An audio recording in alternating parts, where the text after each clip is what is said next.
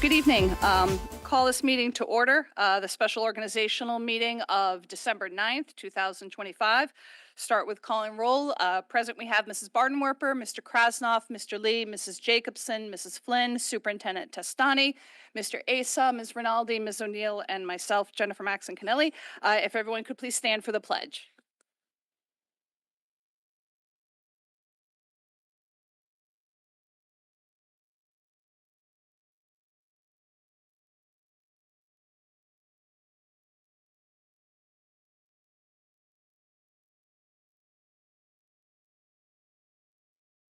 Moving on to agenda item number 3, the election of a temporary chair secretary.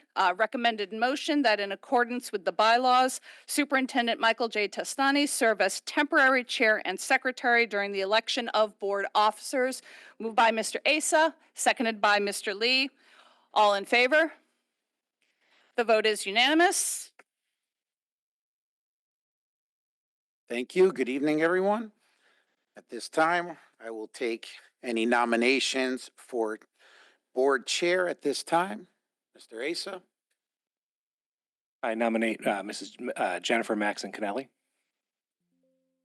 there need to be a second? No? Any other nominations? Mrs. Flynn, sorry. Thank you. I nominate David Krasnoff to be chair.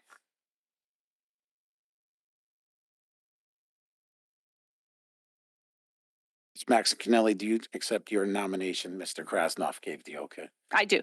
Thank you. Any other nominations? I'm honored. I would do. Any other nominations for board chair this time? Okay, seeing none, we will. Everyone in favor of Jen Maxon Kennelly serving as chair of the Board of Education, please say aye. Raise your hands. Raise your hand.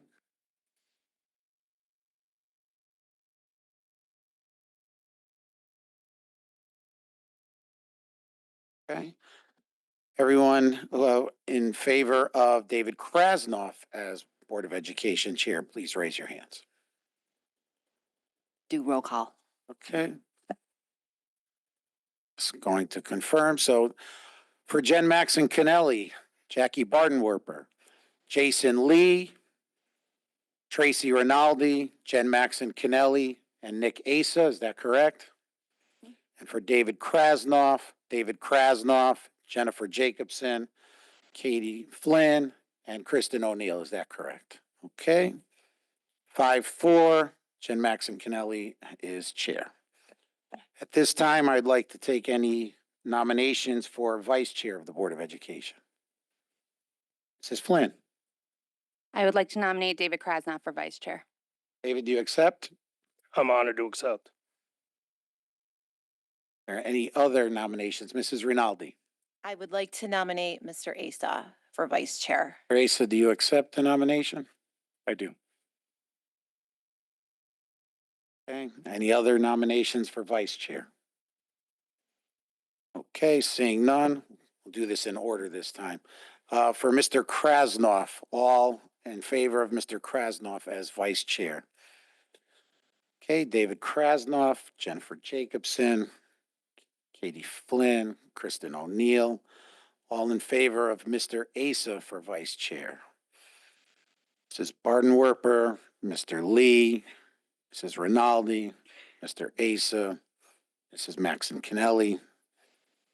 Congratulations, Mr. Asa, vice chair, 5-4. And last but not least, any nominations for Board of Education secretary? Mrs. Jacobson. I nominate Mrs. Flynn. Okay, Katie Flynn. Do you accept, Mrs. Flynn? I do. Any other nominations for board secretary? Mr. Asa. I nominate Jason Lee. Jason Lee, do you accept, Mr. Lee? I do. Okay. Any other nominations for Board of Education secretary? Okay, seeing none, we'll go. Mrs. Flynn, all in favor as secretary of the Board of Education, please raise your hand. Okay, Mr. Krasnoff, Mrs. Jacobson, Mrs. Flynn, Mrs. O'Neill, And all in favor of Jason Lee as Secretary of the Board of Education, Mrs. Bardenwerper, Mr. Lee, Mrs. Rinaldi, Mr. Asa. I abstain. One abstention, Ms. Maxon Kennelly. 4-4, motion both fail. Start this again. I'd like to nominate, Mr. Testani, I'd like to move to recess for 10 minutes for caucus. second,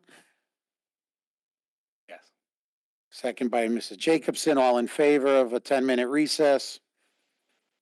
Unanimous, we are in recess. Do that.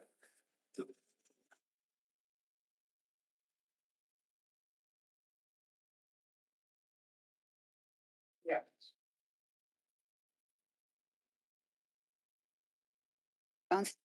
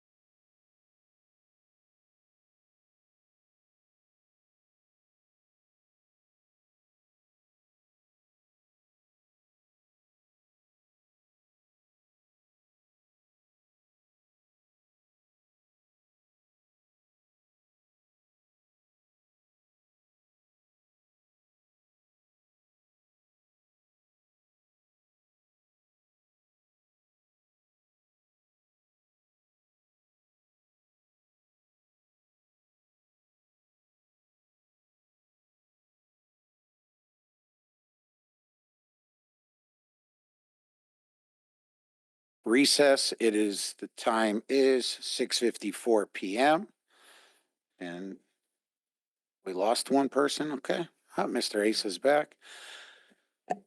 Okay, try this again. I'll take any nominations for Secretary of the Board of Education at this time. Mrs. Jacobson, Mrs. Flynn again. Ms. Flynn, do you accept? I do. Okay, Mrs. Flynn. Any other nominations for Secretary of the Board of Education? Mrs. Rinaldi. I nominate Mr. Lee. Mr. Lee, do you accept? I do. All right. All in favor of Katie Flynn as Secretary of the Board of Education, please raise your hand. Okay, Mr. Krasnoff, Mrs. Jacobson, Mrs. Flynn, Mrs. Maxon Kennelly, Mrs. O'Neill. All in favor of Jason Lee as Secretary, please raise your hand. Mrs. Bardenwerper, Mr. Lee, Mr. Asa, Mrs. Rinaldi. Congratulations, Mrs. Flynn, 5-4.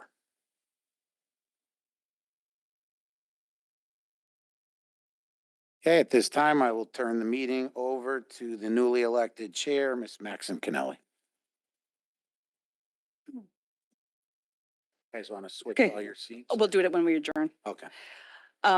So now discussion for the Board of Ed bylaws. Mrs. Flynn and I discussed in leadership the idea that because we are not, our bylaws are not consistent with the town charter, that rather than have multiple board members submit possible drafts for language changes, that maybe it would be better, and I phrased in leadership ad hoc, according to our bylaws, the correct phrase is advisory committee, that we would be better off having a 3-member bipartisan advisory committee to do that work, bringing something back to the full board for consideration. I do think it's important that the committee is bipartisan in case caucusing is involved, because a reminder that for bylaws, they can only be passed with a 2/3 vote. So all of these would have to receive that level of support. So I just wanted to put that out there as a topic to see if the board had any reactions. Mrs. Flynn? Thank you for raising this. This was something that we discussed in leadership. I would just say a good thing to do would be, and a recommendation that we talked about that I just want to make publicly, is also conferring with the town attorney and the town charter. There's now a lot of conflicting things, and making sure anything that we do moving forward is in compliance. So I just wanted to kind of restate that piece for the public one more time. Mrs. Jacobson? Yeah, thank you. I think this is a good idea. If others agree, there's also some other things that are statutory in nature in here, as well as some outdated things. So like liaisons that don't exist anymore, things like that. So I think that's a good idea. I had also planned on bringing something forth tonight, but since I saw this on the agenda, I didn't do that until we had this discussion around some things around absences and vacancies and attendance and things like that, and some other items. So I welcome the idea, and whether I'm appointed or not to be on it, I'm happy to contribute anything that might be necessary for those who do, if we do go forward with it. Thank you. Yeah, and I do think it would be, sorry, Mr. Asa. I would agree. I think the idea, I know I've heard ad hoc before and we've done ad hoc. I don't remember doing an advisory. I don't care as long as it's whatever we call it is in line with, to make it legit. And I do like the idea of bipartisanship. And I would say that I'm a little upset at myself for not thinking to bring this up to the charter review committee when they were meeting and proposing charters. They may have discussed it, but we also operate a little differently than the other town bodies. So it would have been nice to try and carve something out so this wasn't an issue. And it can be an issue this year. It hasn't been an issue, or wouldn't have been an issue until this year that I can recall, where it created a vacancy before the organizational meeting. I do think we did the right thing by following the town attorney guidance and first selectwoman asking us to follow the charter. So I do agree with this and would be happy to contribute if needed. Okay, thank you. And just as a reminder for the full board in terms of bylaw process, it's the one thing that when we have as a voting item, so long as it's received by the board in time for the board packet, it's voted on same meeting. We don't usually have first reads unless it's presented at the board table. So that's the reference to other there. All right, so that sounds, I'm not getting any sense that anybody is opposed to the idea. Mrs. Jacobson? Can I just clarify, the board chair and the superintendent, just per our bylaws are automatically ex officio to any advisory committee, as a non-voting member. So unless you were appointing yourself, to this, that would be up to 4 people that would be able to have insight and help with that. And the superintendent also, or the superintendent's designee, serve as ex officio per the current bylaws as well. So that would be a potential 4th. It's still not a quorum of the board, so that might be something to consider in terms of our numbers. So And I do think what I would want to consider is in what form do we make sure that all 9 members have some input on what the language is that's being considered. But again, I just wanted to get the sense that the board, as I said, we discussed it in leadership, but now all 9 seem to be in favor of the idea. So I will add that to the next item, which is the discussion of committee and liaison assignments. Thank you to those board members who have already returned the positions in which they're interested and what their availability is. It's enclosure number 2 in the packet for the organizational meeting. That really is, again, board chairs in the past have often just asked for an email. I'm looking, because we are so late and because it's essential that each of these subcommittees has a meeting in December. If nothing else, if it's a single agenda item, which is to elect leadership, that needs to happen in December, according to the memo we've received from Betsy Brown. So that needs to happen, which means these decisions need to happen. And to circumvent having lots of back and forth, that's the idea of everyone indicating their availability. So obviously, the less the fewer restrictions, the more flexibility for doing these assignments. But questions, Mr. Asa? Yeah, and I know this came across, there was some email that I saw. When does Mrs. Brown or Miss Brown need the dates for the meeting? I know we need to elect. Is that also? January 31st. So this way, if we vote leadership December, they would have January to actually, obviously in December, they're going to have to set their first regular meeting. Okay. But the annual dates don't have to be provided till the end of January. Thank you. Correct. Mrs. Jacobson? couple things. Just on the form, I had noticed based on our current assignments and previous in the past as well, there was a couple things missing. So Fairfield Cares isn't on here. Mr. Asa, which I have always found pretty helpful in the current role, not saying that he would continue to do, but the Transportation Advisory Committee isn't on here. And then there's that cable item, which in my experience, in every chair that I know going back is defunct, but it's still in here. So that would have to be part of the bylaws. So I'm not saying that you need to appoint someone, but those 3 things were missing. And then all of the bargaining units weren't on here either. So we have, for just newer members, we have 6 bargaining units, and usually there's a liaison assigned to each one of those bargaining units. So just wanted to notice that. So that was business number 1. Mrs. Jacobson, can I follow up on that? Did we do Sure. that even when it wasn't a contract year? I didn't recall that we did that. Because anything could come up. Okay, You know what I mean? Like, okay, so every year there has been a person assigned to each of the bargaining units. okay.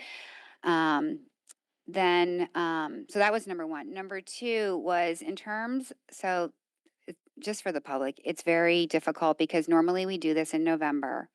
And what happens is that the committees have their December meeting to do at least the last set of minutes with the current members. And I had sent an email to Mrs. Flynn and Mrs. Maxon-Kennelly on this.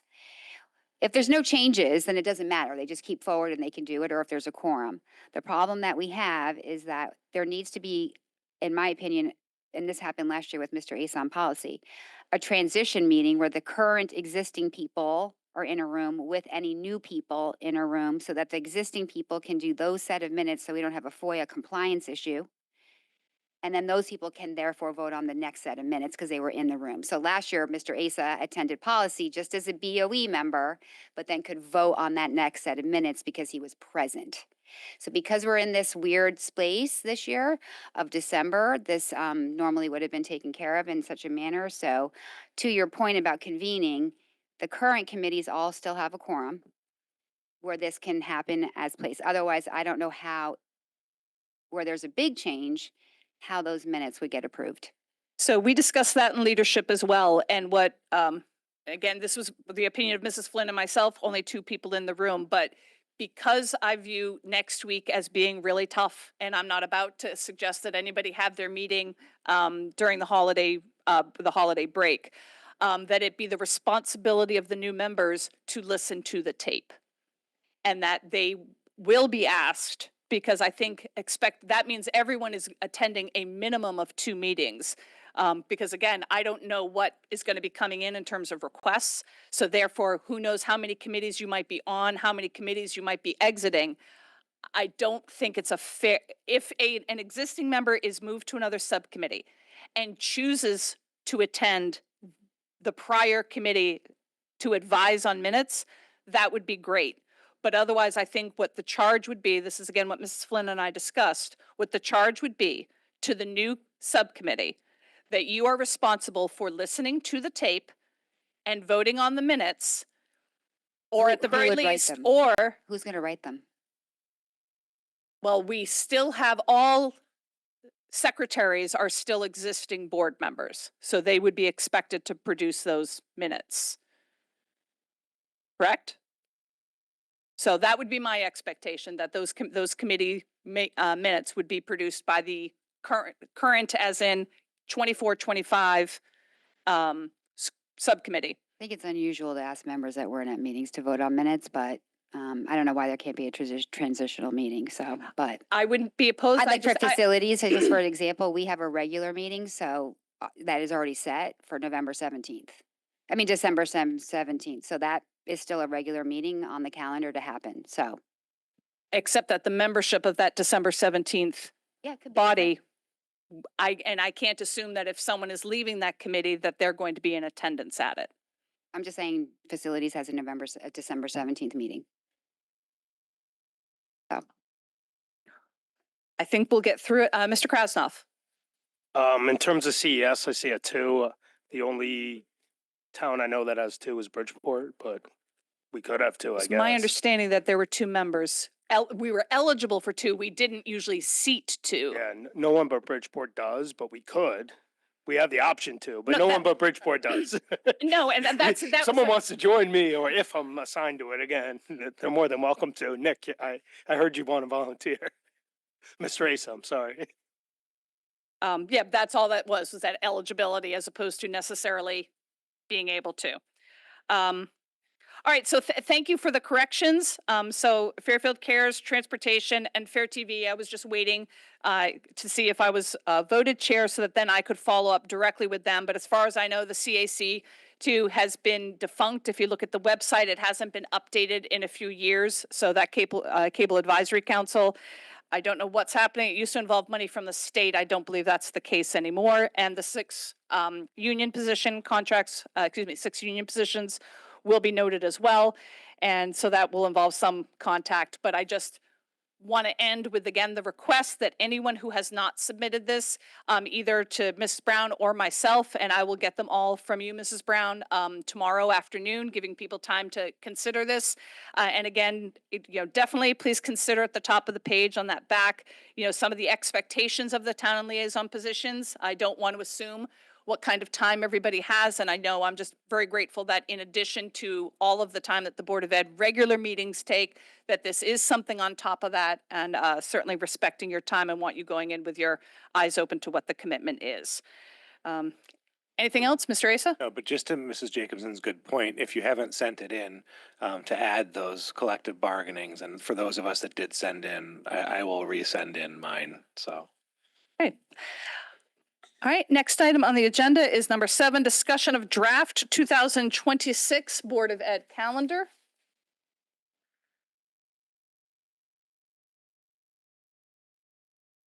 So if everyone could take a look. I know that Mrs. Flynn has already emailed in a few questions about certain dates. You'll see one significant change we made in leadership was wanting to note the town hall up front.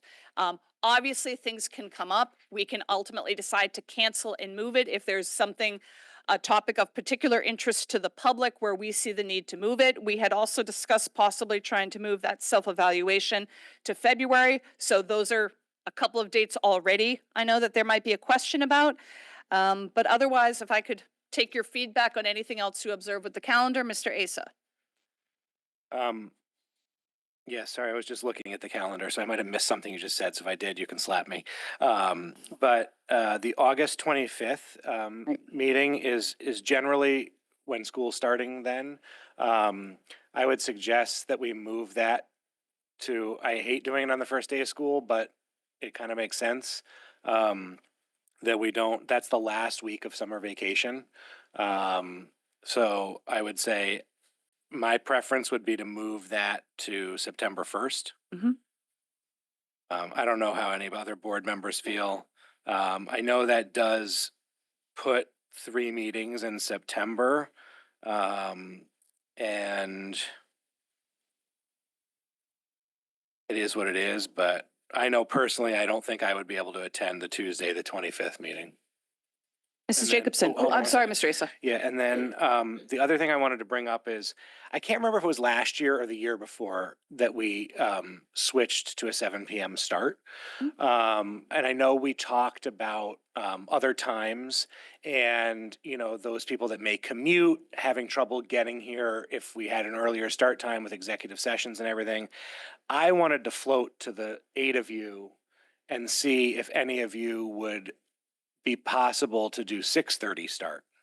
I know we talked about it briefly. I just don't recall what the rationale was and from who that didn't. But you know, I would say, you know, it would definitely necessitate potentially 5 or 5:30 executive sessions. So with advance notice, I would just ask, would members be able to do that? But I think starting at 6:30, I think might be good for the public and for us, throwing it out there to see what the board thinks. Mrs. Flynn. I can give some insight into leadership conversations last January with Mr. Peterson and Ms. Guernsey. And there was emphatic support for the move to 7. I would say there was definitely push for even the 6:30. The concern was accommodating the executive sessions and also accommodating staff. So I may ask through the superintendent his thoughts, just if that is viable. 6:30 would be preferable to myself and the rest of the staff. I can only speak for myself. I would say that advance notices is just a little important, especially when we're getting closer to 5. I know for some people workday is 9 to 5, some people's workday is 5 to, you know, carpool. So I think just advance notice, but I would emphatically be in support of a 6:30 start. Mr. Lee. I'm for keeping it at 7, 6:30, especially if you're a commuter. You're one accident away on 95 to being pushed back. So for me specifically to get here on time for 6:30 be extremely difficult, especially the way the day goes. 7 just works out better. I can plan it a lot easier and it's just easier. I get it, but 7 works out better.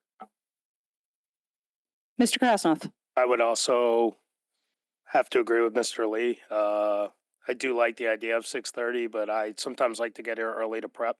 And if I got to get here at 6, it becomes a little more difficult with the family situation and my wife getting home from commuting. So Mrs. Rinaldi.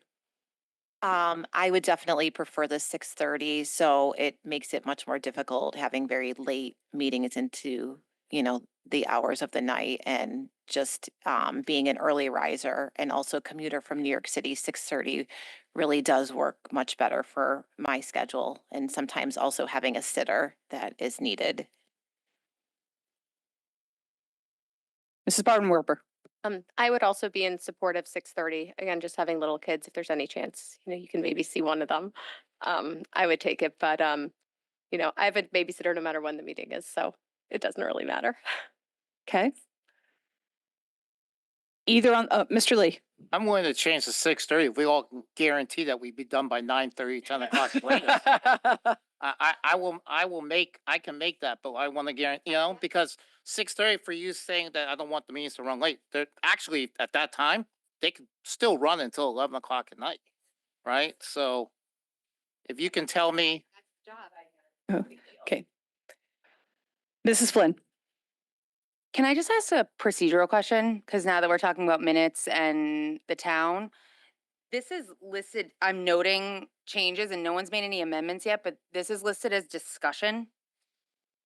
Right, this is not a voting item. This is not a voting item. So No. when are we going to vote on that and when does it have to be? to It's the never town a clerk? voting item, but what'll happen is that, We- that's where everyone's giving calendar feedback could- now or by email, and then a revised final draft would be presented at the first regular meeting in January if there are any issues with it. Otherwise, that will be what gets submitted to the town. So to be clear, the full board does not need to vote on our calendar, but the committees need to vote on their calendars Yes, as outlined by bylaws. I'm just making sure. I read Nope. them all, but I'm just making sure I'm correct before I make you are this. correct. Thank you. Mrs. Jacobson.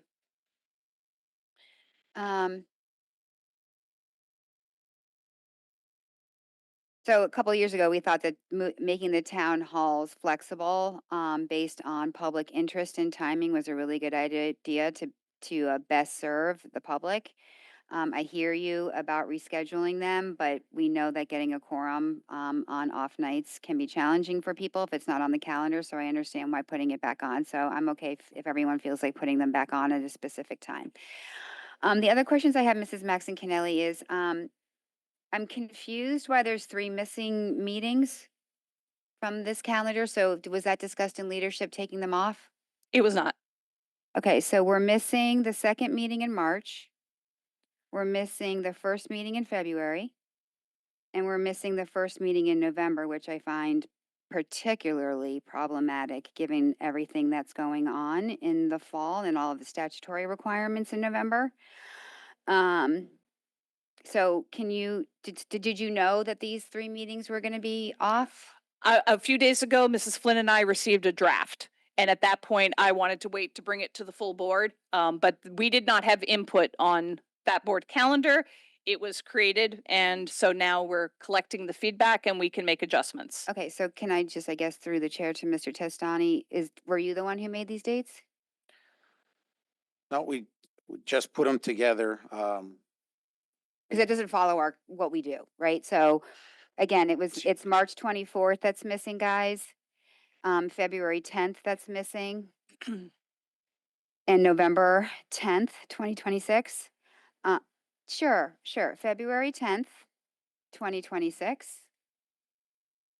It's just like what it says on top, the second and fourth Tuesday. March 24th, 2026.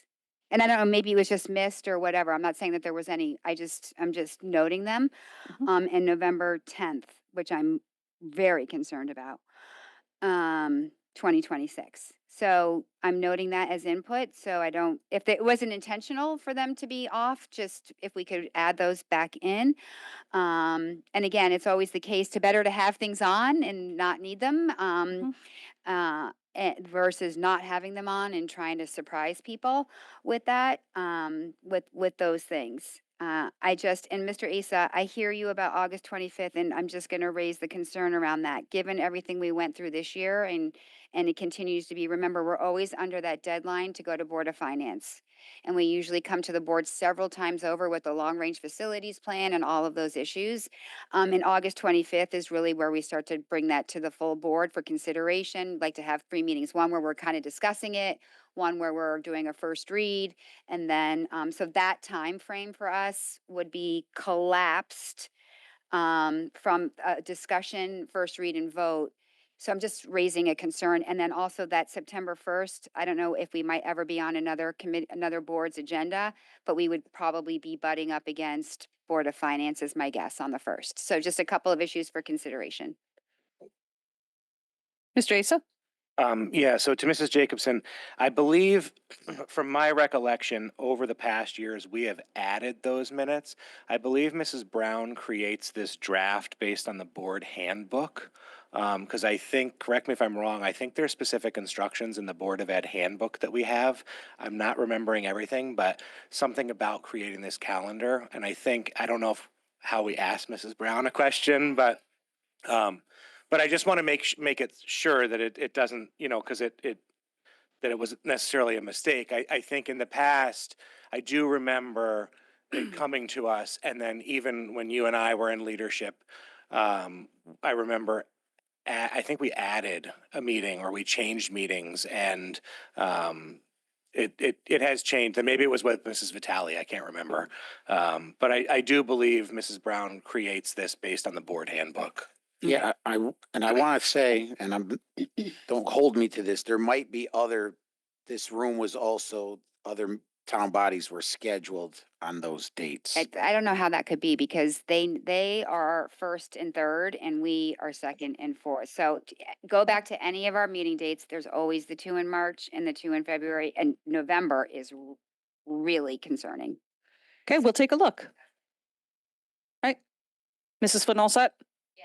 Okay, anybody else? And needless to say, if something occurs to you after you walk out the door, if you look at personal calendars and anything else triggers you, please reach out and let me know, because we will have what will be a proposed final draft on the first regular meeting in January.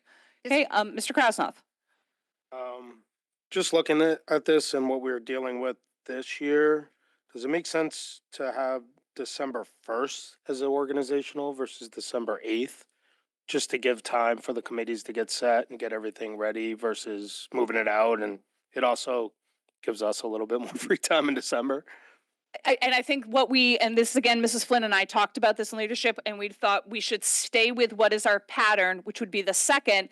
And that might be a topic which gets raised in that advisory committee for bylaw change. Mrs. Flynn. Yeah, I'll just reiterate, Ms. Maxon Kennelly and I were pretty confident that we weren't going to be able to change the charter. So any changes that we were going to have to be done to our calendar were going to be manual. So the thought behind the ad hoc was to see where they come and then land if we need to have a special on December 1st, and that's the best scenario. Hopefully there's something better out of I called it the ad hoc, Mr. Asa. I was looking at your old efficiency one. Okay. Yes, Mr. Asa, did you have a follow-up? Yeah, I mean, I hear the point for the bylaw change, and maybe that goes in there, but for this year, I don't anticipate that, since it's not an election year. I would be fine with it this year and then looking at it moving forward. Okay. All right. So again, I just, as a quick recap, remind everybody to please consider any possible interest in serving on that advisory committee. Again, I think it is important that it is bipartisan. I ask that you please really by tomorrow turn in your committee and liaison commitments. And if anyone forgets what the other things were that were added that aren't a part of the form, please just reach out to myself or Mr. Asa.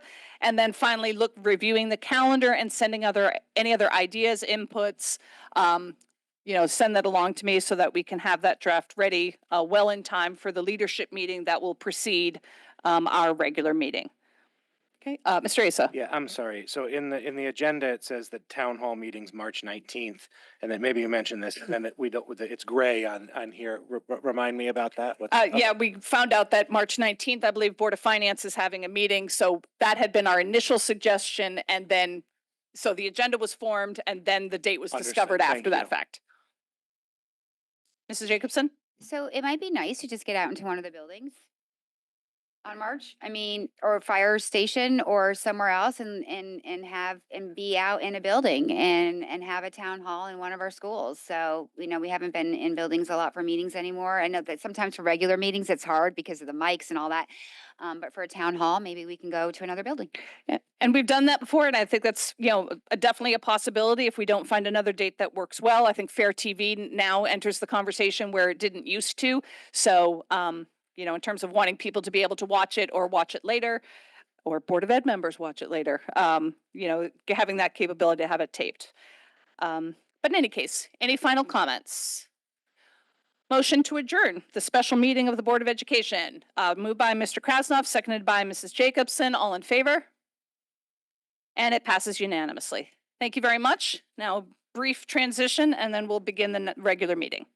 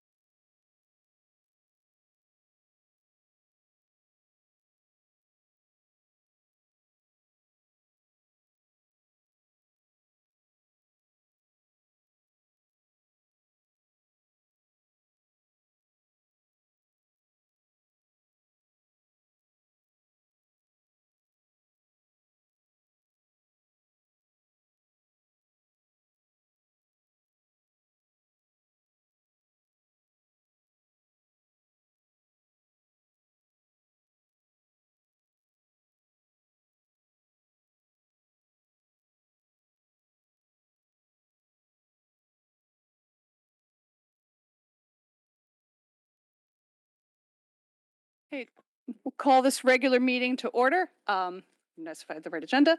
The regular meeting of December 9th, 2025. Start with the roll. Attending, we have Mrs. Bardenwerper, Mr. Krasnoff, Mr. Lee, Mrs. Jacobson, Mrs. Flynn, Mr. Asa, Ms. Rinaldi, and Ms. O'Neill, and myself, Ms. Maxon Kennelly, and Superintendent Tastani.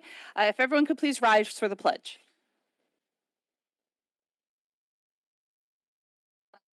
The United States of America. The republic for which it stands, one nation.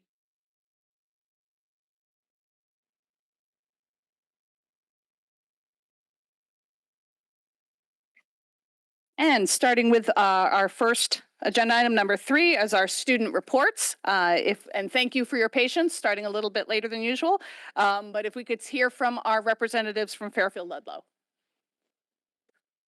Thank you. Firstly, we wanted to highlight the Ludlow Music Department's upcoming candlelight performances featuring the orchestra, band, and choir. They will begin on Wednesday, December 17th with performances for middle school students, Thursday, December 18th for parents, friends, and the public, and Tuesday, December 23rd for the Ludlow community. In addition, we wanted to highlight some of our athletics. Our football team made the state quarterfinal for the second time ever, and unfortunately, we did lose to Cheshire on a last-second touchdown last Wednesday. But we are happy to report that we beat Ward football 35-2 on Thanksgiving. In addition, just the rest of winter sports are starting soon. So that's basketball, indoor track, hockey, and just winter sports. We also wanted to highlight the Ludlow Red Cross Club. They held their blood drive last week, and it was a huge success. They were able to collect 25 units of blood to be donated, which equates to about 75 potential lives saved. Also coming up, the Falcon Council will be holding their annual gingerbread house building contest, which is a fundraiser for the Compassion Committee, which is aiming to support Ludlow families facing difficult situations during the holiday season. So students pay a little bit of money, I think it's $5, and then they build gingerbread houses. It's a fun contest, and it's ultimately a fundraiser. We also wanted to shed light on Ludlow class of 2014 alumna Bridget Dale, who is releasing a book about the English suffragette movement. She will actually be coming back to FLHS for an author visit to feature her new book. And tomorrow we will be having I think it's our second annual Poetry Out Loud contest. And so a bunch of contestants are memorizing and reciting poems in front of a panel of judges. And it's a great way to spread enthusiasm about poetry. And we will ultimately send one winner to the state Poetry Out Loud competition to compete there. And lastly, our auditions for the spring play, Much Ado About Nothing, are taking place today and tomorrow. Thank you. Okay, thank you so much. And our representative from Ward.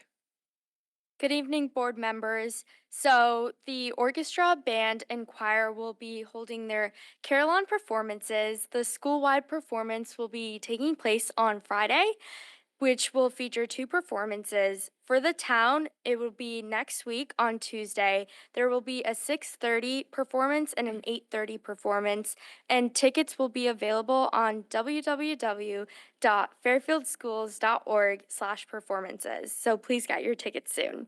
And we wanted to congratulate Ludlow on the win for the Thanksgiving game. Unfortunately, we did lose, but we did want to congratulate Ludlow on that. And we also wanted to thank everyone who donated to Operation Hope, as well as thank the cheerleaders and combined performances by both schools' dance teams. And the MPA sponsored the band reception. In addition, tomorrow will be the virtual PTA meeting at 9 a.m. and Mrs. Montero, our college and career guidance, she will be sharing information on post-secondary planning. In addition, PTA will be collecting gift cards for families, and all donations will support families within the Ward community. The Ward DECA is looking for items to be donated to Jamaica to support those in need. In addition, mock trial also competed today. Thank you. Thank you so much. Any board members with any questions? Okay, so as always, you're welcome to stay. If there's nothing on the agenda grabbing your attention, just wanted to wish you a wonderful holiday break coming up in a few weeks, and thank you so much. Okay. At this time, we'll move on to item number 4, public comment. Members of the public are invited to come up and speak for up to 3 minutes on any agenda item. Any members of the public wish to speak? You will also have an opportunity to speak before votes are taken and at the end of the meeting.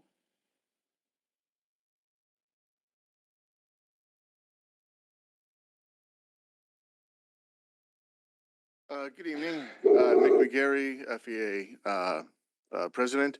Congratulations, Madam Chair. I just wanted to speak about the social studies curriculum. It's my understanding there's some discussion, well, there was some discussion about mandatory field trips. And I want to emphasize that teachers love field trips. They're a wonderful way to enhance the curriculum and to, take learning out of the classroom and get some real world experience. The issue we would have if there were mandatory field trips included into a curriculum, there would be issues that we would have to address. It would be a mandatory subject of bargaining that we would have to negotiate because if it did lead to any extra time out of the classroom that's not already dealt with in the contract, that'd be a change of working conditions we would have to negotiate. And it also, of course, it's a change of working conditions if you change the supervisory role from the classroom to someplace outside the classroom. So in general, to summarize, field trips, yes. Mandatory field trips, we're going to have to negotiate. While we do, we encourage field trips on a voluntary basis, if they were mandatory, we would have to speak to the board about negotiating that. Thank you. Any other members of the public? Okay, seeing none, move on to item number 5, presentations. And the first item is a presentation and first reading of the National Youth Outcomes Initiative survey by Wakeman Boys and Girls Club. And board members can reference enclosure number 1.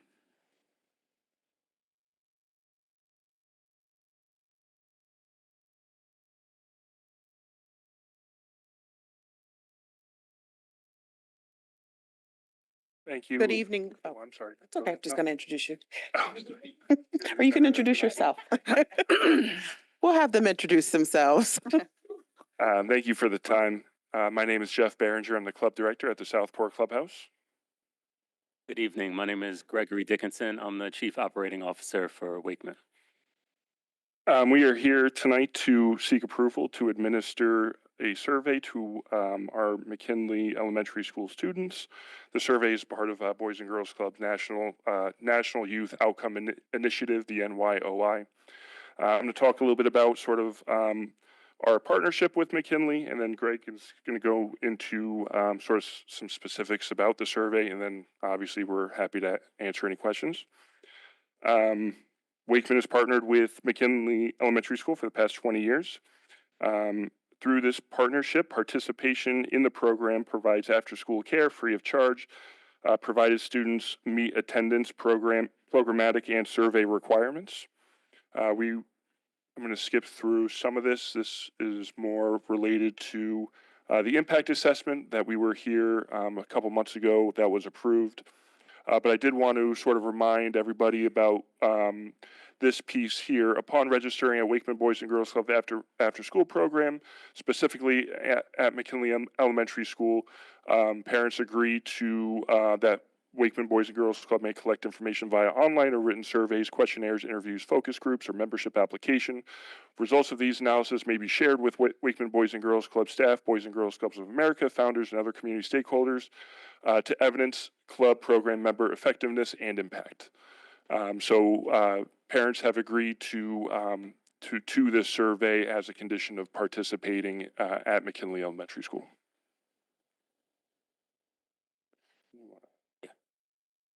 So thanks, Jeff.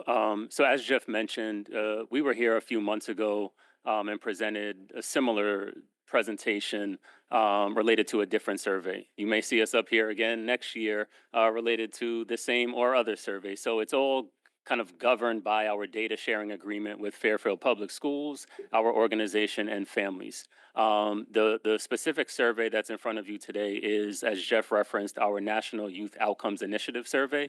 The goal of it is really to focus on gathering student and participant feedback, really focused around the way that they experience the program space and the environment, the relationships that they experience with their peers and our adult staff members, and the way that our program offerings are designed. So are they engaging? Are they fun? Do they like what we're offering? Those are really the main focuses of this particular survey. The target audience for the survey is students ages 9 and up. So we're looking at 3rd through 5th grade.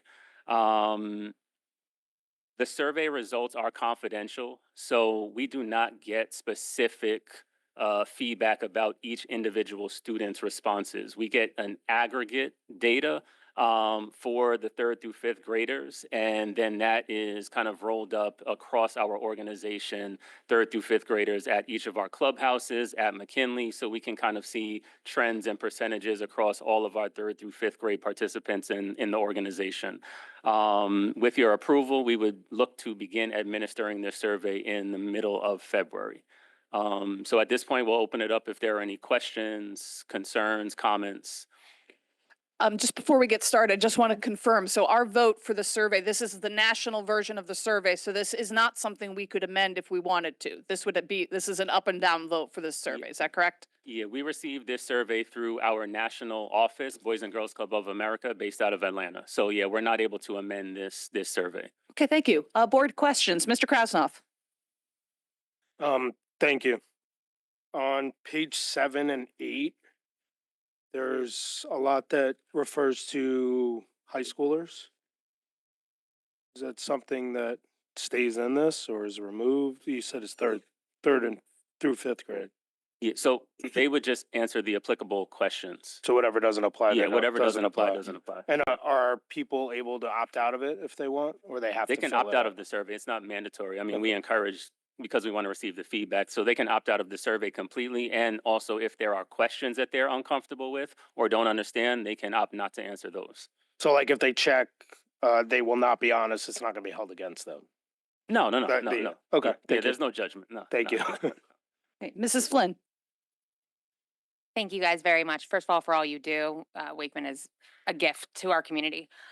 Just these areas, I know, so where it says 10th, 11th, 12th grade only, obviously that wouldn't be applicable to our McKinley community. Yeah. Those areas that say teens only, especially that risk on page 12 and 13, it's that risk behavior module. It says teens only. Can you explain to me what age group that starts at? Would that be hitting our McKinley like what age group is that? Middle school. Middle school and Yeah, up. so sixth grade and up. So that would not be applicable No. to, so anything that says teens only, we would exclude in our brains. We Teen, would high not even be school, looking at that. That's nope. not gonna come anywhere. Nope. That's it for me. Thank you. The question about the data sharing, it says that it's funders and other community stakeholders. Who would be the other community stakeholders and the funders? Are we assuming the corporate sponsors will have access to the data too? Because they're the main stakeholders in. No, by funders, we mean our 21st century funders. So that is, I think the last survey that we presented, we get federal pass-through money through the State Department of Education. So that would be the funder we're referring to. Yep. Thank you. Hey, Mrs. Jacobson. Hi, thank you for being here. So my first question is, since you were just here in September, why is there a second survey? Oh. Why isn't there just like one that serves all your purposes? So there's multiple surveys. The timing of when this survey was released to us by our national office in Atlanta was after the October meeting. So hence why we're here again. Is that always the case where it's 2 separate surveys? Can they not get this No, so- streamlined? The surveys are different. The first survey was related to our funder, the State Department of Education federal pass-through money. This one is related to our national office in Atlanta, Boys and Girls Club of America. What our goal is moving forward next year, we're going to see if we can get this survey from our national office earlier so that we can present both surveys at the same time. But unfortunately, this year, we received it after that October meeting. Okay, so the first one in September is a federal requirement Yep. per the federal funding. Yep. Okay. This one is for your organization to assess where it stands on these issues. Yep. So it's more of a corporate slash assessment, Yep. nonprofit, et cetera, Yep. whatever you, okay, I see you're nodding. So it's two different purposes. Do you post the disaggregated results on your websites anywhere? Are these available, like past surveys available? We don't post them publicly, no. You don't, okay. So I believe it was Mrs. Maxon Kennelly that asked if you were going to be coming back. We typically like to see results of surveys. Obviously, de-identified, et cetera, disaggregated or whatever. So the answer to the first survey was yes, you would be coming back. Is that the same for this one? Or could they both be presented to us at the same time? We could at some point, yeah. And I would say that whether it doesn't necessarily have to be a formal presentation, if it were even a memo or a summary of results, or how did the results of the survey have impacted your work? Yeah. But I think we like to know that there's something concrete as a follow-up to the health of our students if we're allocating this or approving this time to this. Yeah, that makes sense. And I don't mean to think- speak for you, Mrs. Jacobson, but Yeah. No, thank you. I just wanted to understand the reason for the two different ones, what their purposes were, and if we were going to be able to get any information about what you learned and how we can support as well, possibly, because I think that's important to have the actual results, not just the survey. So, Yeah. thanks. You're welcome. and Ms. Spartenwerper. Just a really quick question regarding the club member ID. I know you said this is a confidential survey. Is that just a number unique to McKinley, or is that a student's individual number? Yeah, that's a number that's unique to a Wakeman member. Okay, so there will be someone somewhere that has raw data that is identifiable to each student. But us as an organization do Well- not see, does not have access to that. Okay, thank you. Else? Okay, just a couple questions. You indicated that they could opt out of the survey, but to take part in the McKinley program, they indicate that they will be surveyed. Have I misunderstood something? Yeah, so before we administer the survey, we email and communicate to all the parents that a copy of the survey is available at the clubhouse for them to come and review. We don't send out a copy of the survey.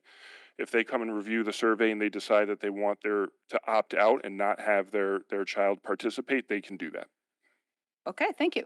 The only other question I have, and I'm glad the other board members asked about the data, just as a suggestion to your national office on page 3, where you collect that demographic information, now almost all of ours in the district will also include more than one in terms of demographic background as identifiable. And it's just a suggestion that I think increasingly that's something that's collected and might be of value to you or not.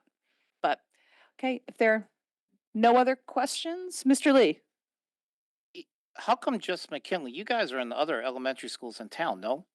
Like in Holland Hill and We do mentoring at Holland Hill, but we're going to administer this survey to all Wakeman members through the Southport Clubhouse and our other clubhouses. But since we're specifically targeting the students at McKinley, we're seeking your approval. Good question. Thank you. No one else? All right, so then this will be on our January regular meeting for a vote. So any other questions? Good to get them to myself or Mr. Testani to get those to you ahead of time. So thank you so much. All right, thank you. Thank you for the time. Moving on, next agenda item is the presentation for the elementary school counselor proposal. Mr. Brown and Ms. Montessori will be presenting, and I'll go over to you, Mr. Testani, first for an introduction. Yeah, so we have talked about this in the past, and as you'll see when the budget is presented next month, there is a proposal to add elementary school counselors. So I just want to thank Mr. Brown and Ms. Montorsi for all their hard work and as leaders in our school counseling departments, putting this together as to all the benefits that we would hope to accomplish by adding these staff members to our district. Thank you both. And just as a reminder to boards, we've increasingly requested that anything that's going to be a significant initiative that we get presented on in December, so that in January, we're not while doing the entire budget, also trying to find out about these new initiatives. So this is with an eye towards January. Thank you so much. All right, thank you for your time.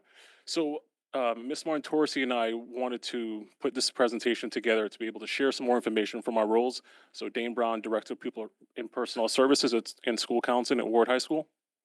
Vanessa Montorsi, Director of People Services and School Counseling at Ludlow High School.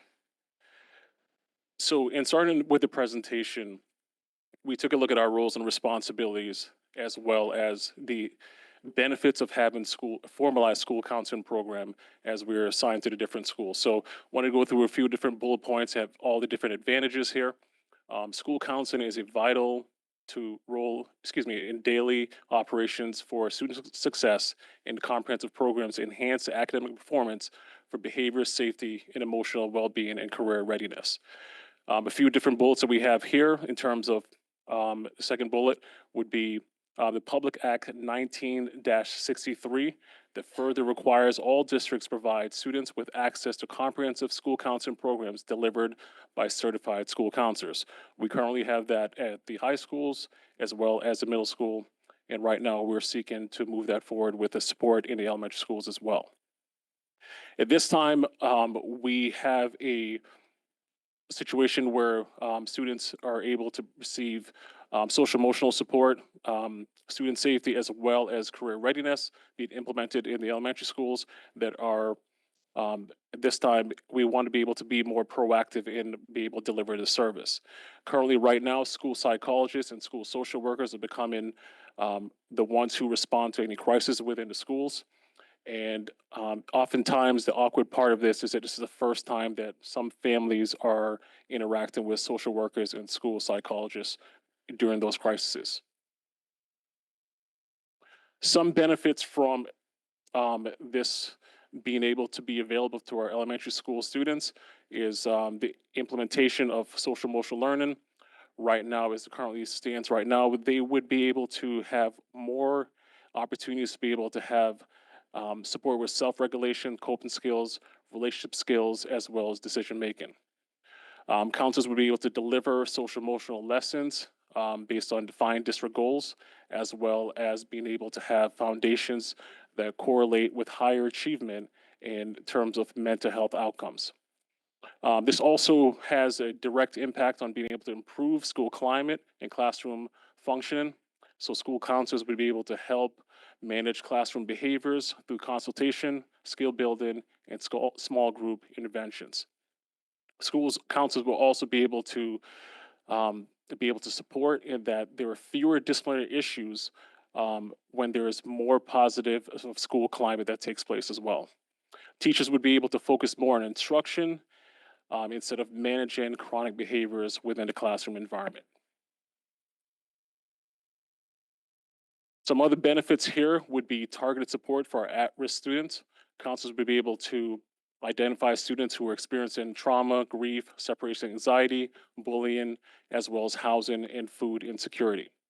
Early support would reduce the long-term impact of adverse childhood experiences, also known as ACEs. And then counselors will be able to ensure that students have equitable access for support services, and this is all students across the elementary schools.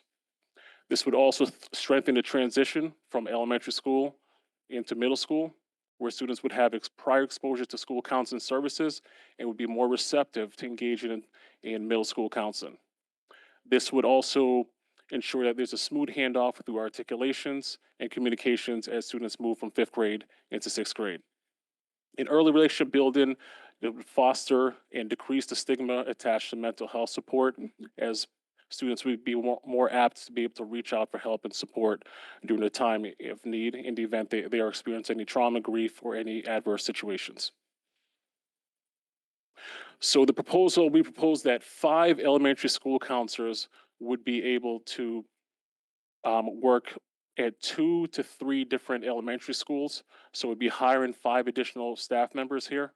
And the goal of this would be able to have an initiative to enhance the overall student experience. And the 3 different bullets I have here in terms of increasing self-awareness for students, relationship skills for students, as well as making good decisions that impacts the classroom environment, as well as the school community as a whole. And how we envision this delivery of services is using the MTSS model, or the multi-tiered systems of support. So if you look at the top right-hand corner of your screen, you'll see that triangle.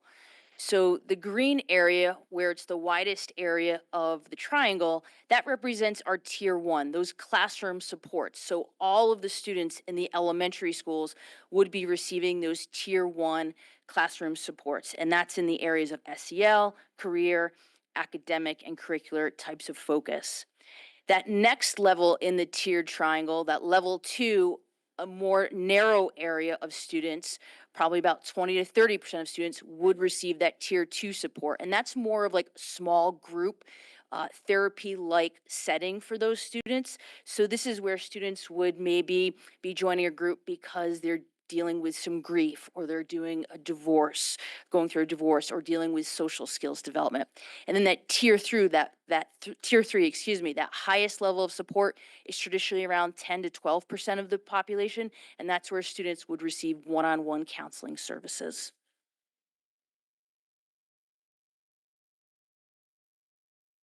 The implementation plan. So students will receive what we feel about 14 lessons per year. So every 3 weeks, a school counselor would be going into all the elementary school classrooms and delivering different types of lessons, some in academics, career, and SEL. And these will be all vertically and horizontally aligned with ASCA, which ASCA stands for the American School Counseling Association, and CASEL, the Collaborative for Academic, Social, and Emotional Learning.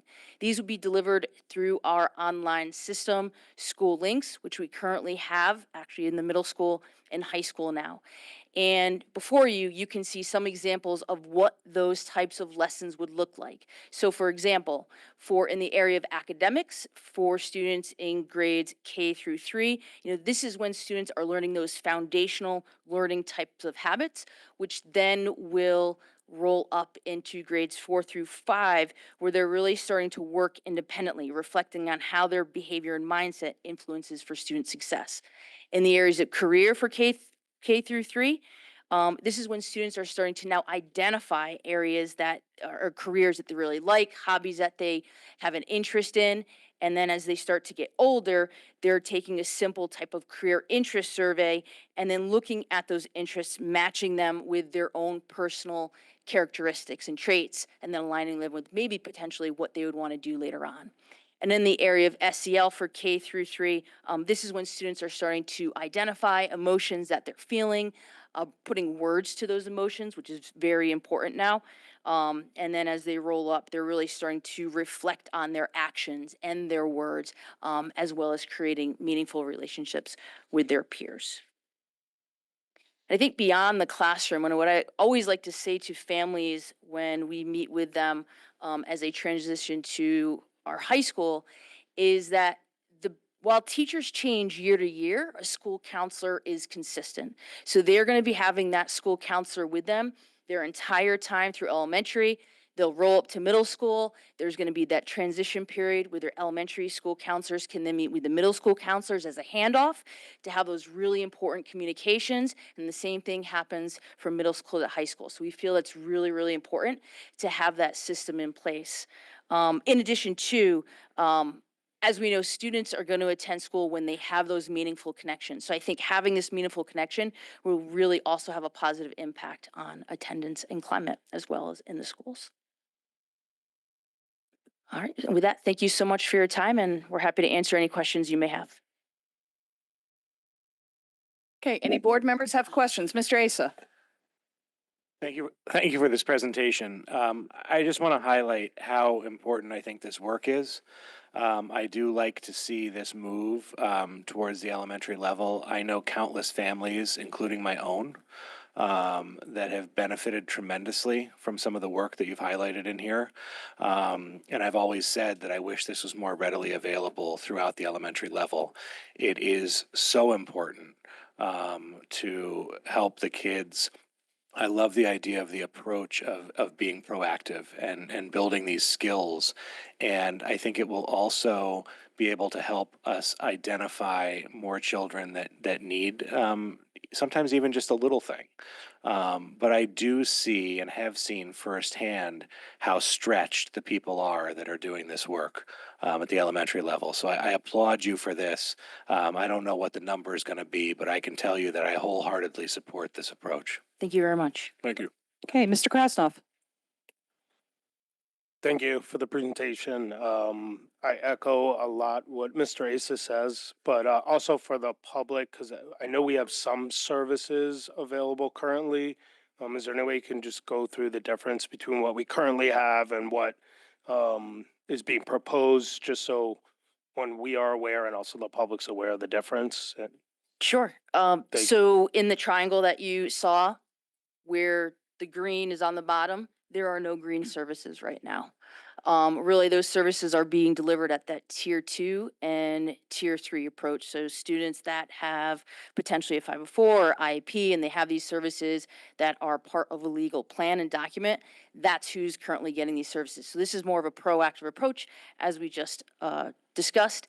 So all students will be getting some type of service and exposure to these, what we feel are important career building lessons. So as a follow-up, the SEL is being provided by the teachers currently, and this would move it more towards being provided by I would say more If- professional.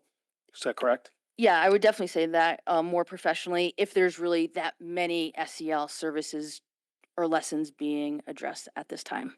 Is there a plan to do more SEL, like an actual plan for more SEL services With this plan, yes, yes, absolutely. Thank you. Okay, Mr. Lee.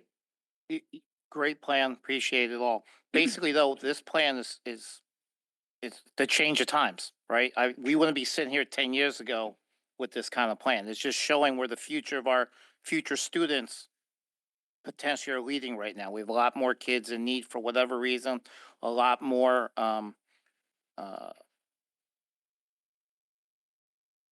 Actually, Mr. Lee, it's going back in time, to be honest with you. So when I first started, I was an elementary school counselor. That was the norm. And then over the years, the decision makers felt with budget cuts and all of those things that those were the first things to go. And now we've just come full circle. And given today's current environment, we're seeing more and more, and not just here in Fairfield, but across all districts, as I talk to colleagues, of more kids that are struggling with self-regulation, social skills, relationship building.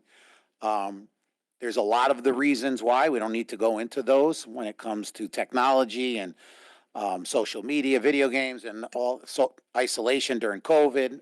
But we are definitely in a tipping point to get back to what we always had, just that went away many years ago. Okay, thank you. Okay, Mrs. Jacobson. First, Mr. Testani, thank you for bringing this to the board. This is something that I raised with Mr. Testani a while ago as an idea. So thank you for bringing this forward. And I too started in the same position. So I'm going to go to your presentation and just ask a few questions, if I may. Sure. So on the first page, at this time, we do not have any proactive SEL.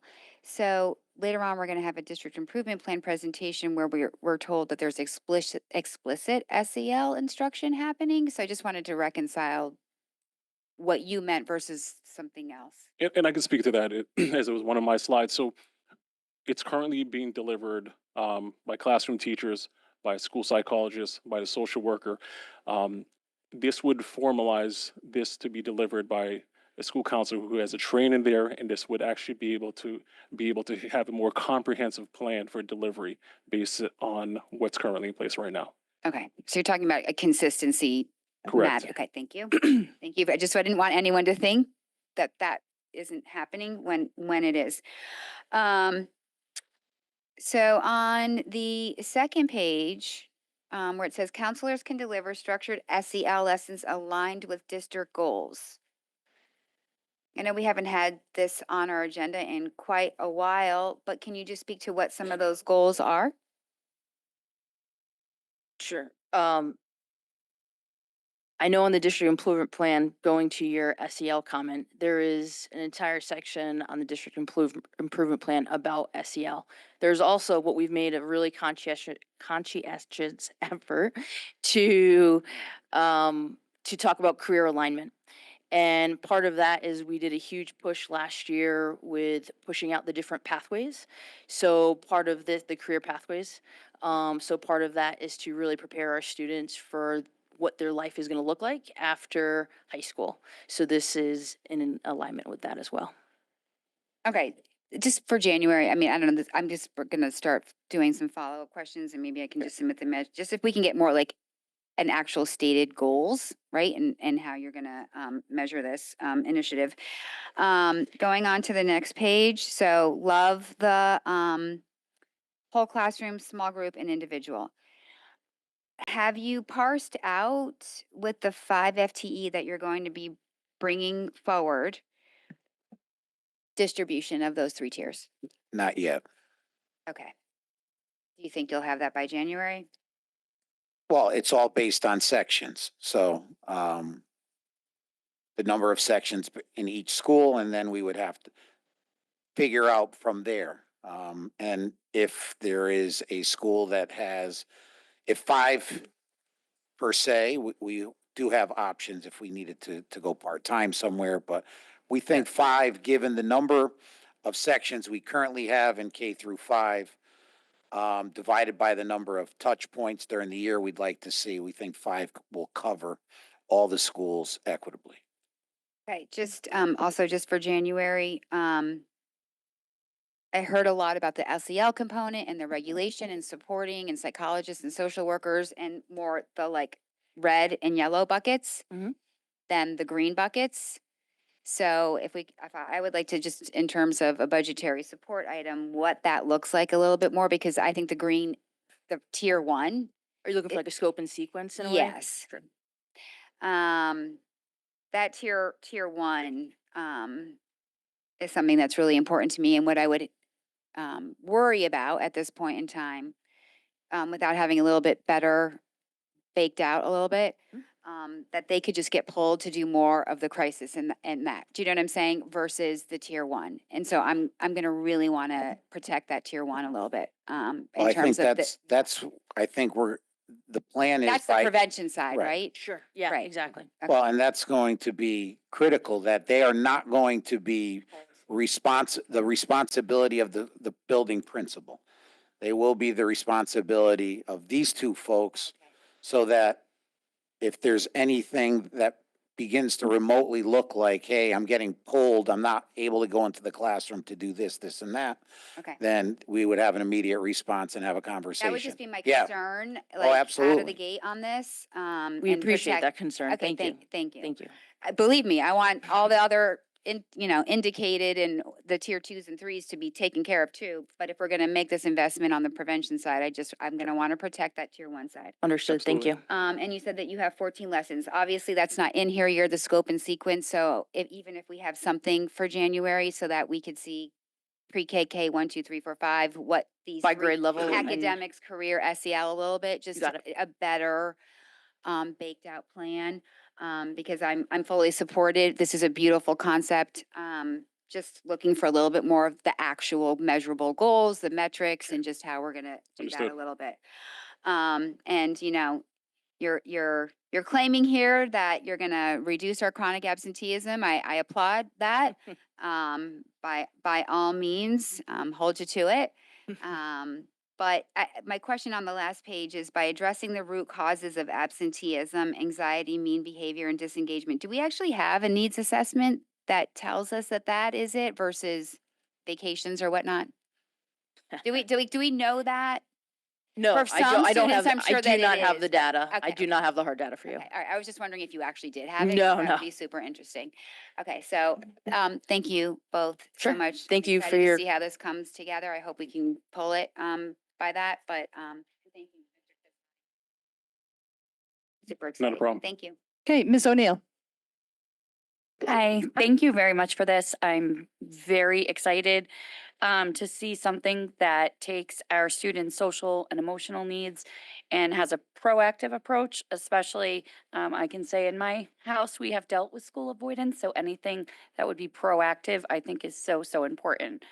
Just a quick question about the tier one, that green level classroom.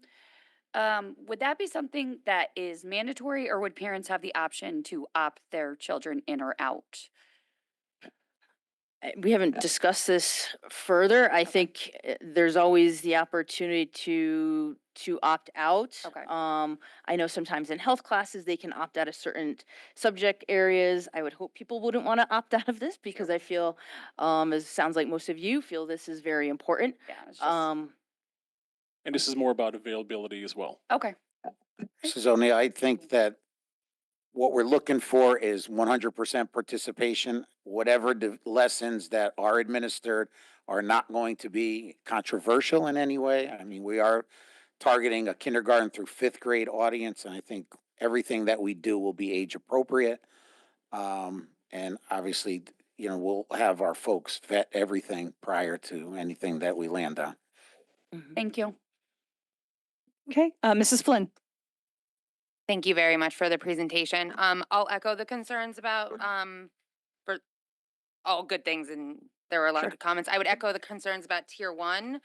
With this kind of staff investment, I would want to make sure that we're seeing it in large chunks. For the tier two, are you seeing that as being supports of like lunch bunches and things like, I'm just trying to get an idea of what this looks like. Like I said, we don't have a curriculum per se. Sure. So I think some of us are familiar with terms, and like I said, some of us are living in 15 years ago. So kind of like what that looks like. Yeah, it would be potentially like a lunch bunch, as you said, because that's traditionally what would happen in an elementary school or even a middle school. I think for those students though that really need that ongoing support, there potentially might be some pullout time though too. So that's how I envision it as of right now. I think there also, if this is going to happen, we would have to have obviously collaboration with the current social workers and school psychologists there to determine what needs are there, who needs to be where. But that's how I would answer the question. I don't know, Mr. Brown, if you have No, I would anything else. echo the same sentiments in terms of those students who have scenarios where they may not necessarily be experiencing those grief trauma on an ongoing basis, but those students who are in need of a little extra help, and those communications will take place in the team meetings, and for the staff members to be able to talk with the school counselors to identify students in that category. And then just one final question, and this is just probably a me thing, and just when you come back maybe before us in January, there's only 14 lessons. Time is really valuable. We talk about our elementary school schedule. Just for me personally, seeing career for K through 3, I bristle a little bit. Like I bristle when I see career focused at this age level, 6 through 8 or 6 through 12, I absolutely understand. But for me, when we only get 14 lessons and some of these basic skills we know our kids are struggling with, and I know already the constraints as several board members have kind of articulated in terms of the needs right now. So for me personally as a board member, if anything was going to go for that age group, like that's where I would pick. Okay. Like I said, I bristle a little bit for K5 when we have kids that, I still want them to be like marine biologists for a little while, or, we all went through our phase of really liking the Titanic and really like, I don't want to, We're not locking them in right now. Yeah. We're not gonna lock them. I promise you. That little area right there makes me a little, loosey. I understand. Yeah, that's more of the Nervous. exploratory phase of that. Thank you very, very much though. It's very well. Sure, Mrs. Jacobson, then Mrs. Bartemorper. I just had a quick follow-up to that. So, this might be more to Mr. Testani, but, also for one of the follow-up items. Oh, sorry. The microphone. Is it not working? Can you hear me? There we go. Closer?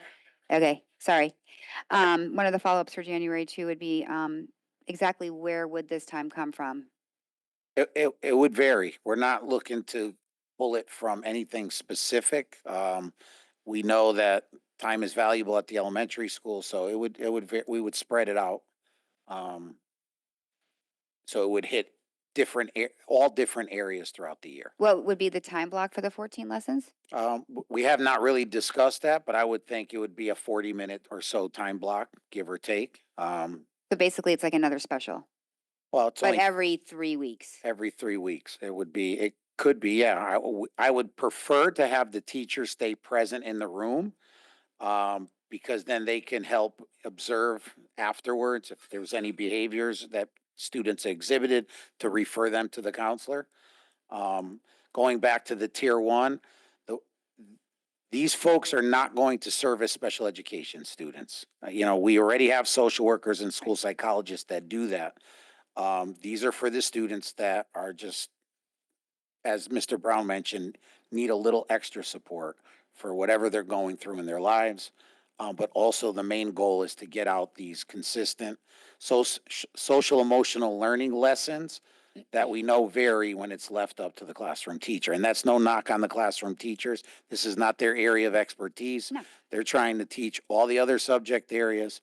So having dedicated personnel who are experts in this area will be able to provide them professional development specifically to help enhance their skill set as they go through the school year. And I think this will be a great benefit to our students. The social workers are currently doing those small groups now, like the greet, right? So does this, at least as you're envisioning it, free up some of the social worker times if the school counselors would be taking up that role? I think it helps share the responsibility, and it's an added layer. Mrs. Castellani spoke about earlier that there's a fair amount of need, and this would be able to provide more resources for more students. So maybe the social workers still doing some of that, but some of the counselors They might could- also pick up some group. They small could group. extend, we could offer additional groups okay. to extend that tier two essentially. Got it. Thank Yeah, you. exactly. Mrs. Bauer-Morper. First of all, thank you for the presentation. I think this is fantastic, and there is a huge need- Microphone? Oh, sorry, there's a huge need for this, in the elementary schools, and I know I've seen it firsthand. Regarding identification of students for tier 2 and tier 3, I know it says that counselors will be identifying. Will there be a chance for families to communicate need and kind of, request that their students receive this support as well? I think that actually potentially will naturally happen through the process and with a connection that we want to make sure that school counselors have with all the families. Great. And then I guess my second question is, how are we going to kind of educate our families on these new services so that they take advantage of them? Because I think there's going to be a lot of interest. So a portion of the presentation was about community outreach. So there would be a responsibility of the school counselor to be able to work within the school to be able to hold sessions and potentially hold sessions for parents as well. Great. Thank you. All right, I've got a few follow-up questions. First of all, it's been referenced a few times by board members about coming back before us. Keep in mind that this isn't a voting item. It's now the next time we're grappling with this, it's within the budget. So there'll be, as we have specific questions or if staff has done work to report to us, we would hear it in January, but otherwise it would only be in response to specific budget questions that we have. A couple of questions that I had. I first of all want to echo Mrs. Flynn's point about the career pathways of all the valuable ways to spend their time. That's where I have the least interest only because there is so much else. I just wanted to echo that point.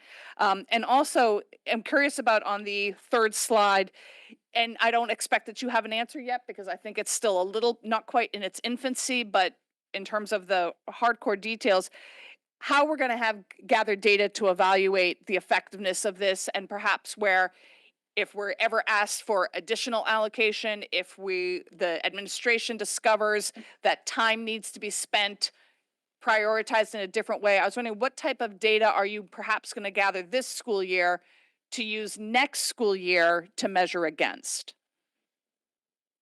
And if you don't have an answer to that, I toss out to you that it is certainly something I would be interested in asking at budget time. Yeah, I don't have an answer, but I could tell you, I know all schools are working on the multi-tier system support. I know a lot of the schools are collecting data on those particular students that are in the MTSS process.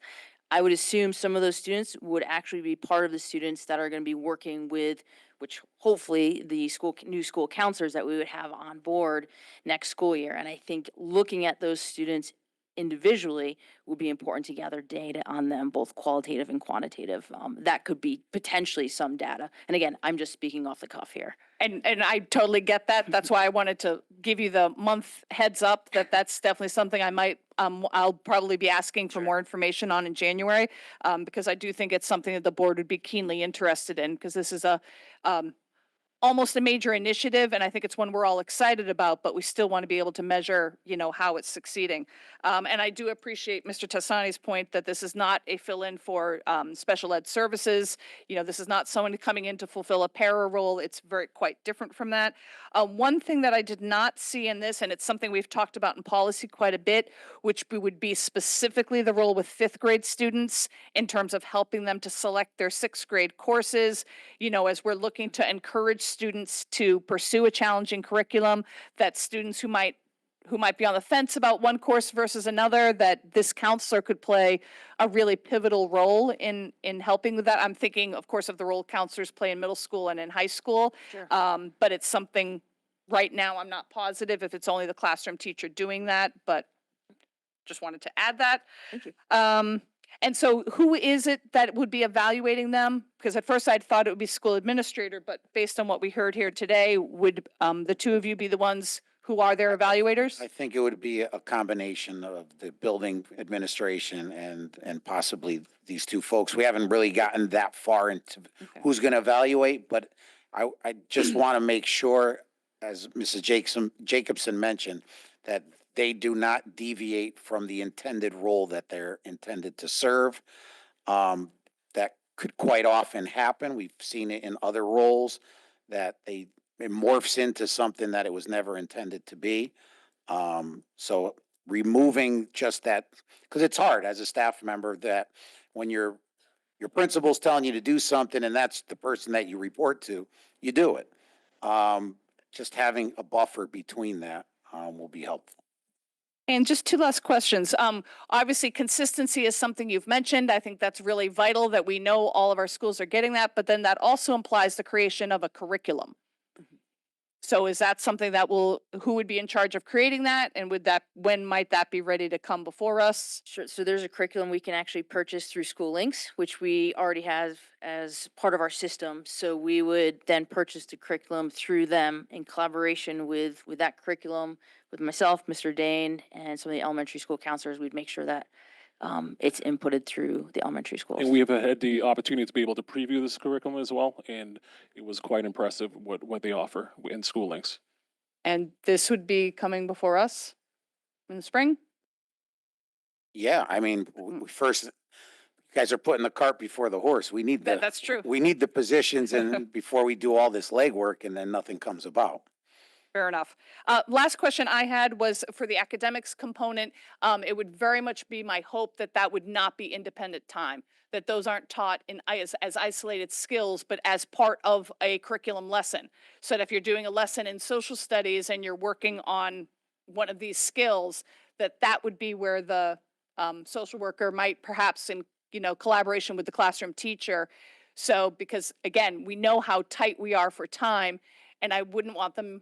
Again, that's, obviously I could be talked out of that. That is not my area of expertise, but as much as possible that it would be integrated into curriculum delivery of those study skills, I just think that would be a way for us to be less concerned about the time and that they're seeing the immediate application of it. Is that the intent? No, no. It would be more on what we hear a lot of children struggling with is more the executive functioning. Yeah, it wouldn't be part of study skills within the social studies curriculum or the math curriculum. It would just be more of a general time management, again, executive functioning things that we're hearing a lot that kids are struggling with that someone needs to, at an earlier age, address. Because we're still hearing this at the high school level all the time, to the point where they've asked to create a course for ninth graders on just how to survive as a student in our public schools.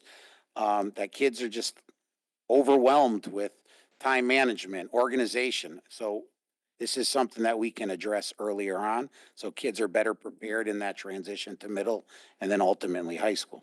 All right, thank you for that clarification for me then. Mrs. Flynn. I'm just going to ask a follow-up because Mr. Tastani kind of teed it up. Have you seen a reduction in soft skills that you're seeing, especially from our younger students? Anecdotally, I can say as a parent I am, so don't be scared to say, like I said, this need, like I said, middle schoolers, I think we're seeing it at all different age levels. And I think that I think if you want to speak to that, I think Mr. Testani teed you up very well. Yeah. I certainly feel we have. Again, we can blame it on a lot of things, technology, social media. Yes, yes, to answer your question. Thank you. Okay, Mr. Krasnoff. I just have a quick question from the chair to Superintendent Testani. If there is going to be a cost to the planned curriculum, if we could at least get an idea when it comes budget time, whether it's a memo or just an idea.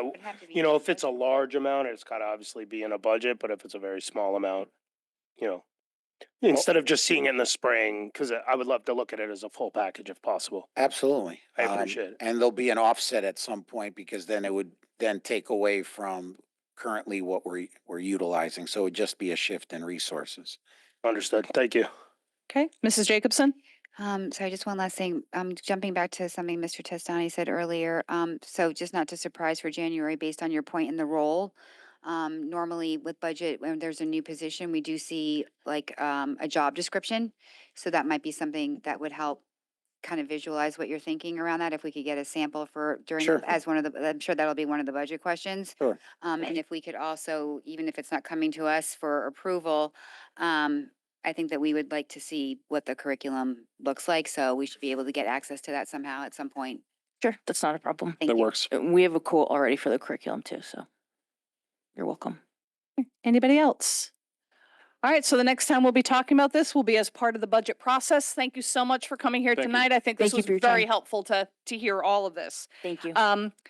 Next on the agenda, we'll get our update on item 5C, the district improvement plan.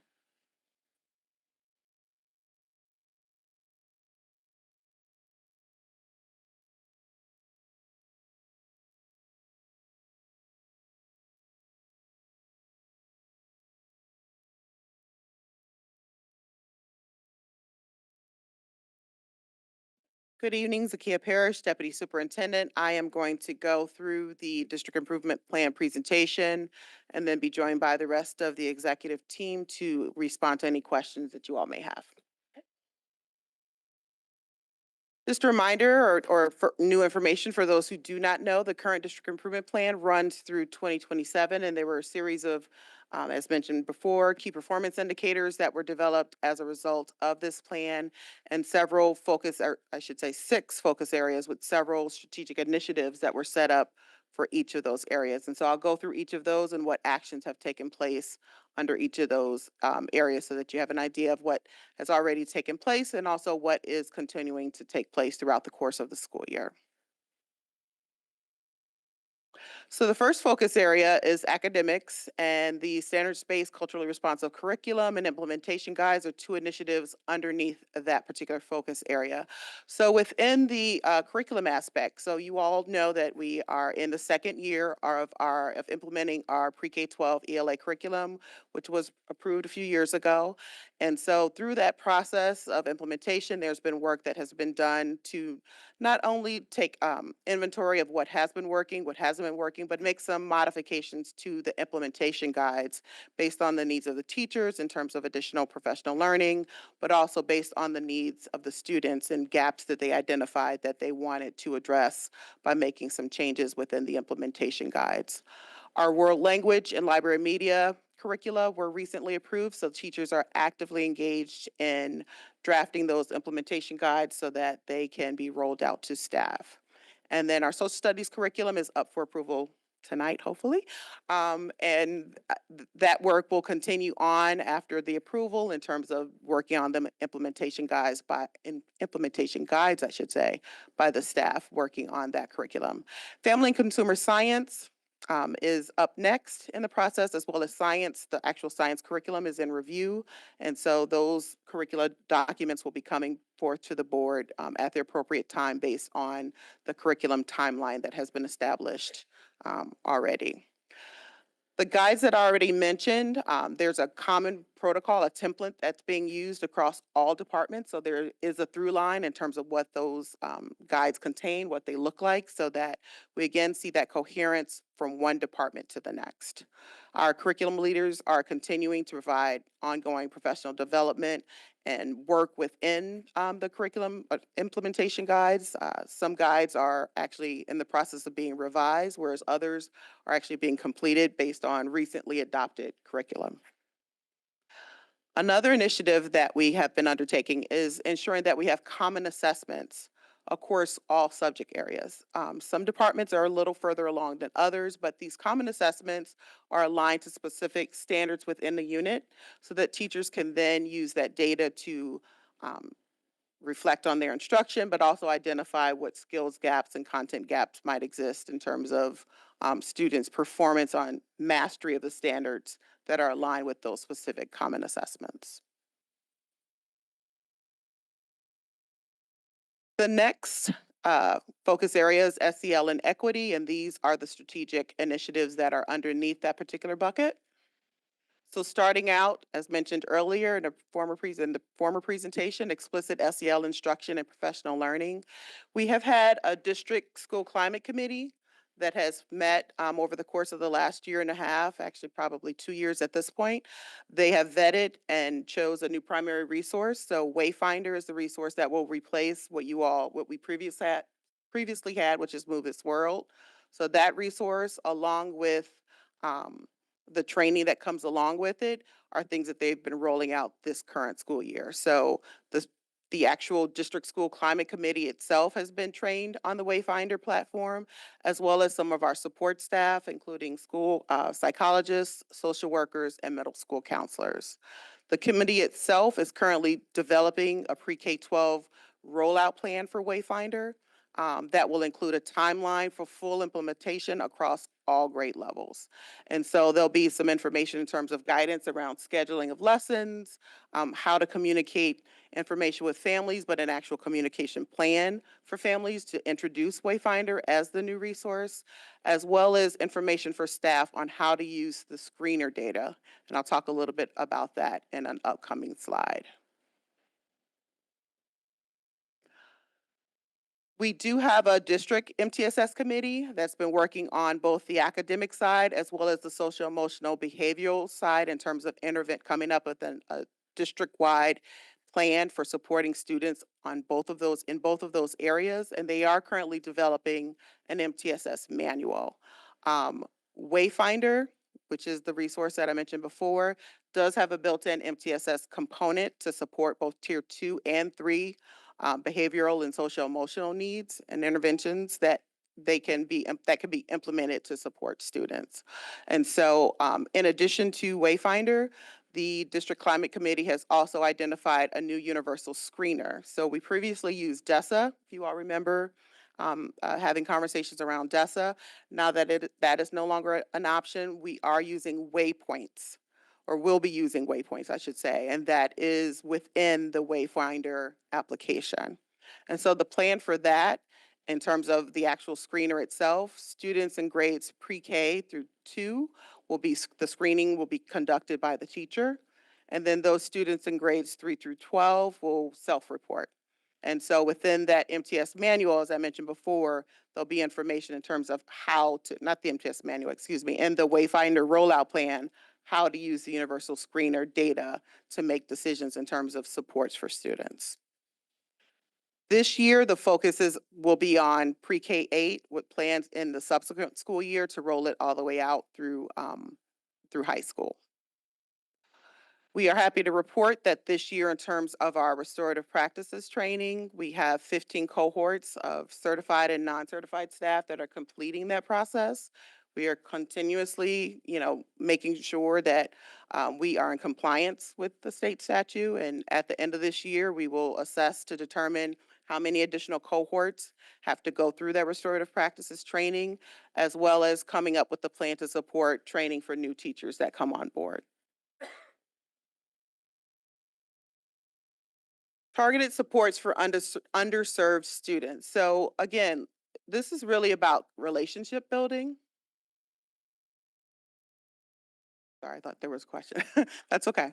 This is really about relationship building and focusing on that. And this is something that schools continuously do, looking at that school survey, that climate data, and really making sure that they're working with teachers and all, and I should say all staff, to ensure that there are inclusive and welcoming environments and that students really have a trusted adult within the building. And so that's something that we're continuing to focus on. Wayfinder itself does have resources that are available in Spanish. So some of the lesson materials are available for students in Spanish, as well as some of the family resources are available in Spanish as well. And so as a result of trying to make sure that, again, we focus on that relationship building and inclusive environments, the School Climate Committee, which is inclusive of our SEL teacher leaders, are developing PD around culturally responsive practices. So that's, again, something that's in the works for the current school year. Rigorous course enrollment. I know that there's been a lot of questions with respect to this. And even though this is something that is a big push within the district improvement plan, it's not just about increasing the enrollment, it's really about a focus on success. So we want to make sure that if students are put into rigorous courses, and these are our APs, our ECEs, our honors courses, that they have the foundation and the supports to be successful in those classes. And we're not just putting students in classes to get our numbers, our disproportionate numbers, where we wanted them to be in reference to the goal. And so part of the work that's been done around this is really looking at the course selection process, making adjustments as needed to that process, and looking at also the enrollment data itself and sharing that information with both teachers as well as school counselors so that they have an open picture, or an open view, I should say, of course possibilities for students. And so schools are continuing to have discussions with teachers and school counselors around student readiness and inclusive classrooms, but also having courageous conversations with students. And that's on both ends, whether it be a student that may not have the confidence to take one of those rigorous classes, that may need just that gentle nudge, but also on the other end, a student that may be overwhelmed and figuring out what those supports that need to be in place in order to make sure that they, again, are successful in the courses that they are in and that they aren't overloaded to the point that they are successful in none. Another thing in reference to SEL and equity, schools are looking at access and want to make sure that access to ECE course enrollment as well as AP test registration is not a barrier. So looking at, students who are free reduced lunch eligible and making sure that if there is a need that they have access to taking those courses if they're ECE, but also taking the AP test if, again, the cost is a barrier. And then constant communication with families and students, making sure that parents and students are aware of what courses are available, and also what the opportunities exist within those different courses, whether they, again, be AP, honors, or ECE. Lastly, there's attendance. Of course, we're continuing to use our chronic absenteeism letter with that student data included, and stressing the importance of attendance in our district messaging and also school messaging through various means of communication. But I wanted to highlight what's happening at the school level in terms of the school-based attendance teams. They meet on a regular basis and they're analyzing data. They're not just sharing that data within that attendance team, they're sharing it with the entire staff. So the staff knows how they're, trending as a school, what's happening, from one grade to the next, and they're aware of some of the trends that are existing as it relates to student attendance. They've started those student, parent, guardian, staff meetings earlier in the school year to try to intercept some of the chronic absenteeism issues they may have seen in previous years with certain students, but also to try to re-engage students earlier on so that what may be currently a chronic absenteeism issue doesn't continue down that path. And then education of parents, or I should say clarification for parents. There's sometimes this confusion between what's required for an unexcused versus an excused absence, and the fact that chronic absenteeism doesn't matter. An absence is an absence. And so making sure that parents are aware of that number counts, whether it's an excused or an unexcused absence, and the documentation requirements change with one versus the other.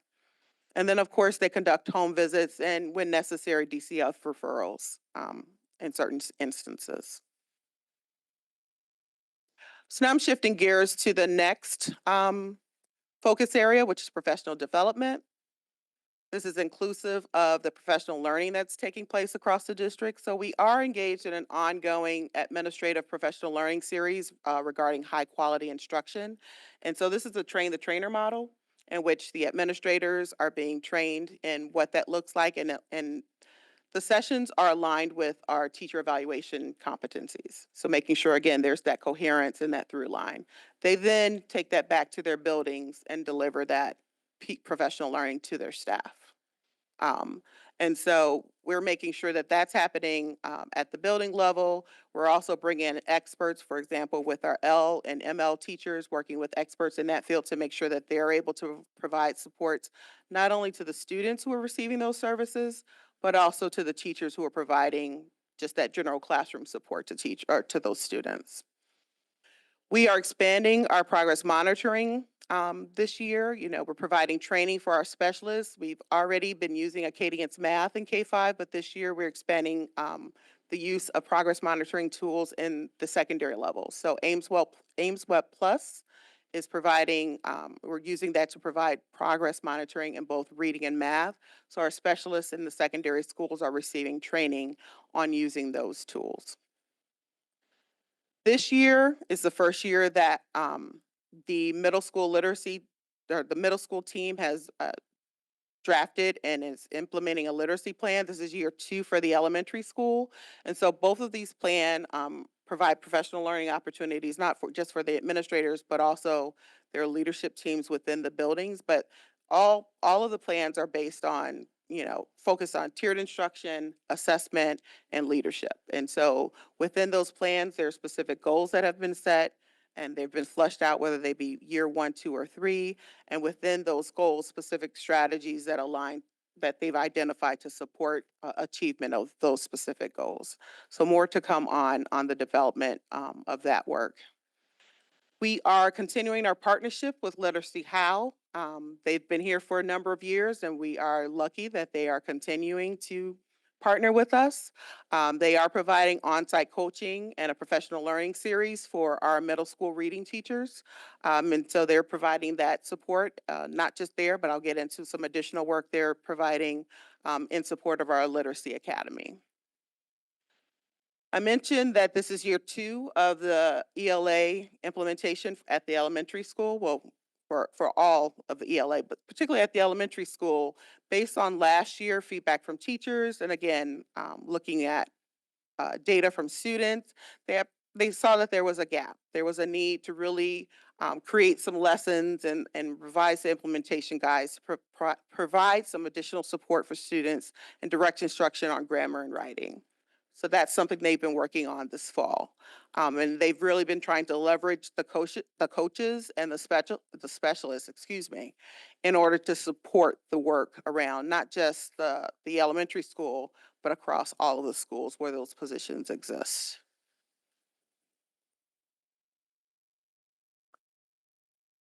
All staff continue to be trained on the QPR suicide prevention techniques. That's something that's ongoing, as well as PMT training for specific staff within the school. We're also providing paraeducator training in de-escalation techniques. So those are trainings that are ongoing and will continue throughout the course of this school year. I mentioned Literacy How and the training that they provided for our reading teachers in middle school. But as again, we're rolling up our Literacy Academy through the middle school this year. Those students are in grade 7. Next year, they'll be in grade 8. So this year, we're providing training for those general education and special education teachers that will be receiving those students from grade 7 next year. So those teachers are providing that intensive structured literacy training with Literacy How as a part of the Literacy Academy. And then we're also engaged in a special structured literacy practicum with Literacy How for special education teachers at 4 elementary schools within the district. So this is a 12 to 18-week practicum series that they're working directly with Literacy How staff. Evaluation and feedback. I mentioned again that We're making sure that our professional learning is aligned to the competencies within the evaluation document. That document was brought before this board when it was updated back in May. The PDEC committee recently met again to constantly review and look at whether or not there are revisions that need to be made again to that document, but also to start having conversations around the feedback part as it relates to the professional learning and what that looks like, and making sure that there's some sort of standardized process for collecting that information so that we can then make informed decisions, both as a committee, but also for the person or persons actually leading the professional learning.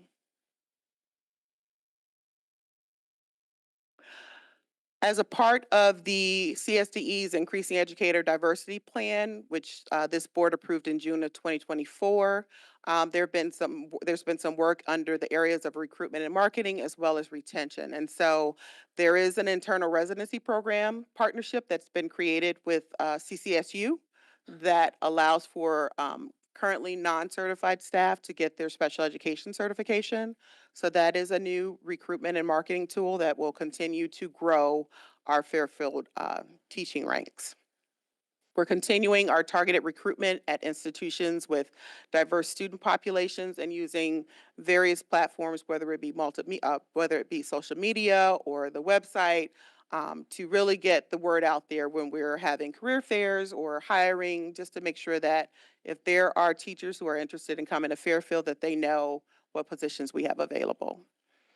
And then beginning after the first of the year, there will be in-person interviews for specific groups of staff, really to just find out why they stay.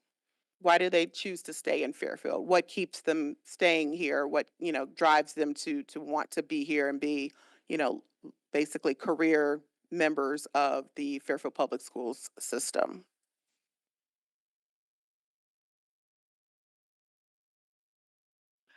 All right, next we have growth. And this is where the school improvement plans come into play. Those plans, again, all of them are focused on student achievement, attendance, and school climate. They are posted on the website for anyone that just has time and wants to peruse the different plans for each of the schools. They are updated every year. That is a document that we review as evaluators of principals at their beginning of the year and mid-year to see what adjustments or modifications that they've made. At the end of the year, they highlight the things that they've accomplished within, specifically the goals that they've set and the metrics that they've accomplished within, but also some of the strategies that they implemented that they think may have contributed to those successes, but also identifying where there might be still some more room to grow. And so wanting to make sure that there's a connection from one year to the next, especially if they're building momentum. You don't want to just kind of drop something by the wayside. You want to make sure that work continues. And so those school improvement plans and the goals therein are aligned with the district improvement plan, but also with staff evaluation goals. And this includes both administrators as well as teachers. And so there again is that through line that I've been speaking about, from one level, one plan type to the next, but also one level to the next as well. Student supports, we've already talked a bit about the MTSS process, but we are doing some work as a district on this. There is a manual, a handbook that's being developed, again, that has both academic supports as well as, it comes from the academic perspective, but also from the SEL behavior perspective. And so the tiered interventions that will come about as a result of that manual will be aligned with CT SEDS. That'll be the platform that we'll be using to track and monitor how the MTSS process is going, what strategies have been put into place, which students are in MTSS, how long they've been there, what has come about in terms of any progress monitoring data. All of that will be housed in CT SEDS so that it's all in one place and we're using the same system across the district. In terms of our focus, it continues to be tier 1. as mentioned in the previous presentation, if we can intercept and provide the support in tier 1, then that reduces the need for students to go to tier 2 or tier 3. So that really is the focus of all of our work, but particularly some of the work, some of the way in which the protocols have been developed within the MTS handbook and the decision-making trees that are set up within the handbook that I'm going to speak next under data-driven decision-making. So everything, of course, that we do is driven by data, from attendance to academics to suspensions. We're constantly looking at data. And our data assessment coordinator, Patty Wood, she's been amazing in terms of the work that she's done with and for schools. They constantly call her, and she's provided I should say, assessment literacy trainings to teachers so that they not only know what data to look at, why they're looking at, and why they're looking at it, but also how they need to use it. Um, and on the flip side, she's gotten feedback from teachers in terms of our data platform DecisionEd.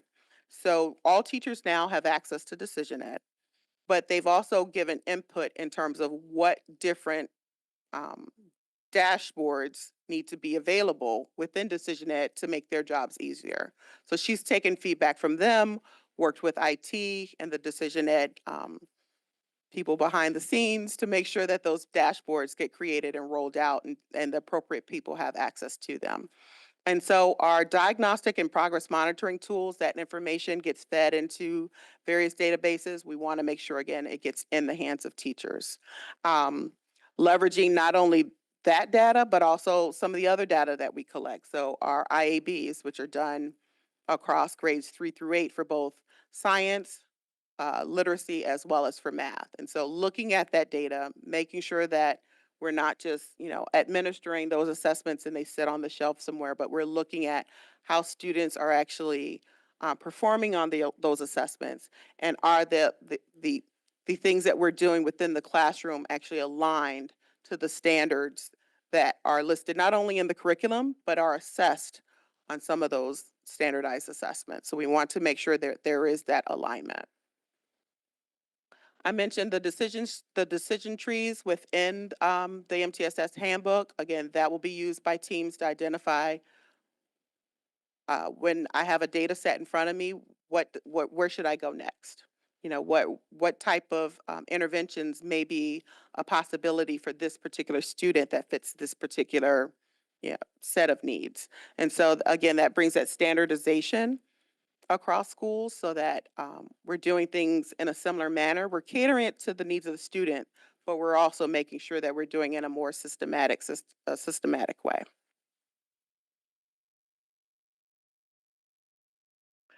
I mentioned some of our other assessments. We do look at the district assessment calendar on a yearly basis and sometimes even throughout the year to make adjustments as needed for the upcoming year.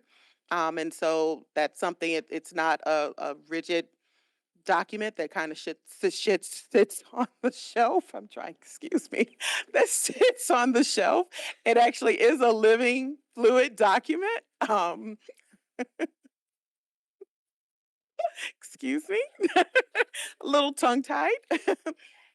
But we also want to make sure that we are giving the right assessments at the right time. So that's why we are constantly looking at it to make sure that it is up to date, that it's relevant, and it's capturing the information that we need to capture from our students. We also, like I mentioned, the common assessments across the departments. Again, that's data that we're collecting. We're expanding that beyond some of the departments that already have them in place. This is something that we're looking at K-12 in terms of those common unit assessments. Again, so teachers have the opportunity to engage in those conversations around where students are with respect to the standards. Okay, and our last focus area is community. And this is really about our communication process and engaging our stakeholders. And so Rachel Chapa, our Director of Communications, she does a phenomenal job in making sure that all of our communications are aligned to the vision of the district and also the district improvement plan itself. I mean, we work hard as a district to make sure that people are informed of what's going on. She sends out those monthly newsletters, not only to the parents and families, but also to the FPS community. So everybody's abreast of what's going on across the district. We also have significant, as you can see, connection in terms of families that are contactable through Parent Square. And we utilize that not just at the district level, but also at the school level. She's constantly sending things out on our various social media platforms to make sure, again, there's no question about what's going on in Fairfield Public Schools. You know if you're connected to us by one of those mechanisms. And then if you're not engaged through Parent Square social media or our website, you know, our superintendent, Mr. Testani, always highlights what's going on across the district here at the Board of Education meetings, whether it be bright spots about, you know, things within the buildings or just awareness months. We're in constant communication with the local media so that they also are aware of what's going on, to the point to where they really don't contact us for much information because they already know it. And that's a direct result of the communication pathway that Rachel has established. And it's two-way communication. We do collect information from parents and families and students in the form of surveys on various things, depending on what the topic is. And then we also partner with our community organizations to make sure that we're not only highlighting the events that they're having, but also celebrating any accomplishments that they may have been able to make. So with that, I'll open it up to any questions and invite the rest of the team to come up to answer them.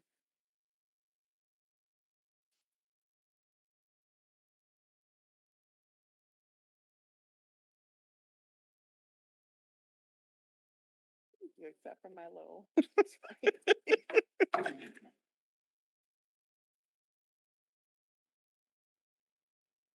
I will open it up to questions. Mr. Lee? How you doing? I noticed the part of the presentation kind of stood out was the looking for teachers, right?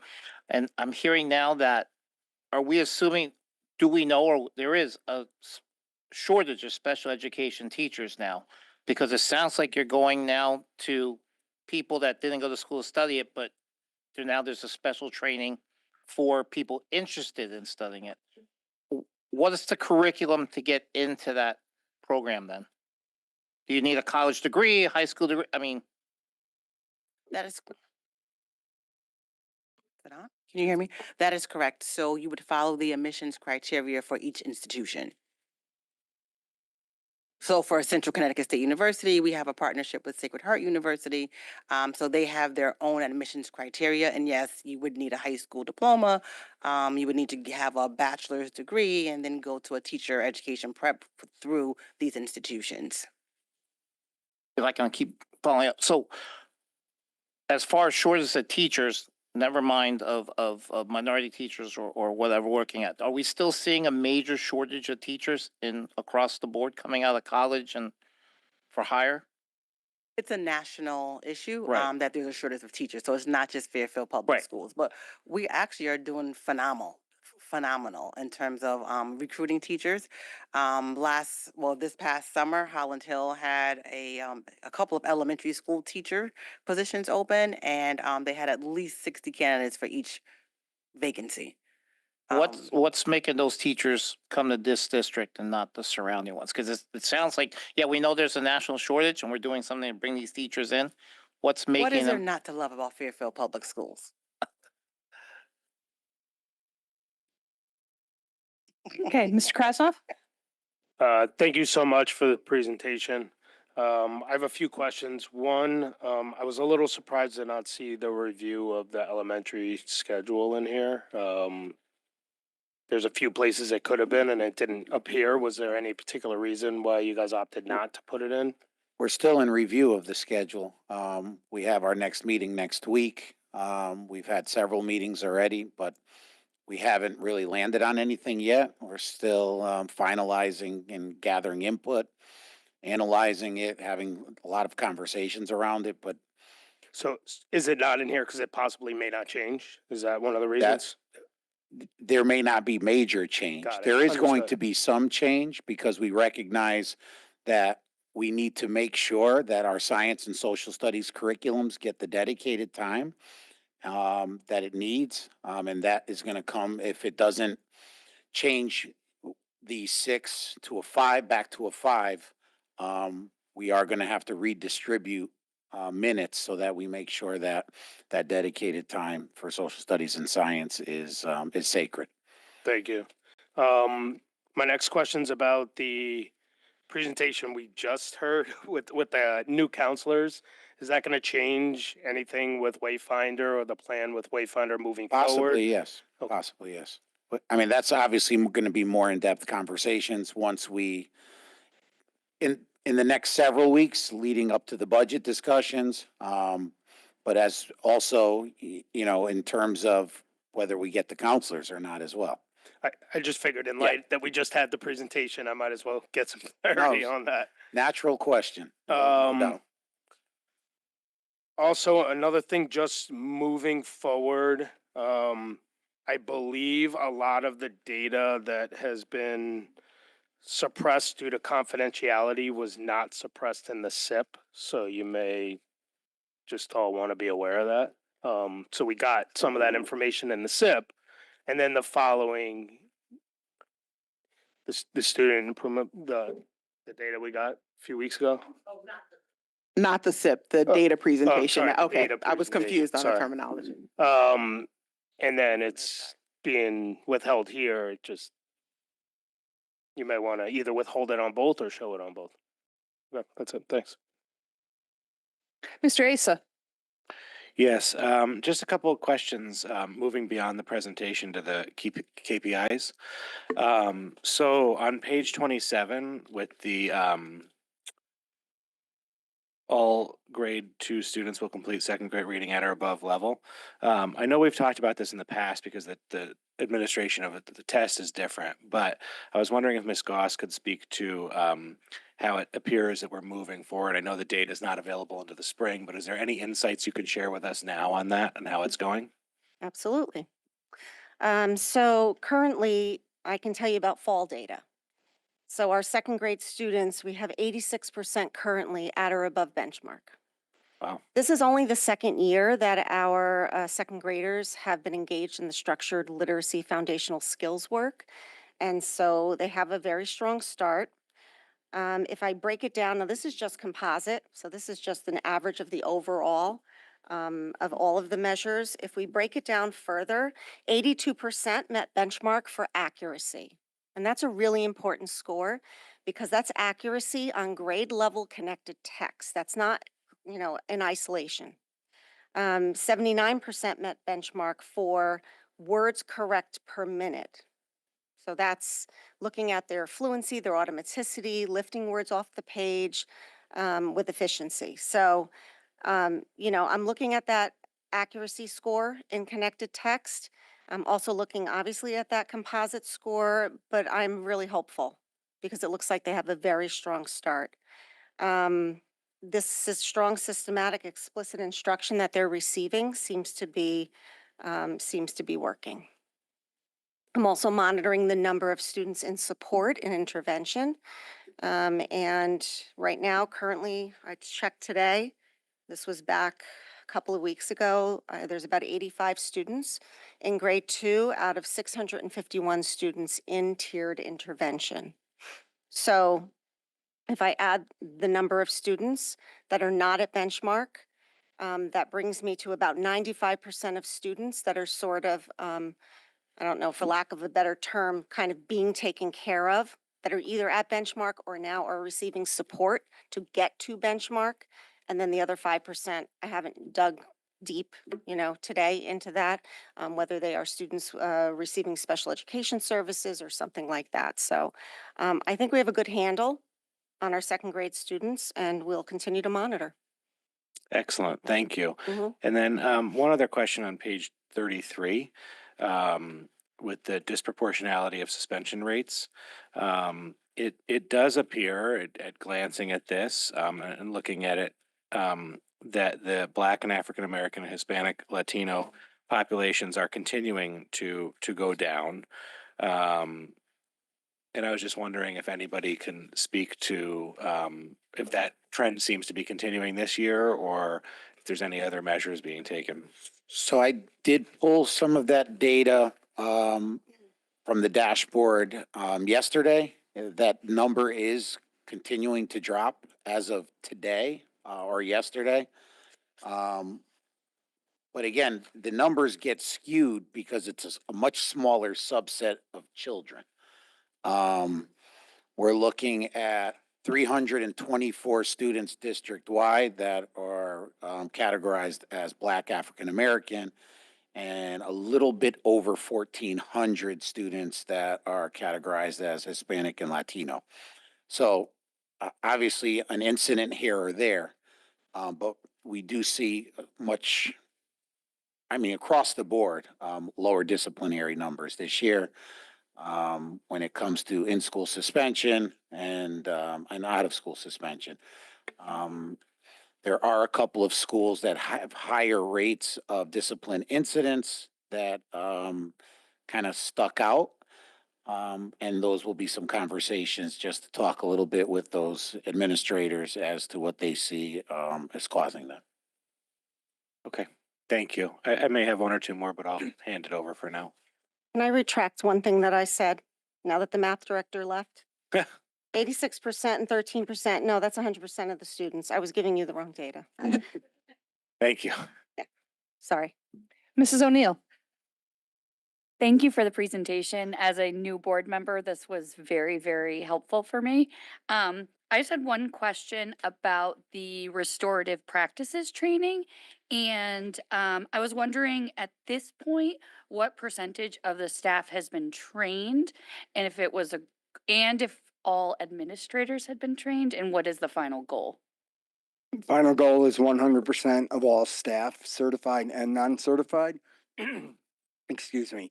Yes, administrators were the first group that went through a 3-day training. Okay. Right now, after this year, about 50% of the overall Fairfield Public Schools staff will have gone through the training. Thank you. Any other board members? Mr. Lee? Quick question, the English language performance on, what is that, page 28? I'm just curious, why most of the student populations dropped percentage from, I think it's 28? Yep. It all dropped from 2018, 2009, 19 year. So if you look at 24, 25, it seems that all the percentages went lower, right? So does that mean the gap is closing, or these kids are not performing like they were 5 years ago?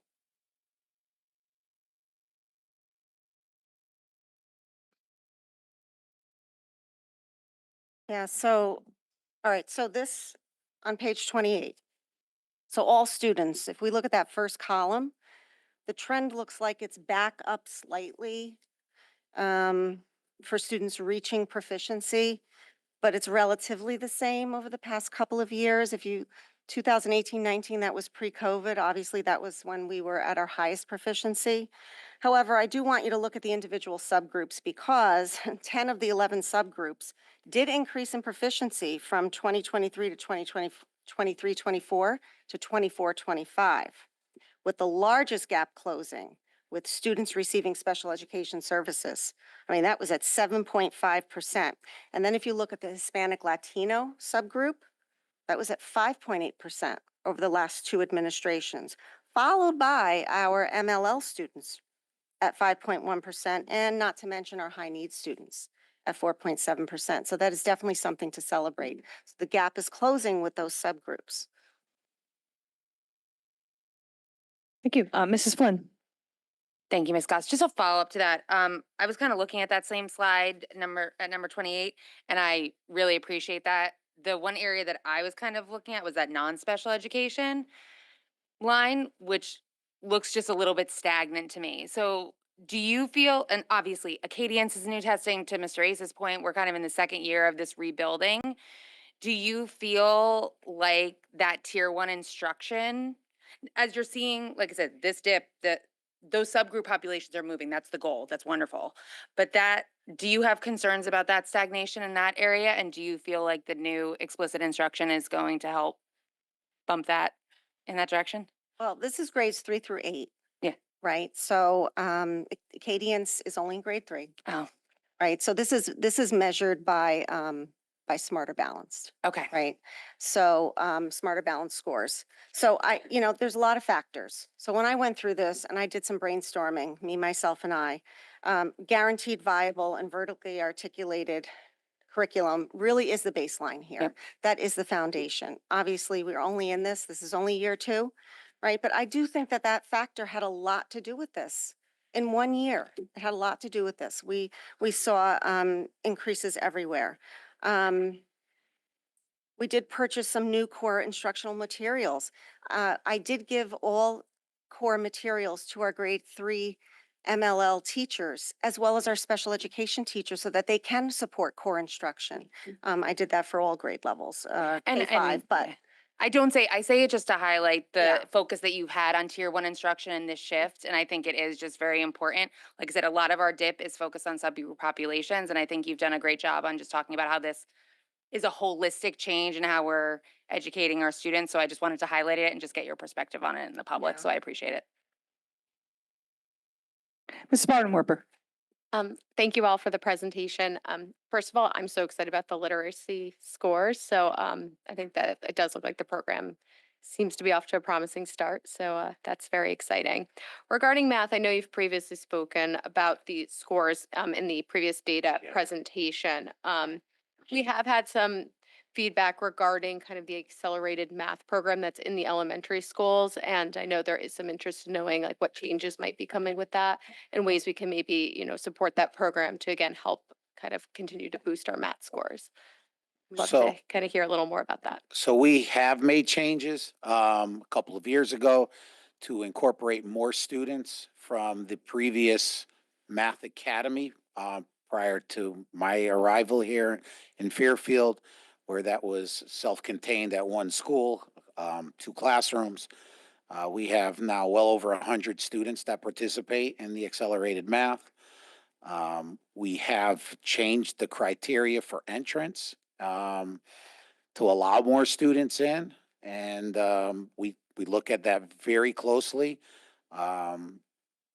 After testing results are made available to us, and ultimately, we have to use one cutoff score. So when we see, for example, when I'm looking at the data, we'll say Holland Hill. When the cutoff score is determined based on when the gap between one student's score and the next student's score becomes too great, for example. So when we start to see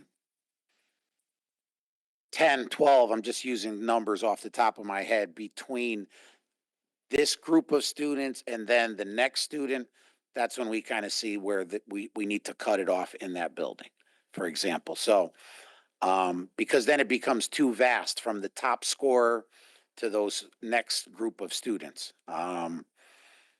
They're not easy decisions, but at some point there has to be a score that we say is the minimum, right? Mr. Krasnoff. I love my stay interviews. Do you have a qualitative number you're aiming for this year? And are you trying to do a different cross section than you've done in years past? Also, have you learned anything from it that you would like to maybe share with us that's helped you? So I haven't done anything since the pilot. We are using the CES model. So I'm excited about that to start in January. Awesome. Thank you. I know they've had amazing results, so I'd love to see what we can do with it. Thank you. Okay, Mrs. Jacobson. Thank you. Page 5, Mr. Zavajan or Dr. Zavajanczyk.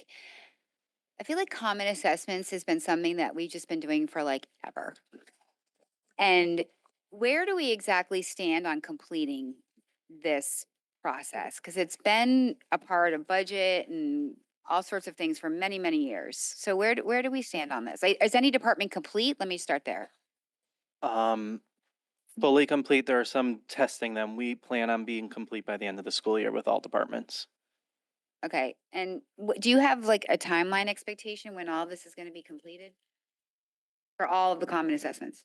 The end of the school year. So everything will be done by the end of this year? Every department this year is working on Okay. completing the Okay. common, yeah. All right, Yep. all right, thank you. I will say social studies is obviously in review, so they would not be enough. complete. Yep.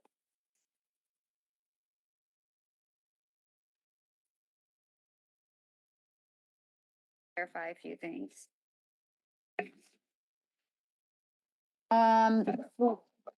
Okay, sorry, my microphone.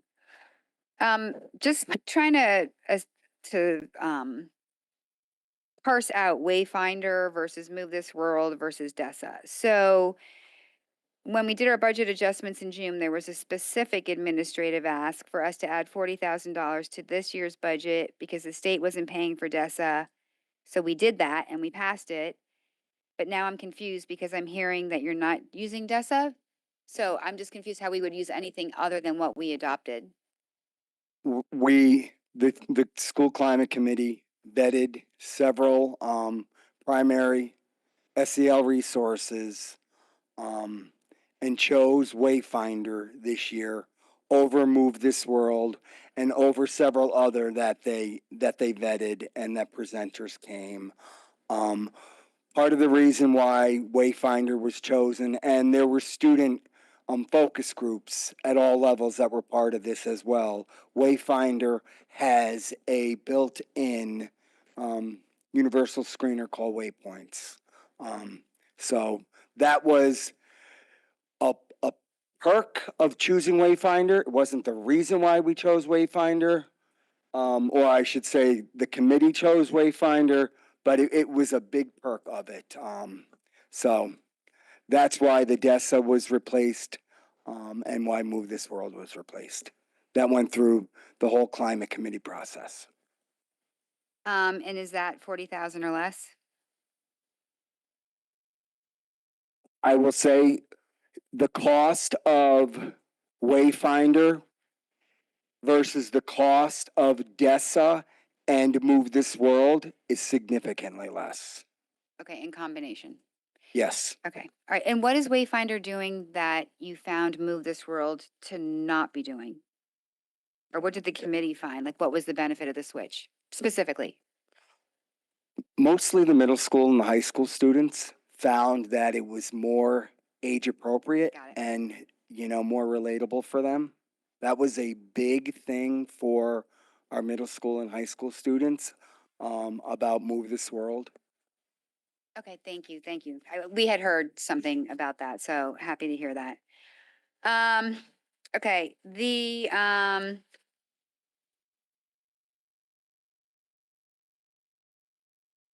I don't know who wants to answer this question, perhaps Dr. Parrish, but when you say review of the course selection process, can you provide a little more color on that?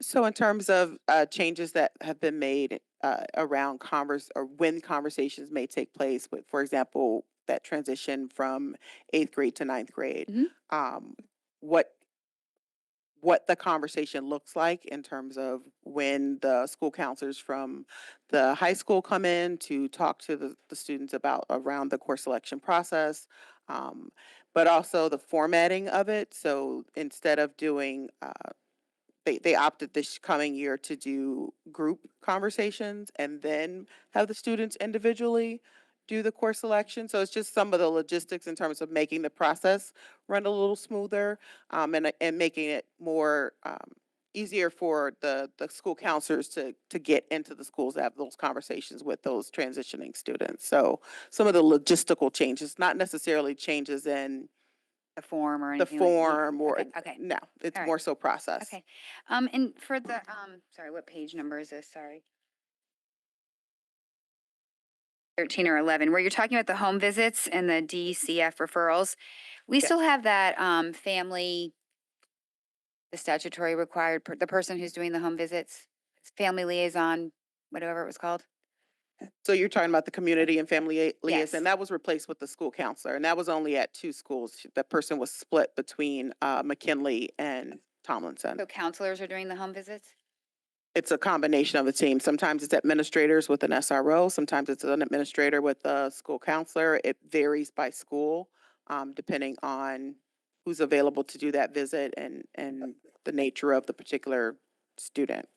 So given like some of our chronic absenteeism numbers that are still well above pre-COVID, do you feel that we have enough resources in order to go out and engage families in that manner prior to the DCF referrals?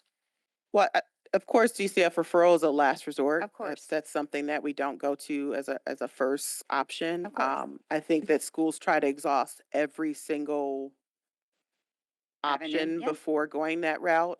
They will meet with families in person. They'll have virtual meetings. They'll do whatever they can. Mhm. In terms of staffing, I mean, I think I'm just that wondering if you feel that there is a sufficient capacity to fulfill that job. I think that we are doing what we can with the staff that we have. I think it's just a matter of being creative and Okay. repurposing some of the staff. Just I to wouldn't add, necessarily That's Ms. true. add I to got the it. answer that I was looking for. Well, just but- to add, Ms. Jacobson, I think this, when we get to the point of DCF, I think Aye. those are the families that, no matter what resources we had in I the get it. district. No, I just want to make that clear. I think that, That role just, I think, could be, I just want to make sure that it is another kind of preventative well, yeah, intermediary and has been proven in several communities to be pretty, I think effective. that's where the school counselors at the elementary level could be helpful as well. okay, all right. Just looking for, do we have the capacity we need to do that? It's also, the other thing that I think, we try to get the message out. You mentioned it earlier. I've already gotten requests from parents who are extending the upcoming break by a significant amount of time. And I understand that when people are traveling abroad to go back and see family, they spend a lot of money on tickets. They're not just going to go for a week. They may not go for 10 days, especially for folks that they haven't seen in a while. So, but we try to remind them that regardless of the note you're sending in or the prior notice, it does count against there's excused, unexcused doesn't matter anymore. I know. But they have to make hard decisions. I understand. The focus on training the middle school grade 8 staff during this school year to preparation for that next level articulation for the Literacy Academy. Does that mean that the Literacy Academy that will expand into grade 8 next year will be manned by existing staff and we don't need an additional resource? So I just wanted to clarify. Yes, that's correct. Where would they find the time to do something extra like that?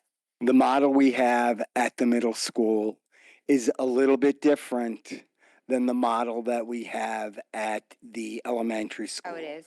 Yes, and we built this model with Margie Gillis and our colleagues from Literacy How. So It's not a pullout like Literacy Academy is? it is a pullout, but it's works within the existing middle school schedule, utilizing our existing staff. And believe me, if we That's like a flex time? if we couldn't pull it off, we would be asking for additional I staff. just, But I was just a question. we're comfortable with the model that All we about have. capacity today. I would love for your stay surveys at some point, should it be a consideration, to come back to us before the end of the year with any analysis and good or bads, and what your thoughts are on celebrating the goods and addressing the not goods, if possible. Of course, I don't know that there will be any, maybe there won't be any not goods, but if there is, I'd like to hear about those. Is SEDS, it's the Connecticut SEDS system, has that shaken out to got better at this point? I know it was very complicated in the beginning. and- It's, well, we've gotten acclimated to it. Okay, So I will say it's better. okay. All right. I think that's it for the part, and then I'll get into to some of the data. So for the public or newer members, we do have an end goal for every single one of these, in terms of that wasn't put in these presentations. So I went back and I always try to track, like, are we on target to meet that end goal or not? And it looks like in a lot of areas we're challenged. So just starting on page 27, going from our grade 2 kiddos from STAR to Acadians, that's a almost 13% jump. Was STAR testing something that Acadians isn't? Because that's obviously not a natural increase in their performance. Well, yeah, they are different assessments and they were testing different things. It's a totally different administration too. So Did we lose something of importance there by the state mandating something different? I'm just curious. I mean, obviously for STAR, it was much lower. So well, I mean, STAR was administered, it was student generated. Students go on a computer, the students take the test on their own. The teachers Adaptive. administer Acadian, so it's a lot more accurate. And it's really they're both screeners, right? Totally different. It's a piece of the puzzle. So, obviously we want 100% of our students at or above benchmark. We're grateful that Acadians also comes with progress monitoring tools. And so we're able to progress monitor along the way. We just don't wait until our winter benchmark again. And so these same measures we're able to use over and over again. So, we need to make some significant jumps if we're going to get all students to 100%. And what we have to remember too is that, even though I just mentioned that 80, I forget what I said, 86, I think 86% of our students are at or above benchmark right now, the benchmark moves. So the benchmark now is at a certain percentage, but middle of the Right. year, the benchmark's going to get raised. So, Right. we can't, At this point in time, at even the time- though we okay. seem to be pretty comfortable right now, students still have to grow, so I mean, I'm confident. I know that we have good programming in place. I know that our instruction is improving. We have to monitor that. We have to continue to monitor that. Again, we're only in year 2, so we have to continue to monitor. All right, thank you for answering. I was Yeah. just curious about that. Just math in general. This seems to be an area that we're losing ground. So when do we anticipate that we'll have a math presentation from our new program director? When do we think that that's coming before us? When are we going to look to address? Sorry, I don't know who to. Maybe that's to you, Mr. Testoni. But when are we going to start talking more about math? Well, obviously she's made an assessment and gathering information. A math presentation on what specifically? What's happening in math, what's happened with the textbooks, what's happening with like the decline that we're seeing across the board, and the results of her assessment of where we are. Well, so what you're asking for is her to come in and give her assessment of the math program here in the district. Yeah. Okay. I mean, I don't know. I would imagine that's what you could have wanted to do in hiring a new I don't know how you want to handle it, but we are definitely having issues in math. So I don't know. correct. And I think, having those conversations, I'm not sure a public presentation on what her feelings are of what's wrong with math. Maybe, but if that's what you're I'm looking. not saying that. Yeah. Okay. So then you tell me. I mean, textbooks, we're working on getting textbooks. That I think is an area of concern. That was something that, again, prior to my arrival, shortly before whatever happened occurred, we are now getting into a better place with mathematics. We all also had taken a look at, and we asked the prior director to take a look at the math program and the curriculum in the elementary school. So I think we're going to see some consistency there. I think the elementary school is where it all begins. That's where the foundation is built. But also getting into middle and high school in areas where there is no textbook. I think the common assessments that you asked about, we are administering those in the middle and high school. And I think that data has opened some eyes as well. But I think it may be a little too early, maybe later on in the springtime to talk a little bit more about math here publicly. And what was opportunities for growth that she saw and what actions are being taken. Okay, you're welcome. Did you have a follow-up? Sorry. I'm almost done, guys. The suspension rate. So, every subgroup here has a different target for the end. Obviously, we still have a little bit of more time here, but some are closer to reaching that target than others. So, I'm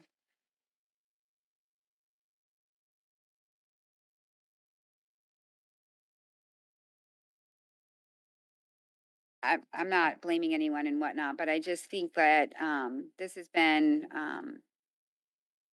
raised as an issue of concern. I know it's concerning to me that we have this, that Fairfield gets tagged as a tier 3 for disproportionality by the state and things like that. So I'm not claiming to understand, or judge what you think is needed, but it's just a concern in how this just disproportionately looks. And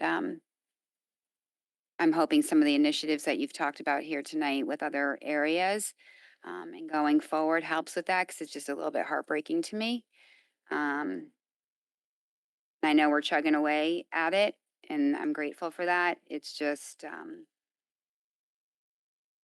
I hope that we can move this needle a little bit more in whatever we're needing to do, whatever ways you all think is best to do that. So I just wanted to say that. I mean, y'all know how I feel about chronic absenteeism, so I don't need to go over that. No es bueno. But thank you so much. Presentation and for all the work on this and everything that we have to look forward to.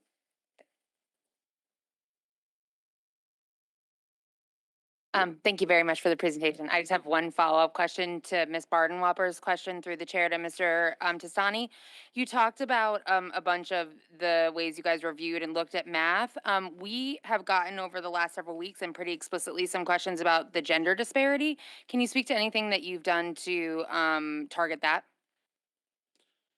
Well, unfortunately, I mean, unless we're going to have a different criteria based on if you're a boy or a girl, the numbers are the numbers. We do have slightly more boys than girls. But again, the gap tends to close as more instruction and access to curriculum is had across the board. And that's true for everything. Even before we changed our model from the Math Academy to hosting it in every school, that the numbers in middle school tended to balance out just in sheer overall growth of the program. So, for example, in third grade, you identify a cohort of kids to go over to one school, I believe it was Holland Hill. But then kids that didn't qualify in third grade, just through natural access to the curriculum and instruction, would get to the same point in middle school as the kids that started in Math Academy. So I think we're seeing that as well, based on gender. And for whatever reason, we've talked to anecdotally to parents. There are more boys that are going for extra math outside of school than I think girls are.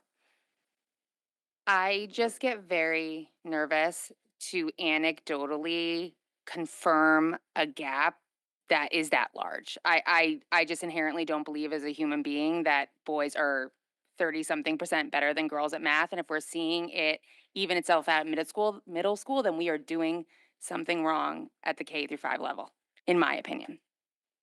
In Again, terms of like I said, in terms of identifying. So I would just like us, like I said, I don't know we've obviously looked at certain aspects of this, and if you're saying that anecdotally you're hearing that more boys are going out for extra help, maybe this is a communication issues. Maybe this is a larger systemic issue about how we gender certain subjects, but it is an argument.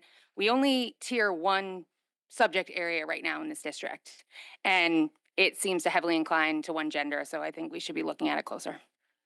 It's not 30 points. I believe it's 60-40, which is still significant, but at the same time, I mean, if we're gonna, the COGAT is not gender biased.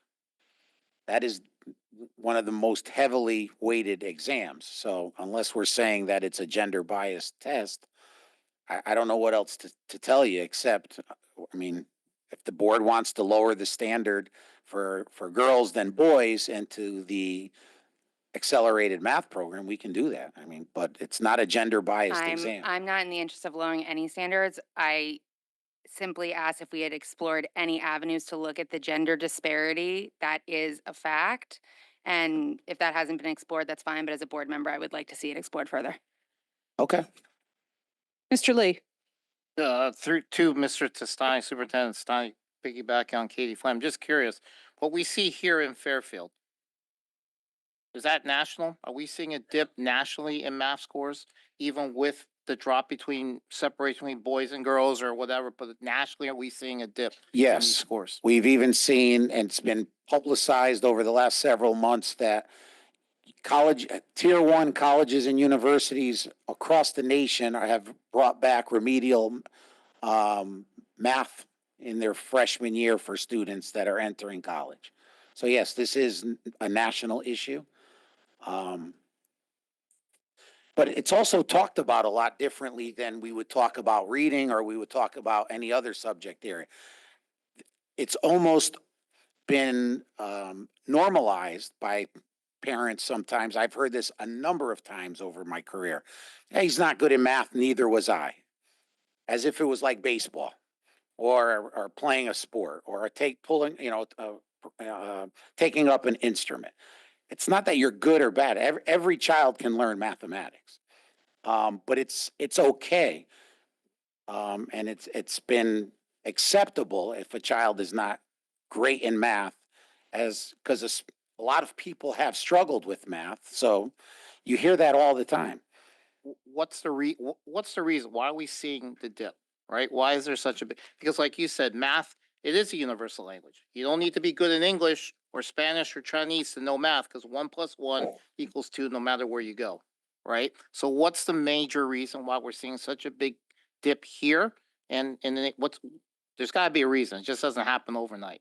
I wish I had the answer to that. I think maybe if we talk more to the math professionals and the math teachers, but I don't know if that's going to solve the problem.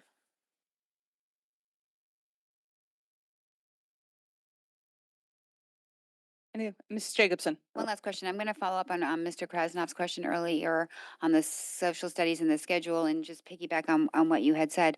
The last schedule that we were presented with already had the 40 minutes in it. So I was just a little confused about your statement that it would have to come from somewhere, because the last schedule that we were given had the 40 minutes already dedicated. Sorry, I didn't know who to ask that to. In every grade level, there are unaccounted for minutes based on the specials. So some grade levels are up to 2 or 3 hours of unaccounted minutes within 6 days that have to come from somewhere. So it is blocked for 40 minutes.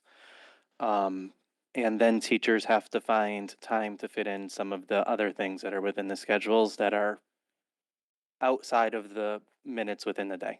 Right. So the schedule that we were presented with cannot be implemented as presented per se, because there are not enough hours in the day and or year, which varies by grade. Is that basically correct? Yeah. Correct. Yeah, so when we added different times to, let's add 10 more minutes to art, that comes from somewhere. When the district decided to add STEAM, it comes from somewhere. You know, when we want to make sure that one special meets twice in a cycle, and as opposed to once in a cycle, it comes from somewhere. When library media is not something that teachers take the kids down to as needed, but it becomes a prep, it comes from something. And all of this has evolved without extending the school day 1 minute. And the extra 10 minutes of recess announced earlier, that came from somewhere. Correct. Where did that come from? Came from something during the school day, depending on the day, because you have a 6-day rotation, but then there's transition time that needs to be accounted That came for. from the specials. No, not necessarily. not So necess- if recess is backed up against language arts, it came from language arts. Every building creates a different schedule. So for example, art 70 minutes in 5th grade, all of the specials blocks are 40 minutes. So depending on when art happens through the 6 days, that 30 minutes backs up into either the before or the after period, whatever that may be. And then when you have itinerant staff shared between buildings, they go on a Monday, right? Monday's a different letter day in the rotation at different points of the year. So unless a building has a dedicated 1.0 in art, there is no flexibility on rescheduling if something. Spanish is a good example of that. with Spanish is a itinerant great staff. example. There's 5 of them, so one may only be in a building.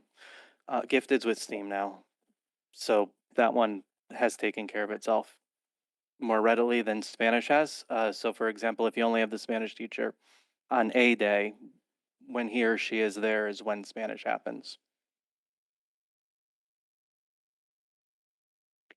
Anyone else?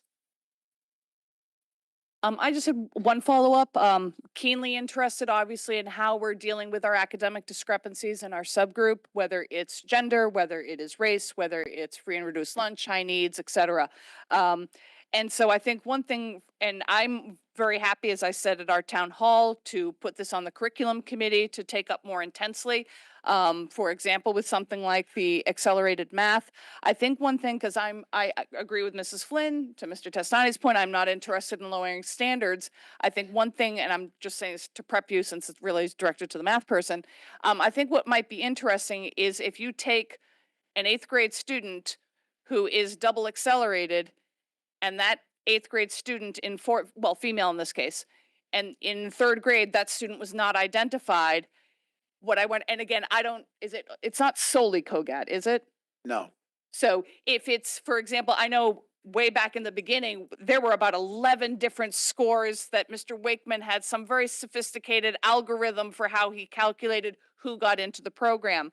And so I'd be interested, if we know a student ended up here and wasn't approved here, what was it in those criteria? Maybe something was actually, this test would have been leaning, but this test was so much lower that the student didn't qualify. And that might prompt the conversation on how we're weighting those. Because if the student can be double accelerated, then again, it could very well be that the student got additional math support during the year. I mean, during the years. But I just think to feel that we're getting the right students, I'm just saying I would be interested in our curriculum committee having that conversation. That's, again, I'm not going to say that it's inherently flawed, but it is, of course, a 20-point discrepancy that I'd be interested in pursuing. When it comes to the enrollment in the honors and the AP courses, could not agree more. This is not about artificially moving students where they may not succeed. I love that you emphasize that, Dr. Parrish. But can you speak to at all how any efforts that have been made, and I put this kind of on our counselors, but maybe it is a better conversation with classroom teachers, I don't know. Either the transition from 5th to 6th or the transition from 8th to 9th. What are we doing to give students perhaps that boost of confidence that everything shows you have those skills? This is the right course for you. I don't know if you can describe changes that have been made to try to move the needle on that. So that's the courageous conversations that I was speaking of on both ends before about, pushing those students that may not see themselves as an honors or an AP or ECE student to take on some of those challenges. I think some of those conversations have not only been had by school counselors, but also classroom teachers, particularly at the high school level. Because they know what the student needs to be able to be successful in that next level of course. And so given the information they have on that particular student in their current class, they're able to gauge whether that is or is not the best direction for that student to go. So I think some of those conversations, and then making sure students are also aware of what the options are. Mm-hmm. I think that's a big part of it, is making sure that they know what's out there. What is an ECE course?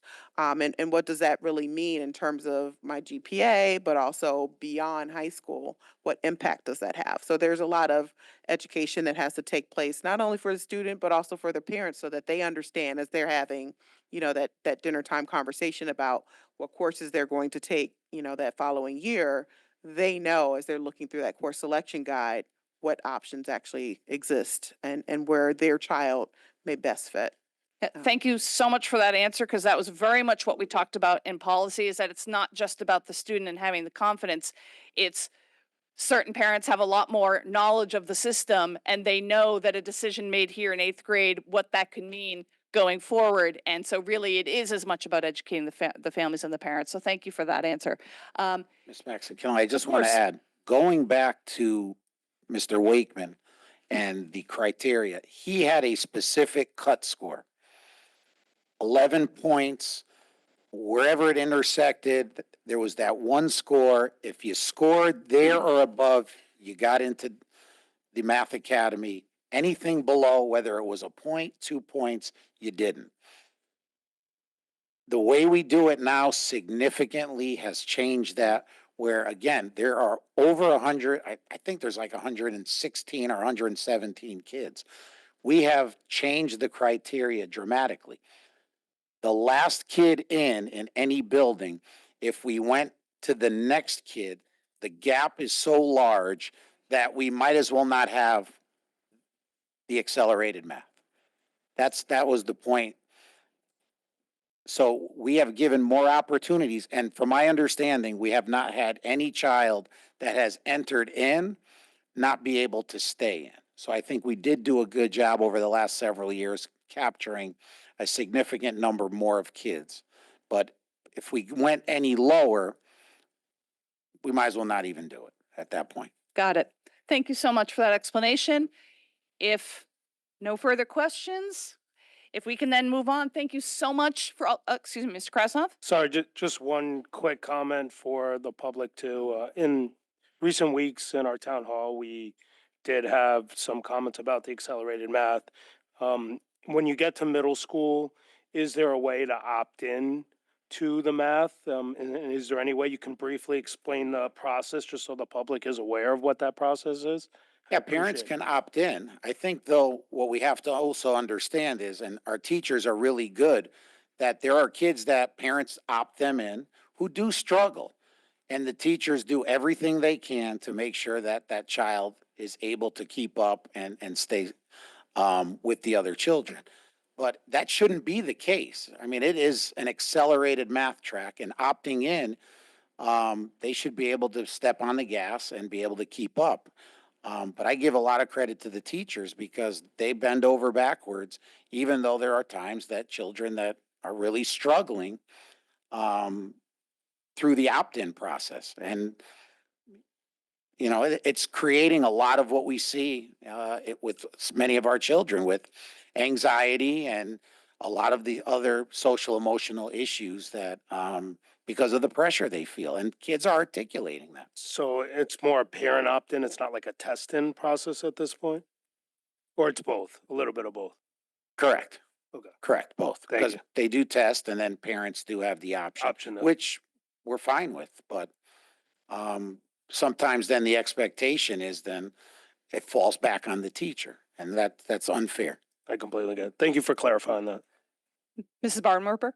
Just to follow up, given that we do allow parent opt-in at the middle school level, when these children have now lost 2 years of advanced math that they could have had, do you think that it might be reasonable to create a formal review process where parents whose children were recommended by teachers, there's classroom teachers who do have high scores, do have the opportunity to at least meet with a math director or receive some sort of a process? Because if you can get those students into the accelerated math when they are younger, there's going to be a much smaller gap, and it's a much, the playing field is much There is a process in Is there? place, yes. And we Okay. we do review, we do have those I will conversations. say, as a parent, there was no process this year.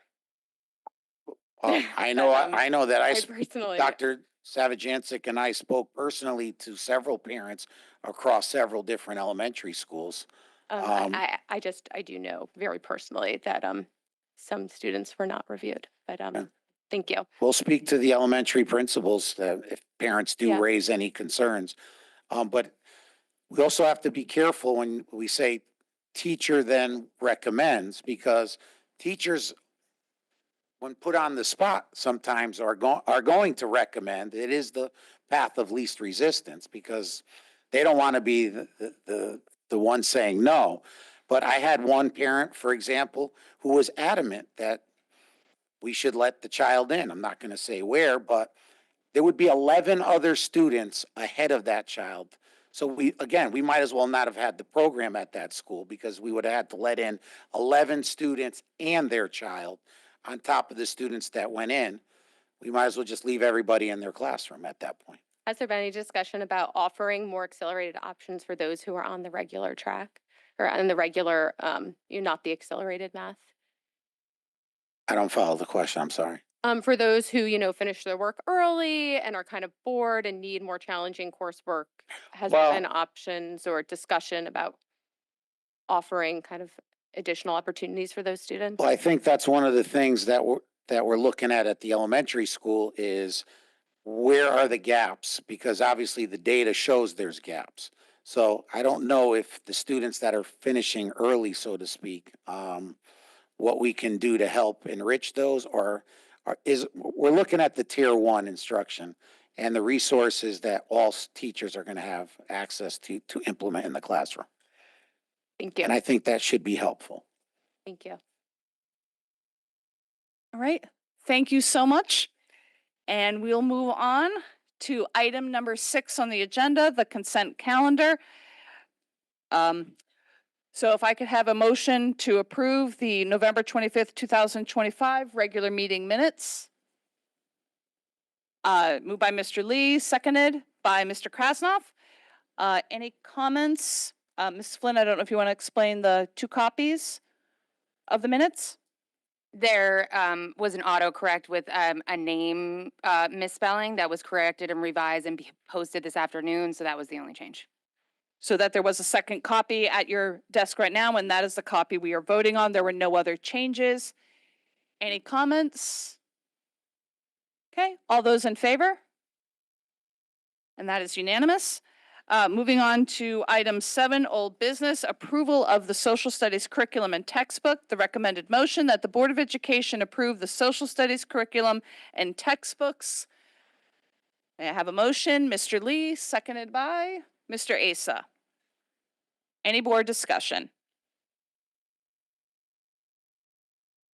Oh, Mrs. Jacobson. Mrs. Maxon Kennelly, and I don't know who to ask this question to, but we received 16 pages of edits and 488 pages of red line documents today. Can someone help me understand how that happened? The edits were all of a capitalization, italicizing nature. How did that happen that it came today? They were submitted over the weekend, so the original copy that went out with our meeting information was sent out, was ready to go on Thursday. That is not when I was ready with my material because we had been told December 5th, so that's what I had been shooting for.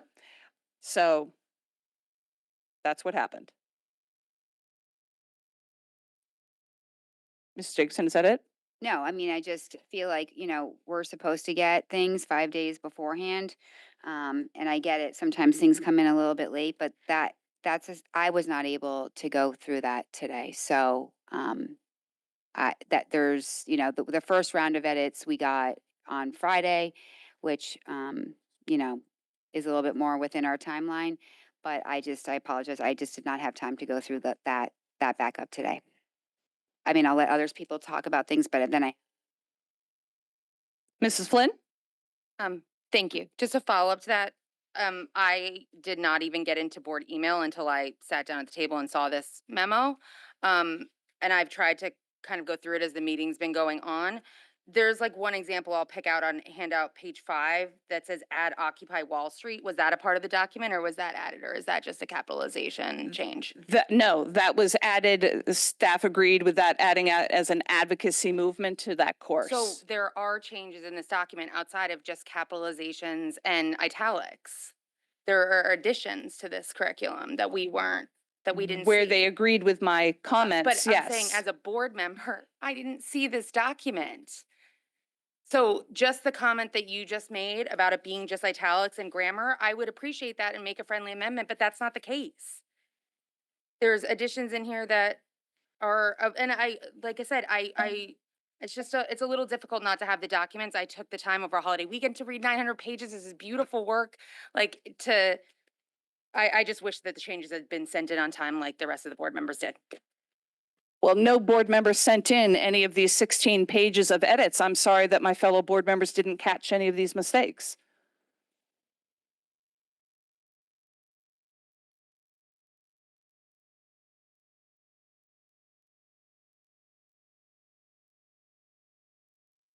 Are there no questions? Mr. Krasnoff?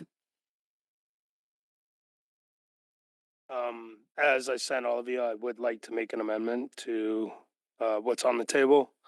I'd like to make a motion to move to amend AP Human Geography from being offered from grades 10 to 12th grade to be offered to grades 9th and 12th through 12th grade. I'm sure the team isn't surprised about this because I did bring it up in the. Hold on one curriculum. second, Mr. Krasnoff. So if you could just say Sorry. the motion first? That's my motion. I'm sorry. Okay, do we have a second? Mrs. O'Neill? Now, Mr. Krasnoff. Sorry. So as I was saying, I'm sure the staff isn't surprised to see it. My reasoning behind it is I felt 10 through 12 was a little too heavy loaded. I also do know there are students that want to challenge themselves with AP courses and want to spread them out throughout 9th, 10th, 11th, and 12th, and giving them a class that I do think that they could take, or at least some students could take in 9th grade, would be a valuable option. I also did entertain the women of the world and sports history, but I opted to leave it be because I didn't want to add too many electives tonight. You meant entertain, meaning entertain the idea of adding it to 9th. I entertained the idea of adding them to 9th, and I looked really hard, but I wanted to respect the work that they did. Okay. And I would ask, for the sake of our conversation, Dr. Zavajanzik, Ms. Souza, if you wouldn't mind coming up. Any other conversation, questions? Ms. Bardenwerper. Sorry. I do find this idea intriguing. My concern is that the AP US Human Geography, just to confirm, that cannot be seen as a core course, correct? It would have to be an elective? Yes, we're not going to make any argument against this amendment. We entertained it and had a lot of spirited discussion. We, as a department, have lots of different feelings about it. The only thing that we would request is that it be an option as a 9th grade elective, but not as a replacement for the core course. Okay, keep going. Are there other electives that you do feel should be or could be opened to 9th grade if we were to open this, just so that there are options for all students? When we looked at some of the others, like the Women in the World and the sports history, we didn't feel that they shouldn't be open because 9th graders wouldn't be able to necessarily do it. Our worry was that because they didn't have some of our other core courses to establish some of that foundational knowledge about just context of greater history, that it would slow the pace or it would change the nature of the conversations because the teacher would have to go back.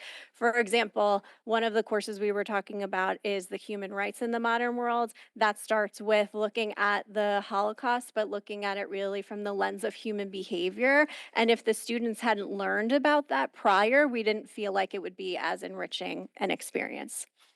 Thank you so much. Anyone else? I do have a follow-up question to that. We don't have an honor sequence in middle school. Can you explain how you feel the jump, AP courses are considered college level? The big difference being what college would do in one semester, the AP courses turn into a year-long course. By what measure would we be able to know beyond a student saying, and again, I love that course. I actually asked the social studies chair at my school if it had to be only a social studies teacher who taught that because I love it that much. But what work in the middle school would have prepared our 8th grade or any of our middle school students to handle college rigor work at the high school as a 9th grader September 1? I do feel very confident in the process that the 8th grade teachers have in terms of making their recommendations. They do not only recommendations based on students' in-class performance, but they actually tease out and talk with the students about what is their specific essay score, what is their research scores, what is their test scores. They also administer an independent skills assessment that's more of just like a black and white. It has lots of multiple choice, but it also has a lot of political cartoon analysis, primary source analysis, and then they, as a group, talk and establish what kind of the score would be to help them make the recommendation to honors. So I do feel very comfortable in the process that our 8th grade teachers go through in order to make that recommendation. I do feel that based on my experience as a high school teacher for 20 years, but also I have I'm a parent of a high school student who just left Fairfield Woods and went into 9th grade honors at Fairfield Ludlow, and he was incredibly prepared, more so in history, to be honest, than some of his other courses. Not that we would talk about anybody else's department, but my follow-up to that is, based on that skills assessment, have middle school teachers been identifying, we definitely have a full class of students who are achieving way beyond on this. I wish we had something more rigorous than honors ninth grade. Not that they have brought to my attention, because we, in most of our conversations, hadn't necessarily been looking at AP Human Geo for the 9th grade. We were planning on taking, keeping it only till 10th grade. That is certainly a conversation that we would have, but looking at the exam in and of itself, looking at the content, as well as looking at just where it's offered nationally, it is in many schools a 9th grade course. I certainly think that our students would be prepared based on the work that they're doing in 8th grade currently. And last time at our last meeting, you did speak to the feeling of opportunity and that students wanting to take those extra social studies courses, if they're not AP qualified, would have no option. Has your feeling about that changed? It hasn't. And again, if I could have my preference, we would be keeping it in grade 10, but I understand where the amendment is coming from. Okay, Mr. Lee. I have no doubt some of our students are ready, but what I'm concerned about, you're talking about incoming freshmen, you're talking a whole new way of life now, whole way of adjusting into classroom, socializing and everything like that. Is it too much for that one freshman to take an AP course with now the pressure on, you gotta pass because, hey, it's worth 3 credits in college perhaps, right? Are we now, I mean, there's more ahead, 10th, 11th, 12th. Are we putting that much? That's my biggest concern, is more that pressure for that student.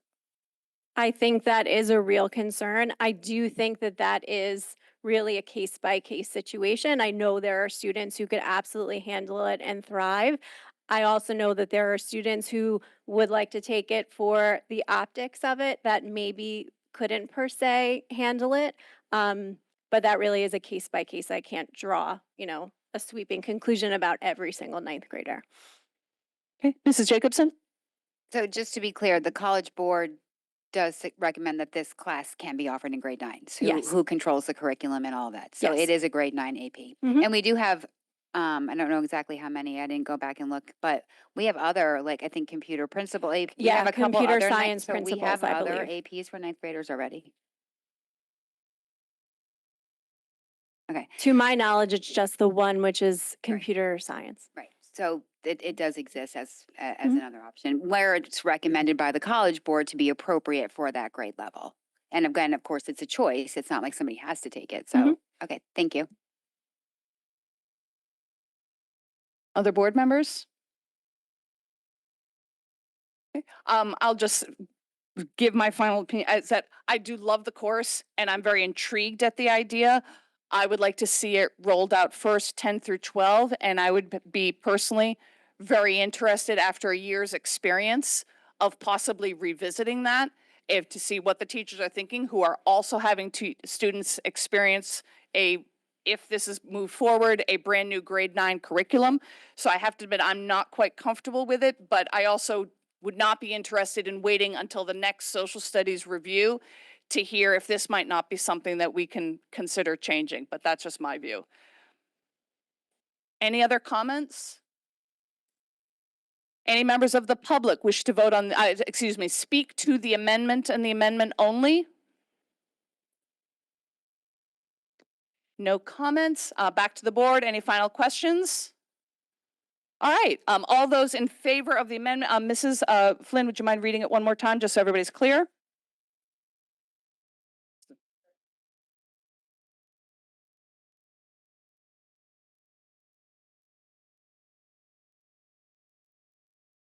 Okay, all those in favor? Mr. Krasnov, Mrs. Jacobson, Mrs. Flynn, Mrs. Bardenwerper, Ms. O'Neill, those opposed? Mr. Lee, Mrs. Maxon Kennelly, Mr. Asa, Mrs. Rinaldi, motion passes 5-4. Any other discussion or amendments? Yes. Mrs. Jacobson. I had submitted 2 amendments earlier this morning, and that was before the 16 pages of additional edits come in, but and I did print out a copy if anyone would like a copy. So if anyone wants a hard copy, I'd be happy to hand that out. But you all received it digitally. So Mrs. Maxon Kennelly, do you want me to read it for the record? Yes, please. Okay. So approval of the special studies curriculum and textbooks. The amendment is inclusive of the amendments per enclosure number 4 of the December 9th, 2025 meeting, and to further amend the following courses as follows. AP US History from grade 11 to grade 10-12, United States History Honors from grade 11 to grade 10-12, and then providing for updating those prerequisites with the modern world history.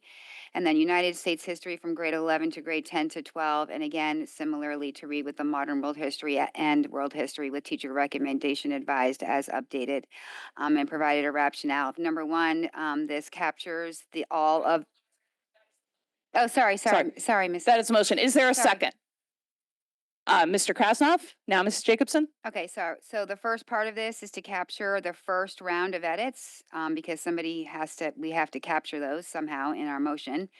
Again, I had submitted this before the second round, and then the second is to do the U.S. history. So just for a little background, back in 2024, when we all had provided input on this curriculum, for those of us that did that, there were 2 really main areas for me that I was concerned about. It was the rigidity of which the courses were being offered, and the assured experiences, and how we were addressing that.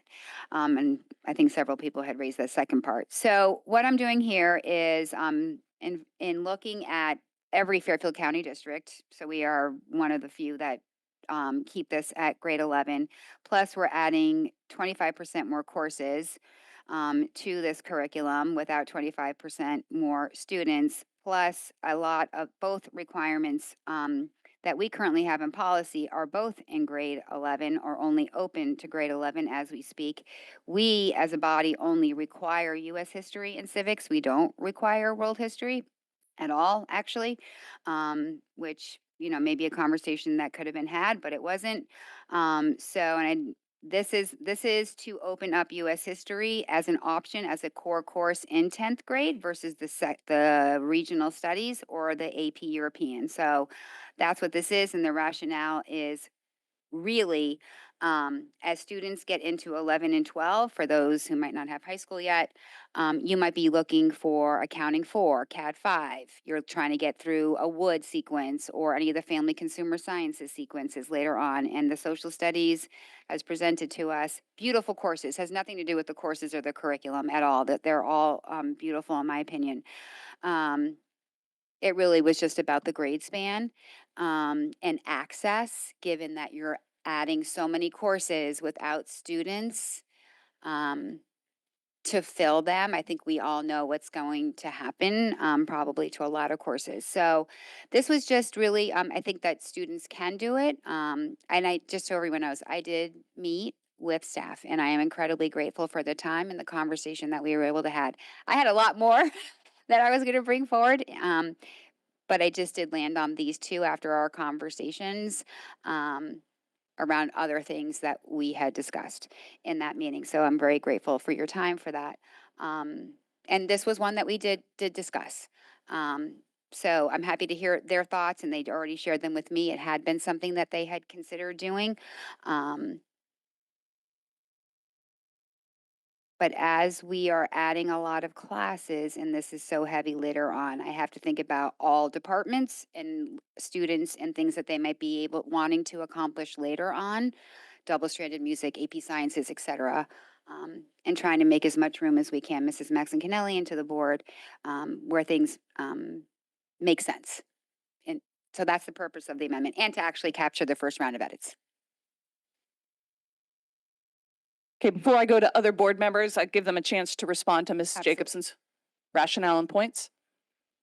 I do want to thank Ms. Jacobson for, I felt like we had a very productive discussion. I do feel like we also agreed to disagree at the end of the meeting. This is something that we do as a department feel very strongly about, keeping U.S. history in grade 11 for a variety of reasons. First and foremost, for the preservation of our regional studies course. The regional studies course we really feel is of critical importance to our students in establishing their content knowledge from a global perspective. Our grade 9 course is a global history course, but it is a survey, which unfortunately typically follows a Eurocentric narrative. We've removed the Eurocentric narrative in regional studies, which is why we think it's essential, and it matches with really the values of our department, also the cultural responsiveness that we just heard about in the DIP. So we really value and believe in that regional studies course, and we want to keep it for grade 10. We also, in our new U.S. history curriculum, changed the scope of it because in our existing course, teachers really struggle to make it to the modern day. And we really think that that's essential knowledge that students need to have, the war on terror, 9/11, et cetera. So we had to make some adjustments and speed up certain parts. The reason that we can effectively do that is because they're establishing a lot of the content knowledge that they need through regional studies, particularly through the Middle East unit, where they're looking a lot at Cold War conflicts, oil conflicts, oil politics, excuse me. They're looking at Iraq, Afghanistan. In addition, the final unit is the Latin America unit. They're learning a lot about exploration and comienda, indigenous peoples, and that's really going to allow them to move more quickly through the beginning part of U.S. history. So we do think that that's essential. Additionally, when we're thinking about our SAT scores and our EBRW, or our evidence-based reading and writing, we do feel that it's very important that students have 3 years of core programming where we're developing their reading and writing skills.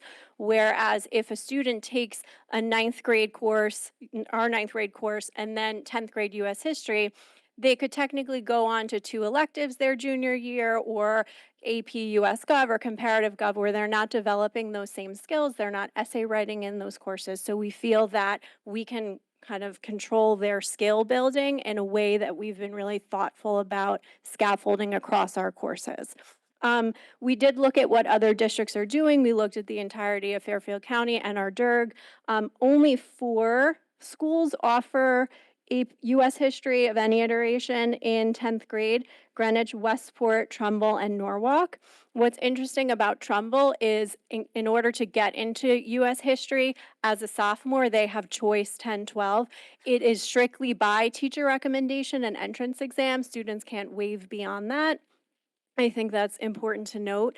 And in Westport, they have an additional requirement for a regional study. So they take U.S. history in 10th grade, but as part of their graduation requirements, they have to take at least a semester of a world regional study. Again, that's a value we have. We just looked at it a little bit differently. Just in general, the entirety of my department, we had a department meeting today. There's not a single member of my department that believes that U.S. history should be open 10-12. We all are very confident in the program that we built, and we would like it to remain in 11th grade. Okay, Mr. Krasnoff.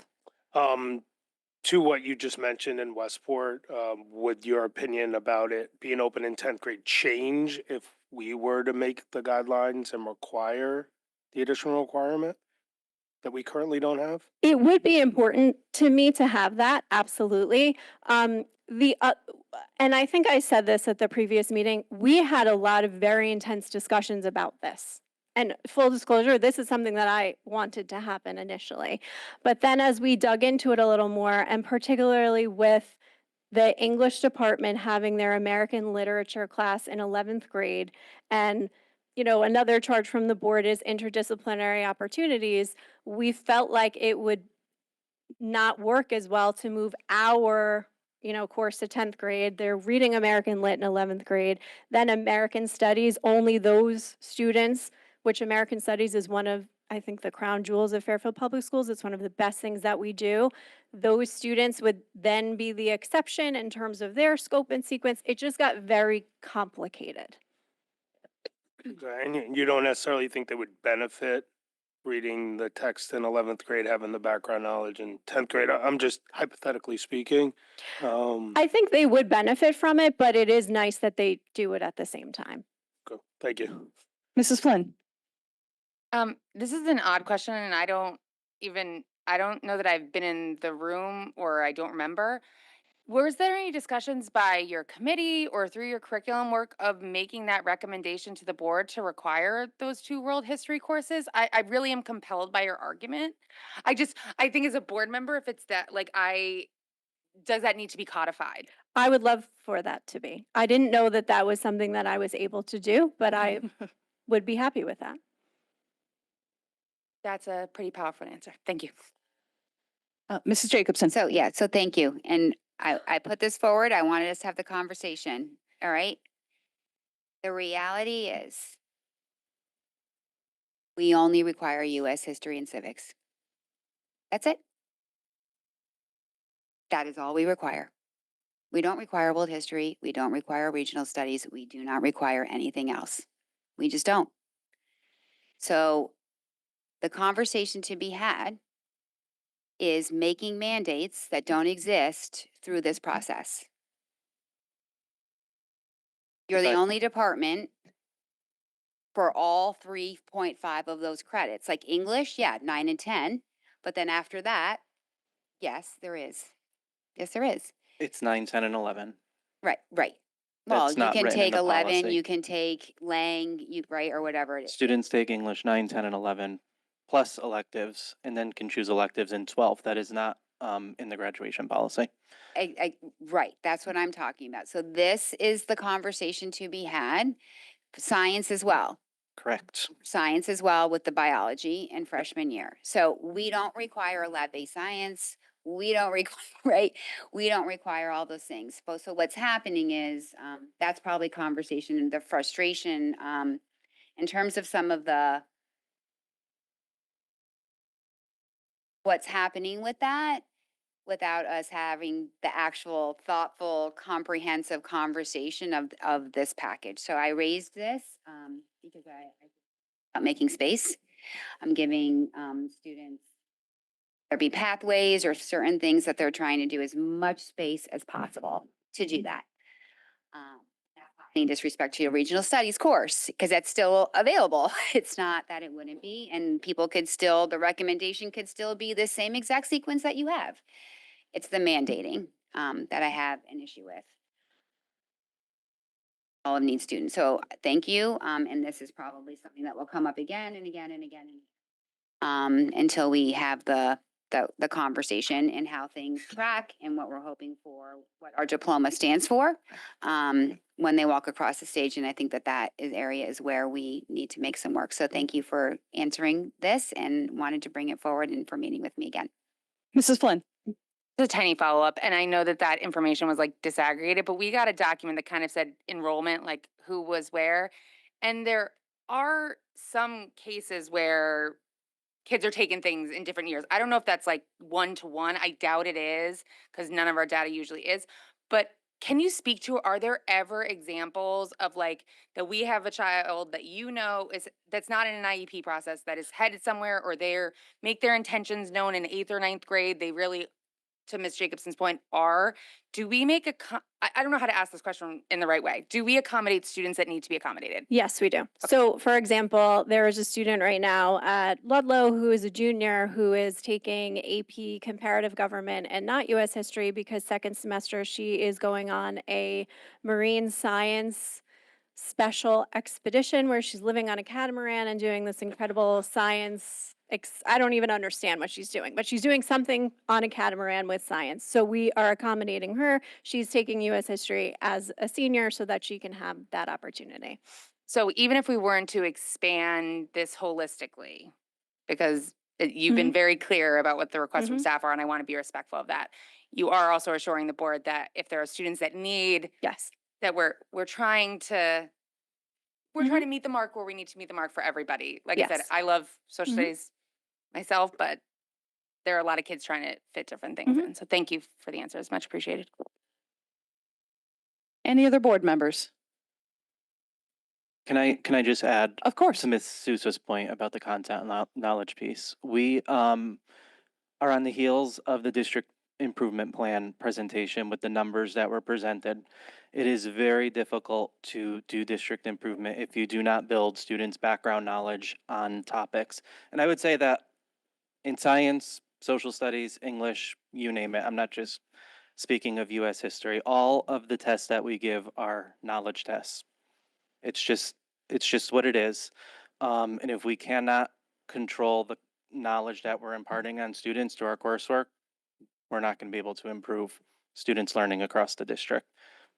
And I, again, say that for every department, not just social studies, similar to what Ms. Jacobson said about science.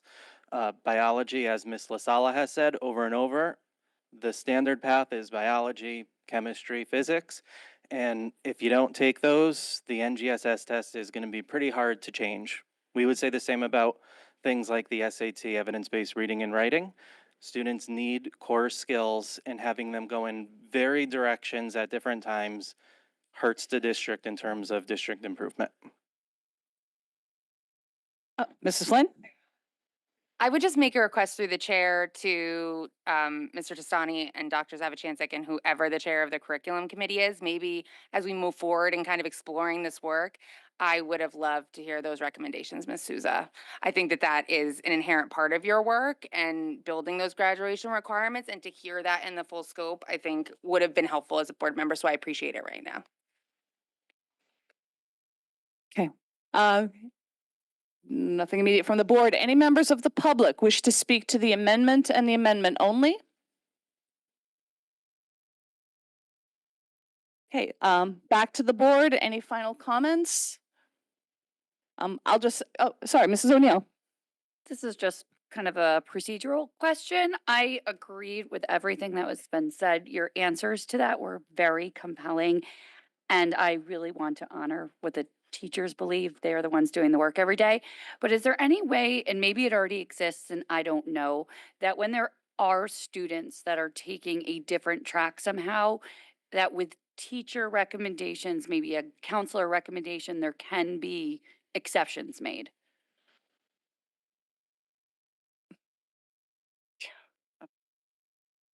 I would say that would go based on the counselor and the teacher working together with the administrators in the building to make those decisions.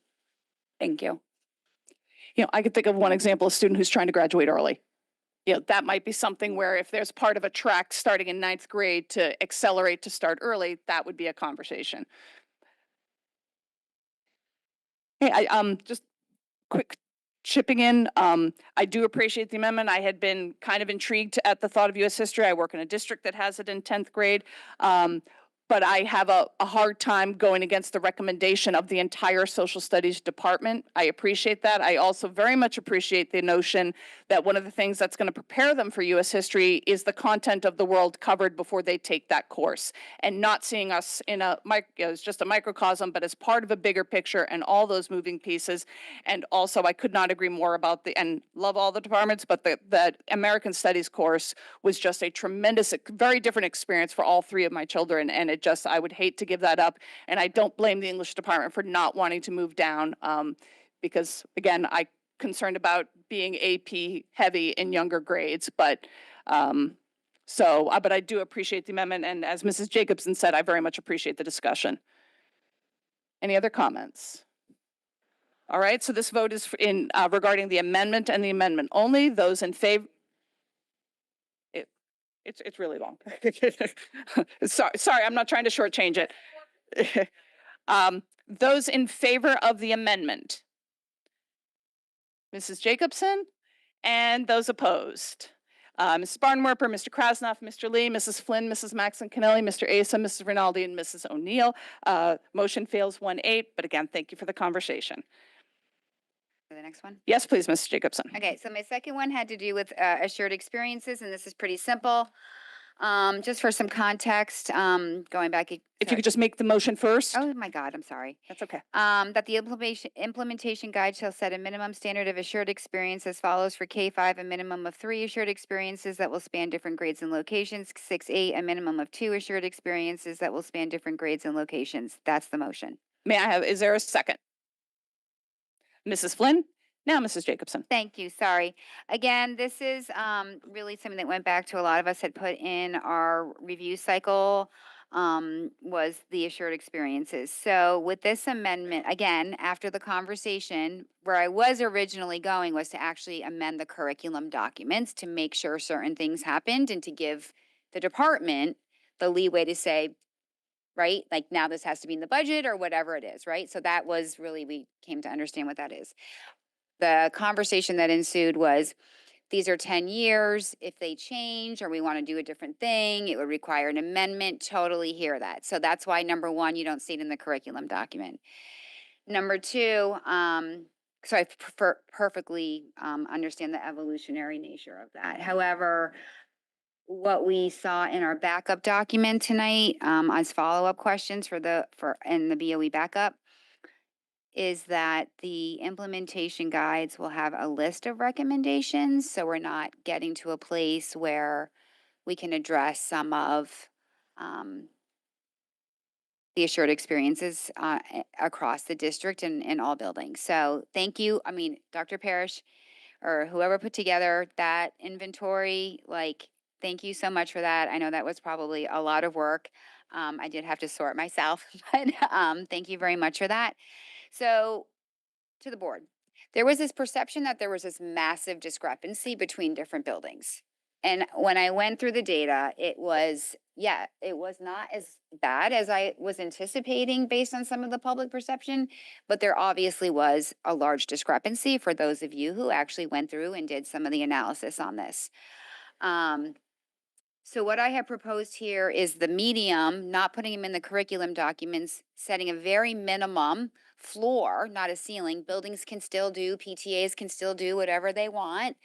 But what we did see in the data was that some buildings were going on not only a greater number, but to a variety of locations. And that some buildings were not doing that. And I'm not going to start naming names or anything because we all have it in our backup. But this is to ensure, and the way that I've crafted it was very careful so that you guys get to decide when and where and all of that, right? Without being specific, but for us to say the minimum baseline expectation across all schools will be you at least go on 3, and they should be different types of experiences, right? No one's doing less than 3, but some of them are doing 3 to the same place. And other buildings are going to all over the place. So this is what tries to be respectful of the staff being able to control all that, when, where, what grades, blah, blah, blah, blah. but us saying we really want to provide a little bit more equity between, and again, buildings still can do more, PTAs can still, you want to go to Mystic and you want to go to the police department and all the other buildings that are doing really fun things, you're free to do that. This was my attempt to try to get to the happy place. And we're already doing 2 anyway. So this just took that up to 3 because everybody was above that. For the middle schools, I was really a lot more surprised, actually. To know that we have a building going nowhere for 5 years and like another building going, you know, for the past 3 years, at least to a place, like, I guess that was a little alarming to me, and surprising based on my experience in the past. So again, I said the same for middle school because some had been doing things. Well, one had been doing things. The other one did one thing 1 year out of the 5, and one building did absolutely 0. So again, this is just trying to bring a little bit of floor base minimum expectation without us dictating when or where and what, how we're locking them into anything for 10 years. So eager to hear their thoughts on this and others. And it also provides administration cover that we are wanting to do that in terms of a fiscal commitment. And some of them are like $2 and some of them are $8. Right? It doesn't necessarily mean, and it doesn't mean they're going off campus either. Like middle school, it could be on campus, right? So eager to hear your thoughts on how I've crafted this to be careful. I felt like this was a very good compromise from what we talked about. And this to me seems doable. I don't think anyone's disagreeing about, to Mr. McGarry's point, about getting kids out. I'm not sure how we do it in terms of what he's brought up, if it goes beyond, or if we're saying they all are within the school day. And then if I may ask a procedure question on amending an implementation guide that doesn't exist before you, which we're fine with doing. I just don't know how it would get done. So that is my reason for voting against the amendment. And I love that you're open to doing it. I love that it could be your initiative to craft it, whether last time you were talking about by memo or by guide. I 100% support the idea. I do not support the idea that the Board of Education votes on implementation guides. If we're going to do it, we do it in the curriculum. That's what's within our purview. And so to the procedural point, that's my struggle. So I want to repeat, I don't disagree with the idea of really empowering staff to, we want you to get out or bring people in and great experiences. And maybe some of you need a little push. I just don't believe the Board of Ed can amend something, 1, that doesn't exist, and 2, we don't have a hand in the implementation guides. So. And to be clear, I'm not suggesting you to asked the Ms. question. Sousa's point that we are disagreeing with having some assured experiences. I just had that question. And I will make a commitment that it is something that we will work towards or work on and do. And I would love to empower again, this curriculum committee agenda is getting lengthier, but to have some kind of follow up to bring back to the board, to gather that information or to have a discussion. But regardless, any other board members want to weigh in? Mrs. Flynn. That's a procedural problem. I think I'd just like to make an assertion as a board member to also make a budgetary commitment to this too, that if you, like I said, we can't make changes to those curriculum documents. We don't have the implementation guides before us. I think the intent of this is known, and we want to help be a partner in that. That's what we've all talked about, is encouraging those partnerships. So I really wholeheartedly take your assurances, and I want to give them back as a board member that if there is a budgetary need for this, I please would request that we know it before January so that we can properly incorporate it. Mr. Krasnov. I would actually like to echo the same sentiments. If there's a budget need, I would love to see it in the budget. Mrs. Jacobson. I hear what you're saying. I'm not amending that. I'm giving a mandate for the implementation guides to ensure that we address a known issue that is happening and put our weight of expectation for equity across our schools, that different kids aren't getting different things. That is what this motion does at a very minimal level. And the concern that was made by previously is not a concern in the way that this has been crafted at all. So that's not a concern. But we sat here and listened to all of these things. If we're not going to take steps to address disparities as an oversight board then we leave them as they are. I'm trying to actually provide the cover to the department to do what we're saying, but by having the weight of this board behind it. If not, you don't. So that's my motion, and I hope enough of us will say, yeah, let's give them that cover to go ahead and do that, and then we're ready to support it. So that's my case. Thank you. Mr. Asa. Thank you, Mrs. Jacobson, for your thoughts on that. I was going to ask if you would consider rescinding the amendment, but clearly that's not going to happen. But I would say that I can't support this amendment as presented. But again, with the sentiment and how we have done it in the past with many other things, is the departments have seen the will of the board and the interest of the board and made statements like they just have. So I would be very comfortable if you are comfortable moving forward with how you're going to handle it. But I will not support it as a vote because I think it is not right. Any other board members? So if I could go to the public for a vote on this amendment and this amendment only?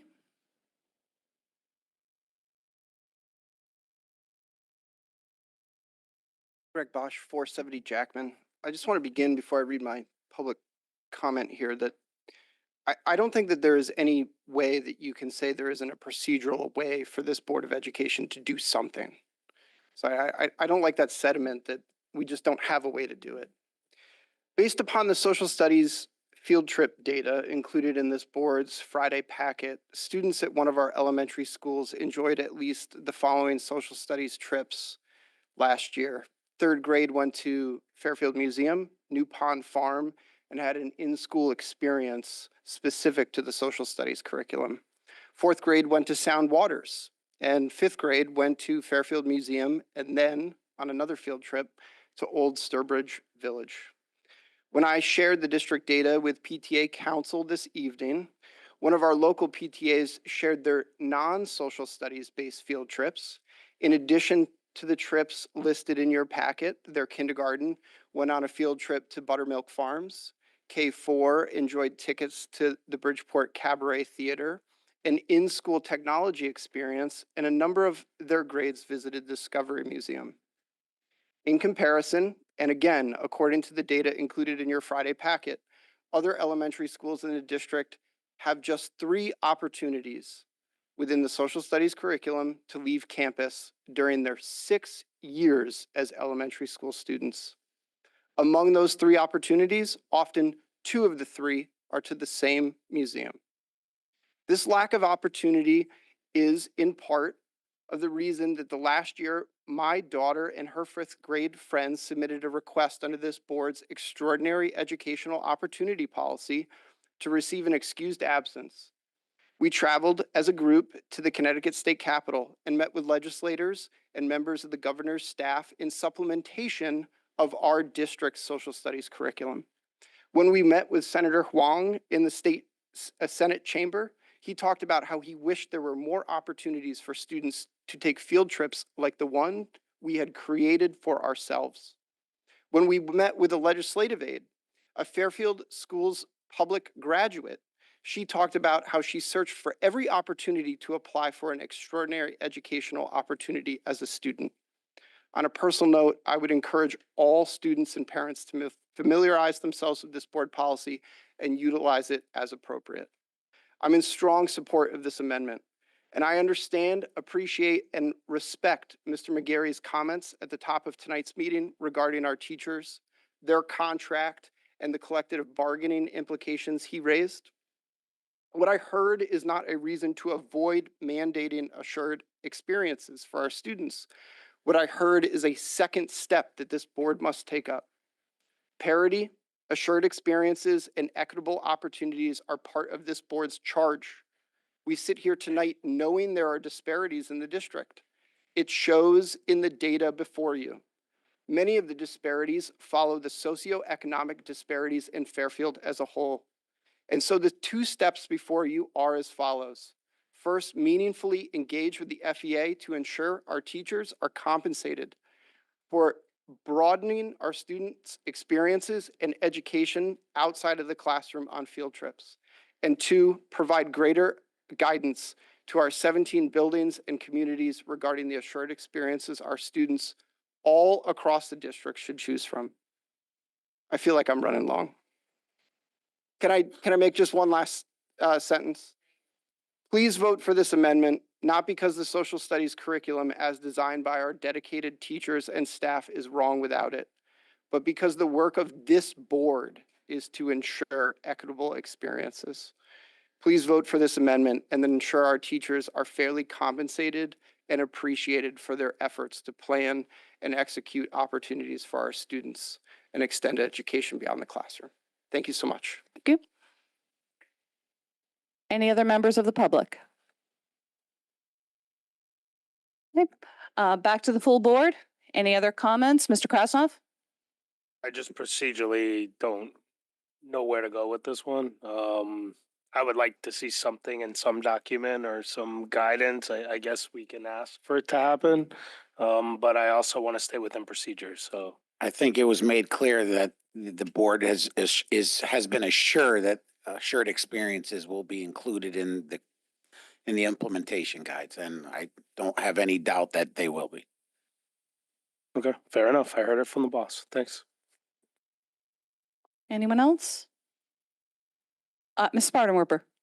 Yeah, I just want to say that I really do appreciate all the time and thought that went into this, and that I really do support the assured experiences. But again, I'm feeling, I guess, very confused with the whole procedure thing. So yeah, and yeah, it was just, there's been a lot of convincing arguments. So thank you. Okay. Any others? All right, so we'll take a vote. All those in favor of the amendment? Mrs. Jacobson, Mrs. Flynn, Mrs. O'Neill. Those opposed? Mrs. Bardenwerper, Mr. Krasnov, Mr. Lee, Mrs. Maxon Kennelly, Mr. Asa, and Ms. Rinaldi. Motion fails 3-6. Any other, Mr. Asa? Talking about procedurally, so part of Mrs. Jacobson's first amendment was to include the edits. Do we need to make a motion to amend the document, or is this document here sufficient with the red line that was proposed? So that, to a degree, is a decision of the board in terms of if this is considered, when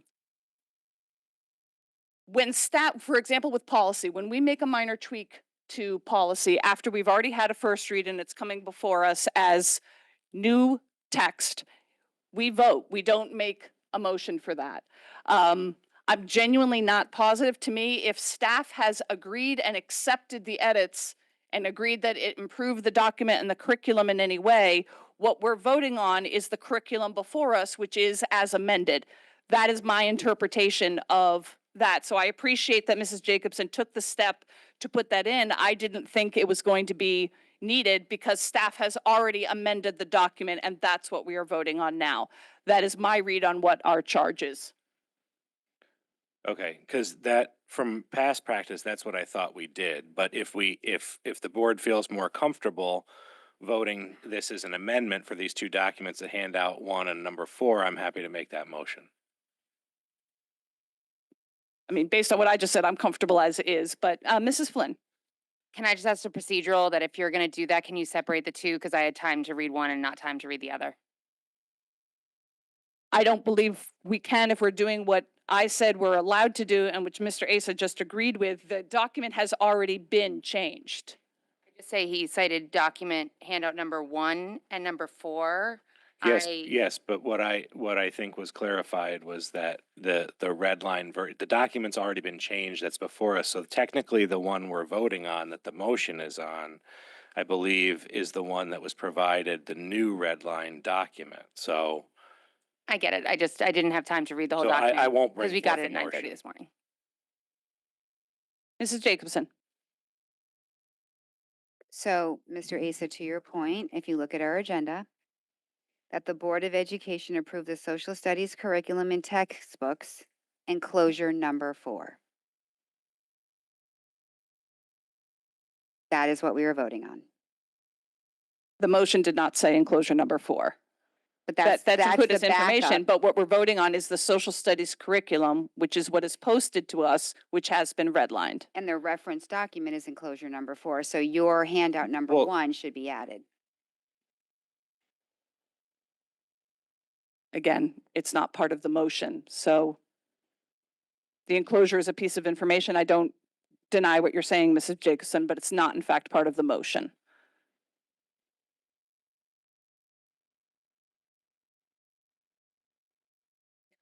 So, okay. So unless there's any other kind of motion to postpone or anything else, then we are ready to vote. Mrs. Jacobson. I would be more than happy to make a motion to postpone this to a specific event, such as a special meeting or to the next regular meeting. And that is only because of, if it goes this way, it has nothing to do with staff or these courses. I have not read 488 pages, whether they're technical or not. I take it pretty seriously in terms of checking that, so it has nothing to do with you. But I'll abstain at this point if it goes forward. So I would be more than happy to make that motion if anybody else is considering the same. But if you guys are comfortable, you can go ahead and I can abstain. And it has nothing to do with this curriculum. It has to do with the way this was handled. Thank you. Mrs. Flynn. Yeah, I'm gonna be voting in support of this curriculum because I couldn't love it anymore. But I am not even going to pretend that I don't feel uncomfortable that we got a document that's almost 500 pages or 400 pages at 9:30 this morning and that I wasn't able to review it. And I give you guys much more time and effort than that. And I refuse to abstain on this vote. I love this curriculum too much, but I don't enjoy that as a board member. So I just want to say that. Any other board members? Mrs. O'Neill. I just want to echo exactly what Mrs. Flynn just said. I was not able to review all of what we received today, but I want to support all of the work you've done and the original, everything I've seen is beautiful, and I want to commend you for your hard work. Okay. All right, nothing further. Open back to public comment on the main motion as amended. If there's any public comment. No. So now we're back to the main motion for comment on up until now, we have only had comments on the amendments. Okay, seeing none, back to the board. All those in favor of the recommended motion that the Board of Education approve the social studies curriculum and textbooks as amended, please raise your hand.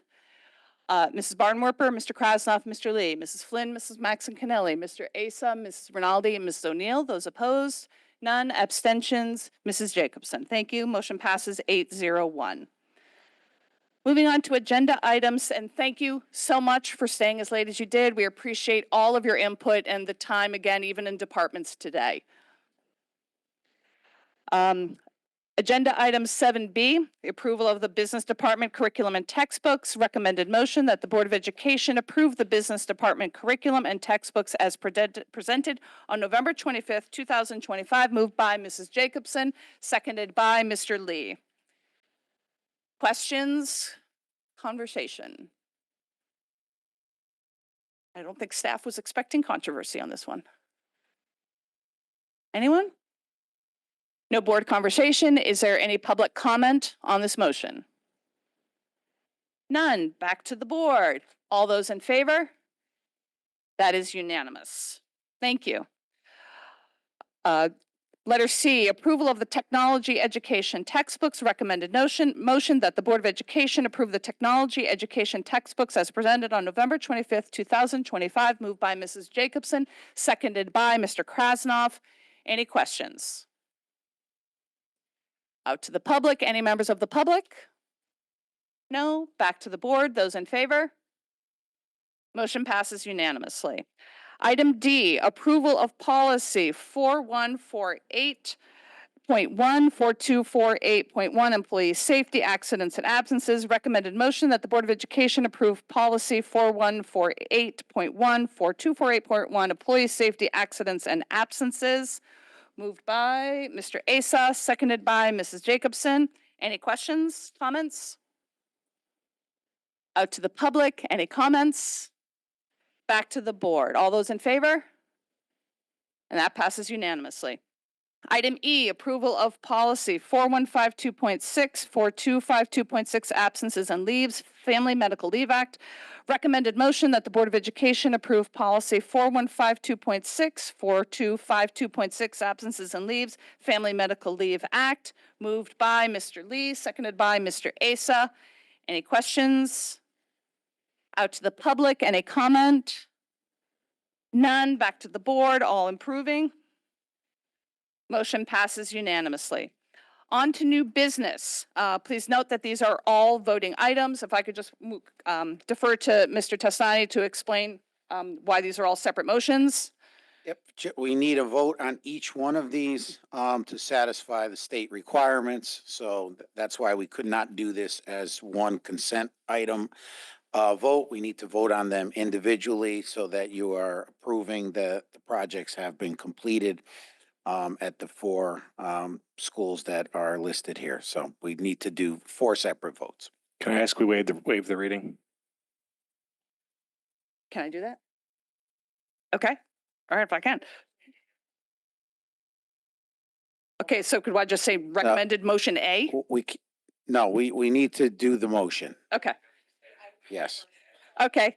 Approval of Fairfield Woods Middle School HVAC IAQ Project 051002 HVAC. Recommended motion that the Board of Education approve Fairfield Woods Middle School HVAC IAQ Project 051002 HVAC as complete. Moved by Mrs. Jacobs and seconded by Mrs. Bardenwerper.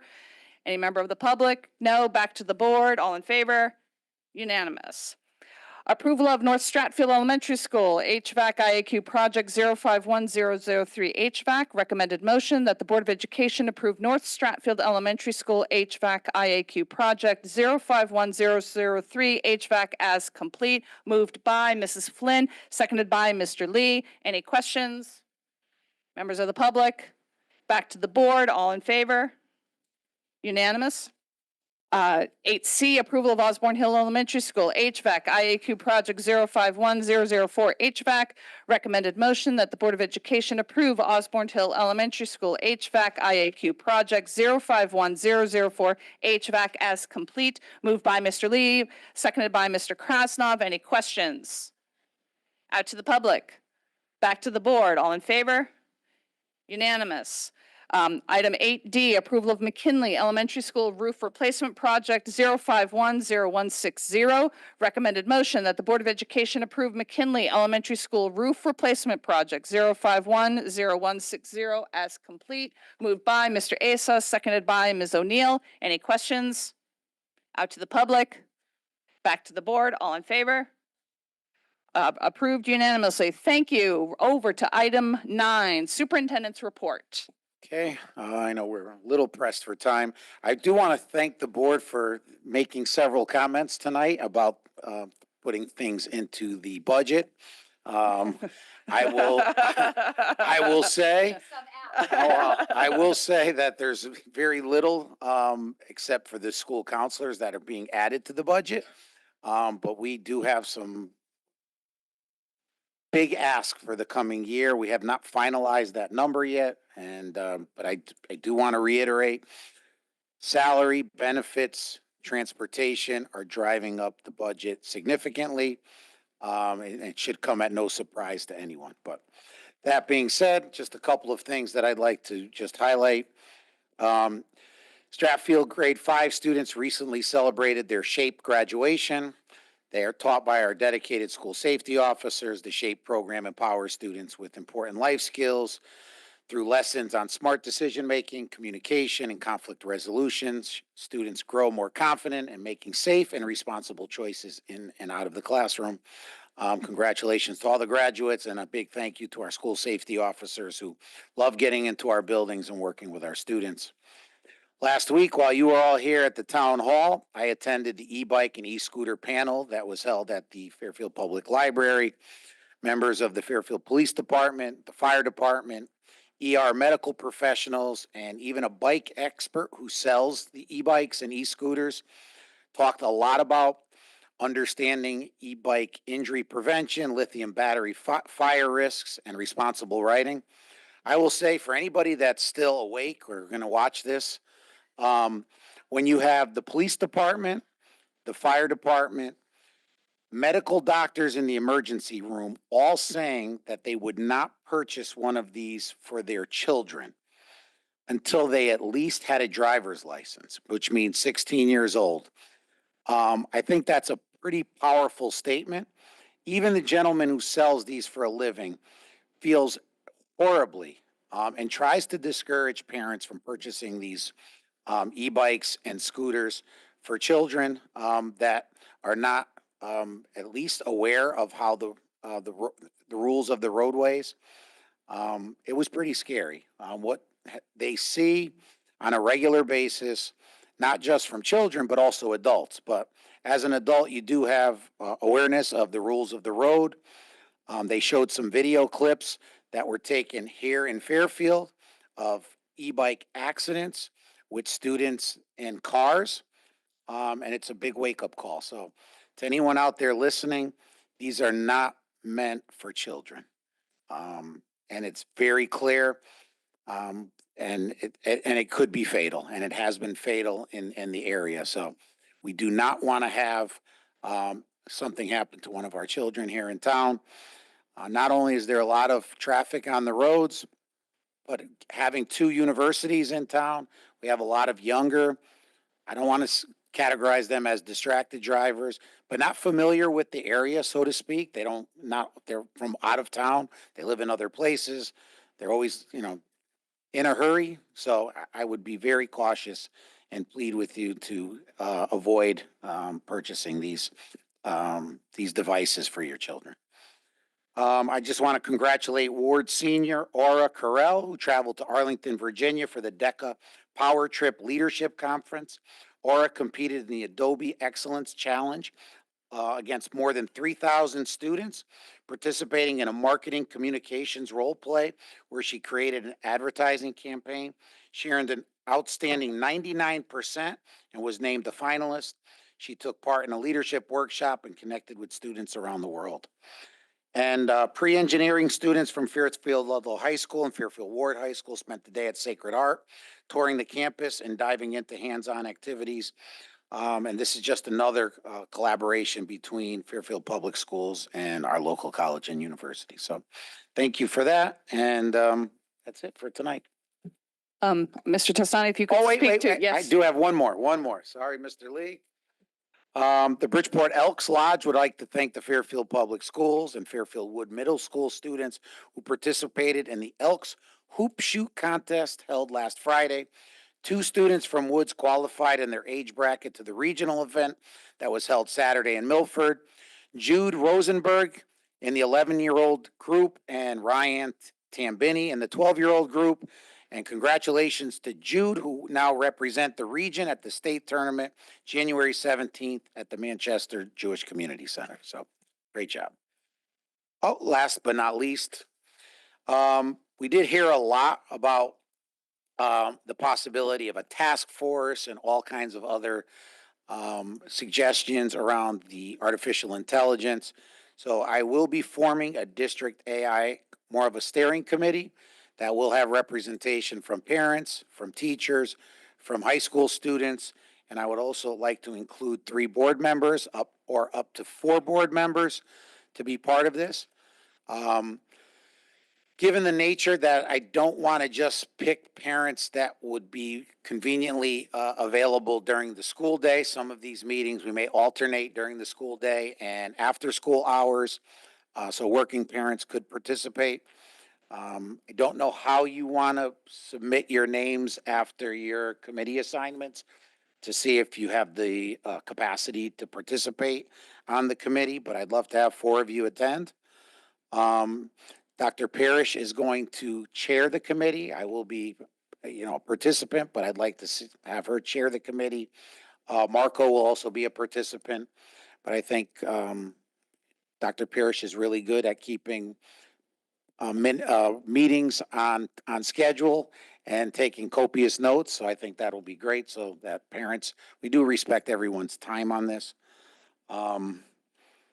And I want representation from parents that have an open mind So I just don't want to choose parents who are dead set against, we got to get rid of all the technology in our schools and go back to paper and pencil and chalkboards and everything else. So we want to hear everyone's input on this and hopefully put a timeline on this so that we get something done in a reasonable period of time over several meetings within that time frame that can be presented to the policy committee for examination, scrutiny, and then onto the full board for a final vote. Mr. Yep. Asa?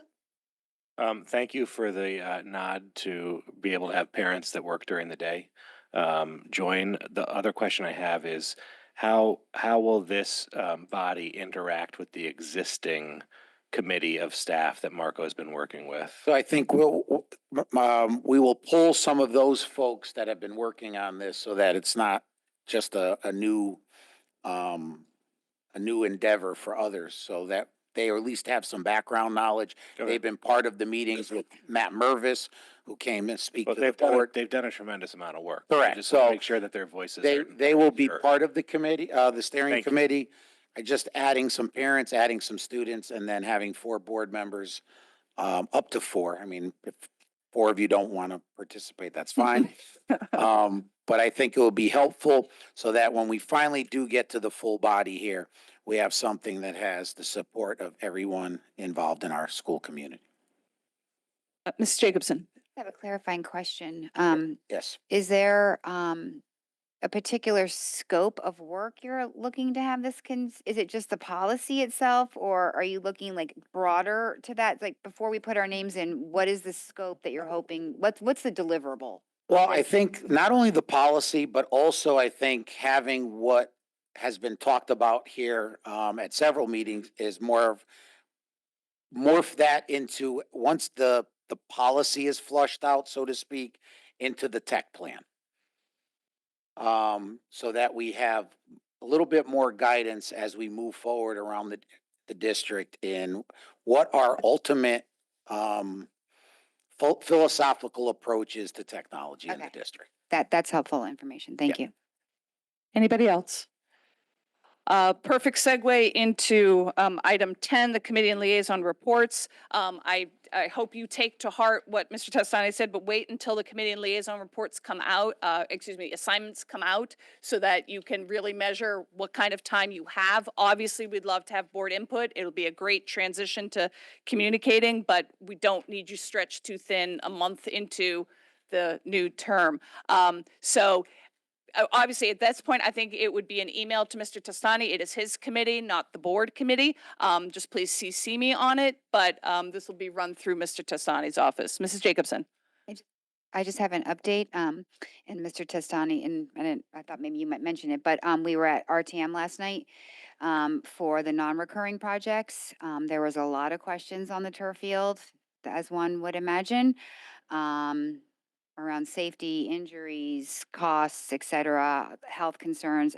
I will take the time to say that at least 2 members did mention that they did not hear from anyone advocating for this turf field, which I was a little surprised given how much communication we had received on it. So perhaps just a note that those who are advocating for it should probably email them before the vote, which will be next Monday.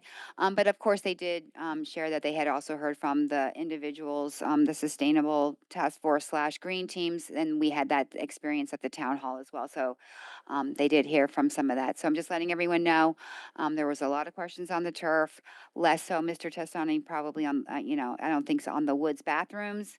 And and the 2 parking lots, although there were some questions on the parking lots, but just wanted to share that update, and the vote for RTM is next Monday. Thank you. Any other committee reports? I'm hoping to squeeze us in by 11, so moving along quickly. I just want to come back to B. Again, Mrs. Flynn and I talked about this in leadership. My hope that the existing secretaries can produce the last set of minutes for their committees, that the new members either trust the minutes or, even better, actually listen to the meeting so that you're up to speed and that you are able to vote. If that doesn't happen, we'll have to cross that bridge when we get to it. I need to acknowledge how late it is in the month, how close we are to the holidays. And so I don't agree. I completely agree. This is an imperfect way to approach it. I acknowledge Mrs. Jacobson's points about how we're going to get those minutes done and approved. But that is what we hoped would be a happy medium that Mrs. Flynn and I talked about. Open board comment. Mr. Lee? Just really quick, I think it's our last meeting, right? So happy holidays, happy Hanukkah, Merry Christmas, Happy New Year's to everybody. See you next year. Okay. Mr. Krasnov? Just want to wish those going to the USL Nationals good luck. I know it's a bunch of people. Anybody else? I think anybody who makes it this late can put that in, Mr. Krasnov. Nothing else? Public comment?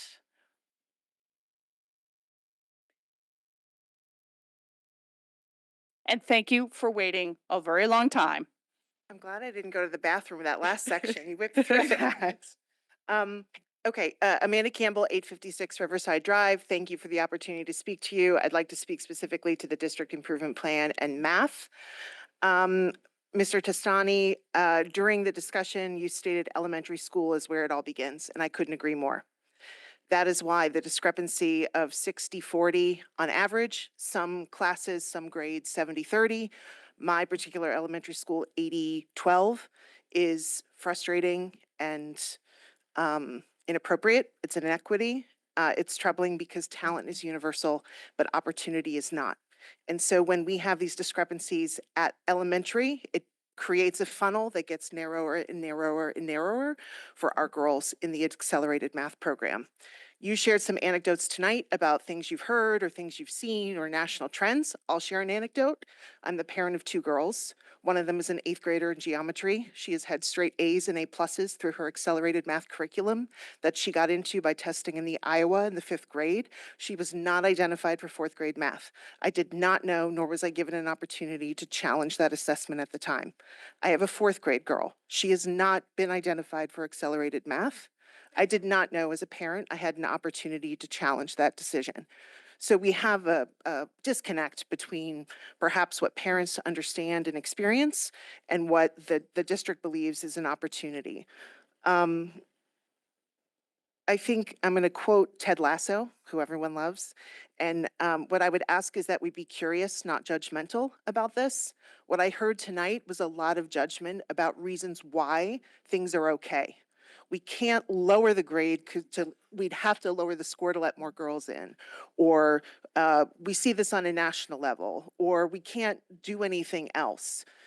The reality is, unless we believe that boys are better at math than girls, there's something broken in our process that is not identifying and allowing girls access to this accelerated curriculum. And as a parent of two girls in this district, I'd like us to be more deliberate and thoughtful and curious about how we can fix this. Because if we don't fix it, we're going to perpetuate this myth that when I was in elementary school in the 1980s, everyone thought boys were better at math. And that was accepted. And we saw the sitcoms say it, and it was what our mothers said. And I want us to break this cycle, and we can only do that by being curious about why we are where we are. So those are my thoughts. I appreciate the conversation. This is something that many parents are passionate about. I'm just the one who came from the 8th grade concert, by the way, which is fabulous. Our music program's amazing. But knowing that we're bumping up on 11, I'll stop. But I really hope my comments mean something. Thank you very much again. Thank you for staying. And there's no motion to adjourn because it happens automatically at 11 o'clock. So on the nose, thank you so much. And again, happy holidays.